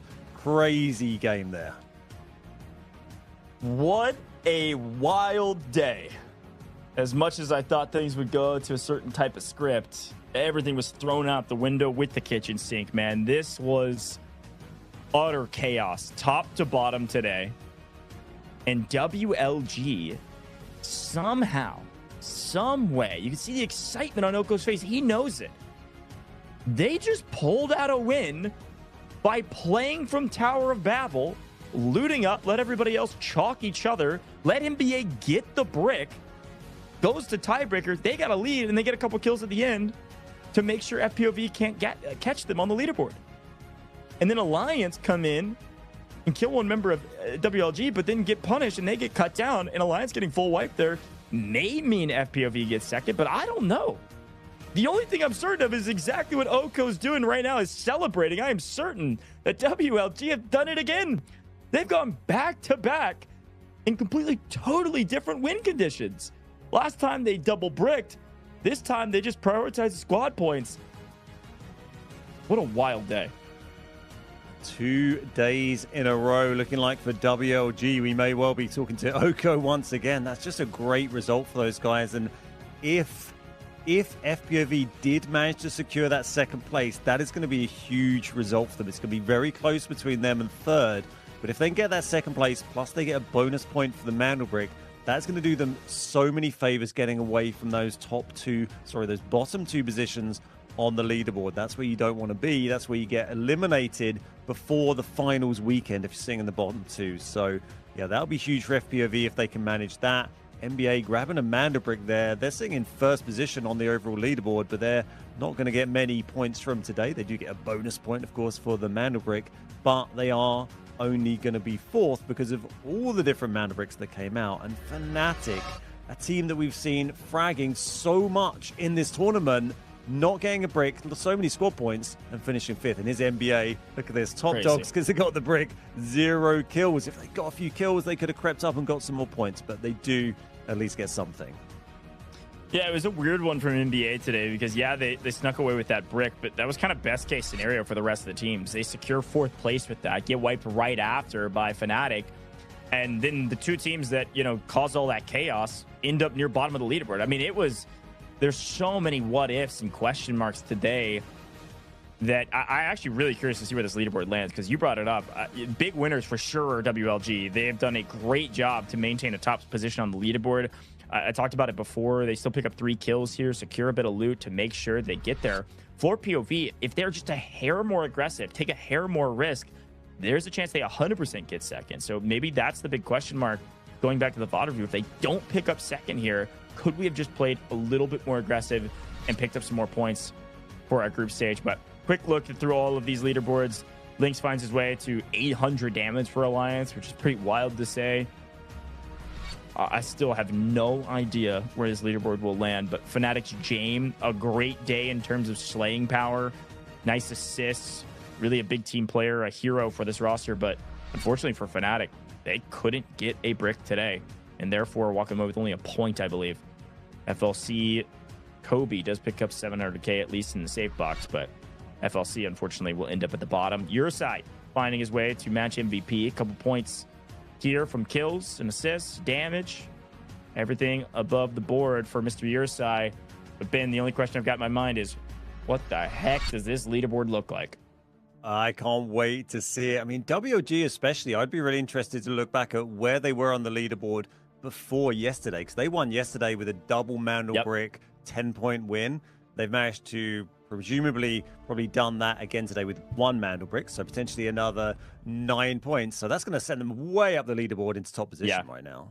Well, the one thing that we do know is Oko was celebrating because WLG have pulled it out. Another win back-to-back. Let's bring him into the booth. We got him right back where he was not too long ago. My friend, congratulations on another win. Come on. I mean, talk to me about the emotions you felt when you knew you won just by being alive at the end because of the tiebreakers. It was insane. You cannot beat this feeling. This feeling is just amazing. You know you played your cards right. You know your strat's working. You know you brought the win. And yeah, it's the most rewarding feeling ever. A quick follow-up, Oko. I love the joy that you've got, man. Why do you love Delta Force Esports? Why do you love this Rise series so much? I can see how much fun you're having. I know it's fun to win, but you've had a great mentality. What's the reason for all this? I love the grind. I love the competition. I love watching and studying other teams, making strats, putting the time, the work. And yeah, especially I love the feeling when you know there's one key of the puzzle missing, and the feeling that when you get it and you unlock the win is the best ever. And that's why I'm just here competing, and yeah, I love it. Awesome. Back-to-back brilliant results for you guys. It's been great to talk to you on these 2 separate days. When you got that tower spawn in the last game, was that one maybe you were hoping for? You knew you had a quite a decent lead going into that game. Probably quite a good option for you. It's quite clever seeing you guys go through, do a bit of looting, play it patiently. Okay, so we had a plan for both spawns. We had tier 1 spawn, we had tier 2 spawn, and we also knew that the teams that needed the brick to win also had a tier 1 spawn. So in a case that we didn't get the tier 1, to actually take the brick and stall it so nobody gets it, because we win by points by default. The next up was perfect, just loot bubble. Maybe we get lucky, we find some reds, maybe we don't. We didn't find any reds. But at the end of the day, as long as Alliance or FLOORPOV don't get the brick, we're celebrating. Yeah. It's a really interesting peek behind the curtain, because I know you have to have multiple strategies going into each round based on where you spawn and what you're playing for. It's a fun one. Did that win feel different than the last one? Does it feel the same every single time you win? Because those are two totally different win conditions, right? Last time you guys were getting stomped and then you double brick. Everything worked perfectly. Today, it was a tiebreaker game and you still won. What's the difference between the two? The difference is that in the yesterday's lobby, every team played for win. And that's the mentality that changes the entire style of the game. Because you will see teams contesting, you will see teams willing to die to steal the brick.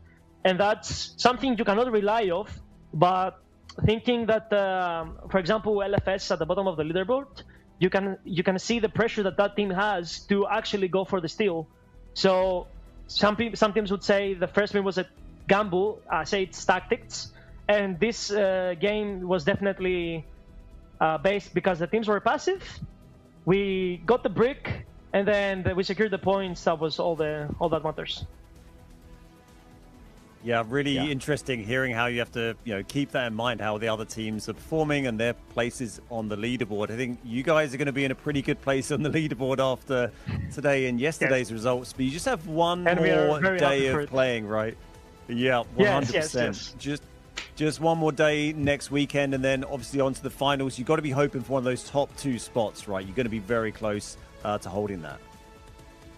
Definitely. You're gonna be seeing me again here. Stay tuned.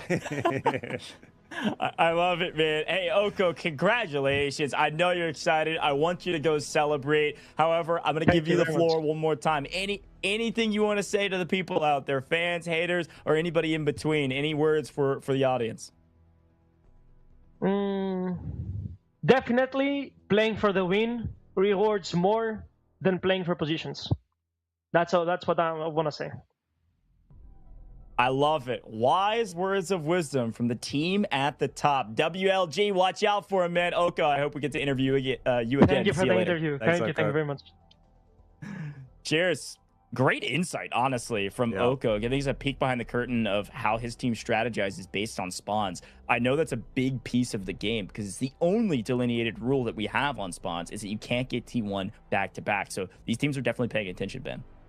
Yeah, absolutely. And back-to-back match wins for WLG there. I think the only other team in the EMEA region to get 2 match wins is Team Genius Gen. They had a couple that were spread out over a few days. They've obviously had a couple of, weaker days as well. So very impressive to see back-to-back. Been a busy weekend for WLG. As we mentioned, they just play one more game next weekend. There's going to be 3 more matches going on Friday, Saturday, Sunday for this region, but the teams playing today, they've just got 1 more left. The other teams who are having a nice rest day today, they're going to come in and play 2 more games. So keep that in mind when you see the updated leaderboard, obviously in a minute.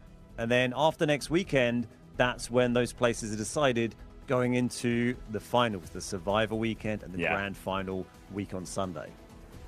Well, I am really excited to see the leaderboard because the points matter. But as a quick reminder, we've got 1 more giveaway for you. Plenty of you have already entered into this, but you can type in !giveaway in the chat to enter into our final giveaway of the day. You can see it on your screen right now. 3,000 Delta tickets could be yours. Type in !giveaway on Twitch, YouTube, TikTok, or Facebook in the chat to enter. And if you're watching on X, just repost the live stream. We'll announce the winners in chat on Twitch, YouTube, TikTok, and Facebook.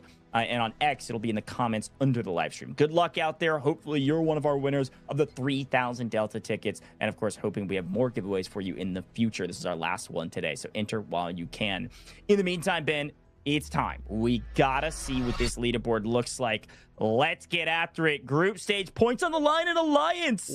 They sneak in and steal it away. Second place for Alliance. Comes down to an extra kill they picked up and an extra supply point they picked up along the way. Ben, what a turn for FLOORPOV, who desperately needed the points. Folks, as a reminder, WLG, they get 10 points, 2 brick. Or sorry, no, they get 9 points because it's 1 brick and a win. And then Alliance pick up the 7 points for second. So FLOORPOV drop all the way down to 5 points, and they only had about 5 from before. So they're not really in a good spot in our group stage leaderboards after that one. Yeah, not ideal at all for FPOV. It's, it's better than they have done previously, as we see our top players. Why KD, killer damage leader, asset earner, Selen up there for kill stay 11 today. Very impressive from Selen from team WLG, and the match MVP. No surprises there. Getting 11 kills, you're going to get MVP all day. 2,245 damage and 6 mil assets as well. Very impressive work from Selen. That is going to throw WLG very, very firmly to the top of the leaderboard. They were only 2 points from first in the overall leaderboard going into this. FPOV, I think they were 3 points from getting out on the bottom 2, so there will be enough points to get them out of that. You can see the back-to-back wins there from WLG in the group stages. Mightily impressive result. And here's our top kills. James has hit 40, but Fnatic again, like the story today, you saw they had huge kills, huge amount of squad points, but didn't get the brick and finished outside of the top 4 because so many teams got the brick. We know they can frag. They're sitting kind of mid-table at the moment. They don't think they're really at risk at the bottom 2, but they've definitely got so much potential to do much better than that. But huge kills from James. Knocks on 35. SkyT up to 35 now. And there's the 10,000 damage. They do beat Azbishka. They go, well, a game ahead is a bit sneaky, but James getting the first over 10k there. Silowa getting just over 10k as well. And our man Azbishka, who's been farming damage all events so far, hot on their heels with a couple of games to play next weekend as well. So feel he may still end up with that top position by the end of the group stages. You can see Maxa and SkyT not far behind as well. And SkyT been atop a lot of different leaderboards over the last few days. He's top of the player rankings in terms of assets at the moment, 34 million. James just behind, and Maxa with 28 or so for team Gotaga. Didn't see Gotaga play today. They're going to be making an appearance on a couple of the days next weekend on the final group stage day. Yeah, a great breakdown there, Ben. And I think it's fun to look at these leaderboards because you can see SkyT here at 34 mil. Reminder of squad points. That's 17 points for his team just in assets alone.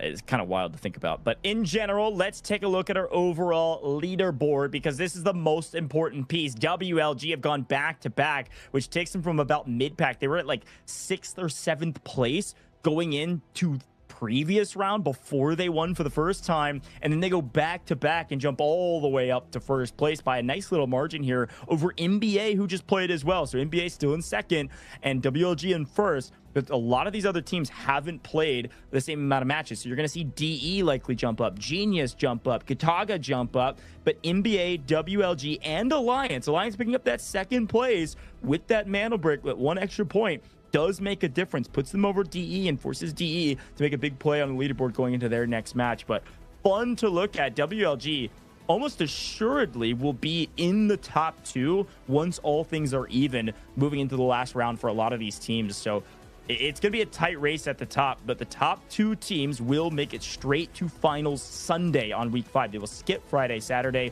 survivor stages. Bottom 2 teams, LFS, MBO, still in dire straits as they are in a position where they could potentially not even make it to week 5. And FPOV just barely crept out of the dire straits. But again, they've got an extra match over NBO or LFS. So if NBO or LFS basically pick up any points, well, NBO in particular knocks FPOV back down. So still a lot of work to do, even though FPOV was showing moments of greatness and glimpses that they can be a team that is on that left page of our overall leaderboard. A lot of work for a lot of squads, and still the leaderboard in deep contention, Ben, as we wrap up the penultimate week of group stages. A fun look at where everybody stands, but who knows where it'll end up. It's very tight down the bottom there. Fnatic, AGARTHA, FPOV, and MBO. 3 points between those 4 teams battling in the relegation positions there. WLG well out ahead. 32 points. They've scored 19 points over the last 2 days. So they were on 13 points going into Saturday and the start of their 2 games this weekend. So a huge jump up the leaderboards for Team WLG.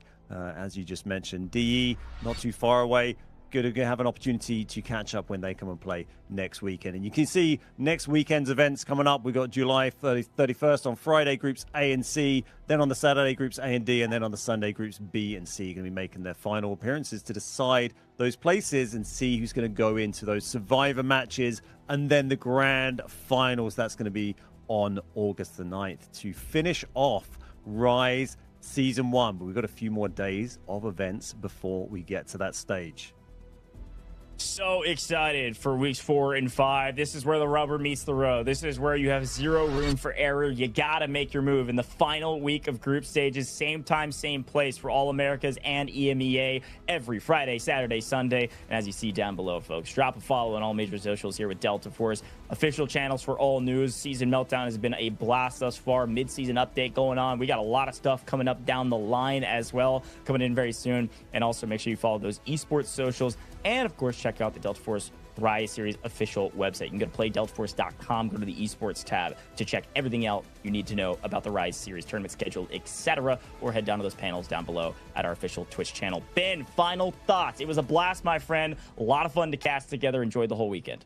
Yeah, always a pleasure. Been a great weekend. I'm going to be here next weekend as well, so looking forward to seeing some more EMEA fighting going on for that one. I get to see the climax of these group stages. I can't wait. It's been such a good 3 days, 3 more days of groups to go. And we'll find out who's going to get the top 2 spots and the bottom spots as well and get booted out.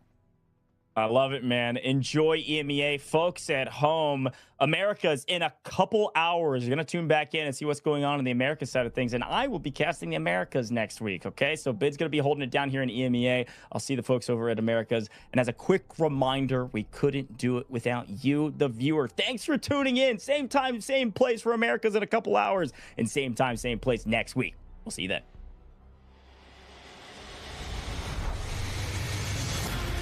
Members now the odds are in their favor 2v1. Everything getting spammed away, and MT getting a little solo. Hang on a second.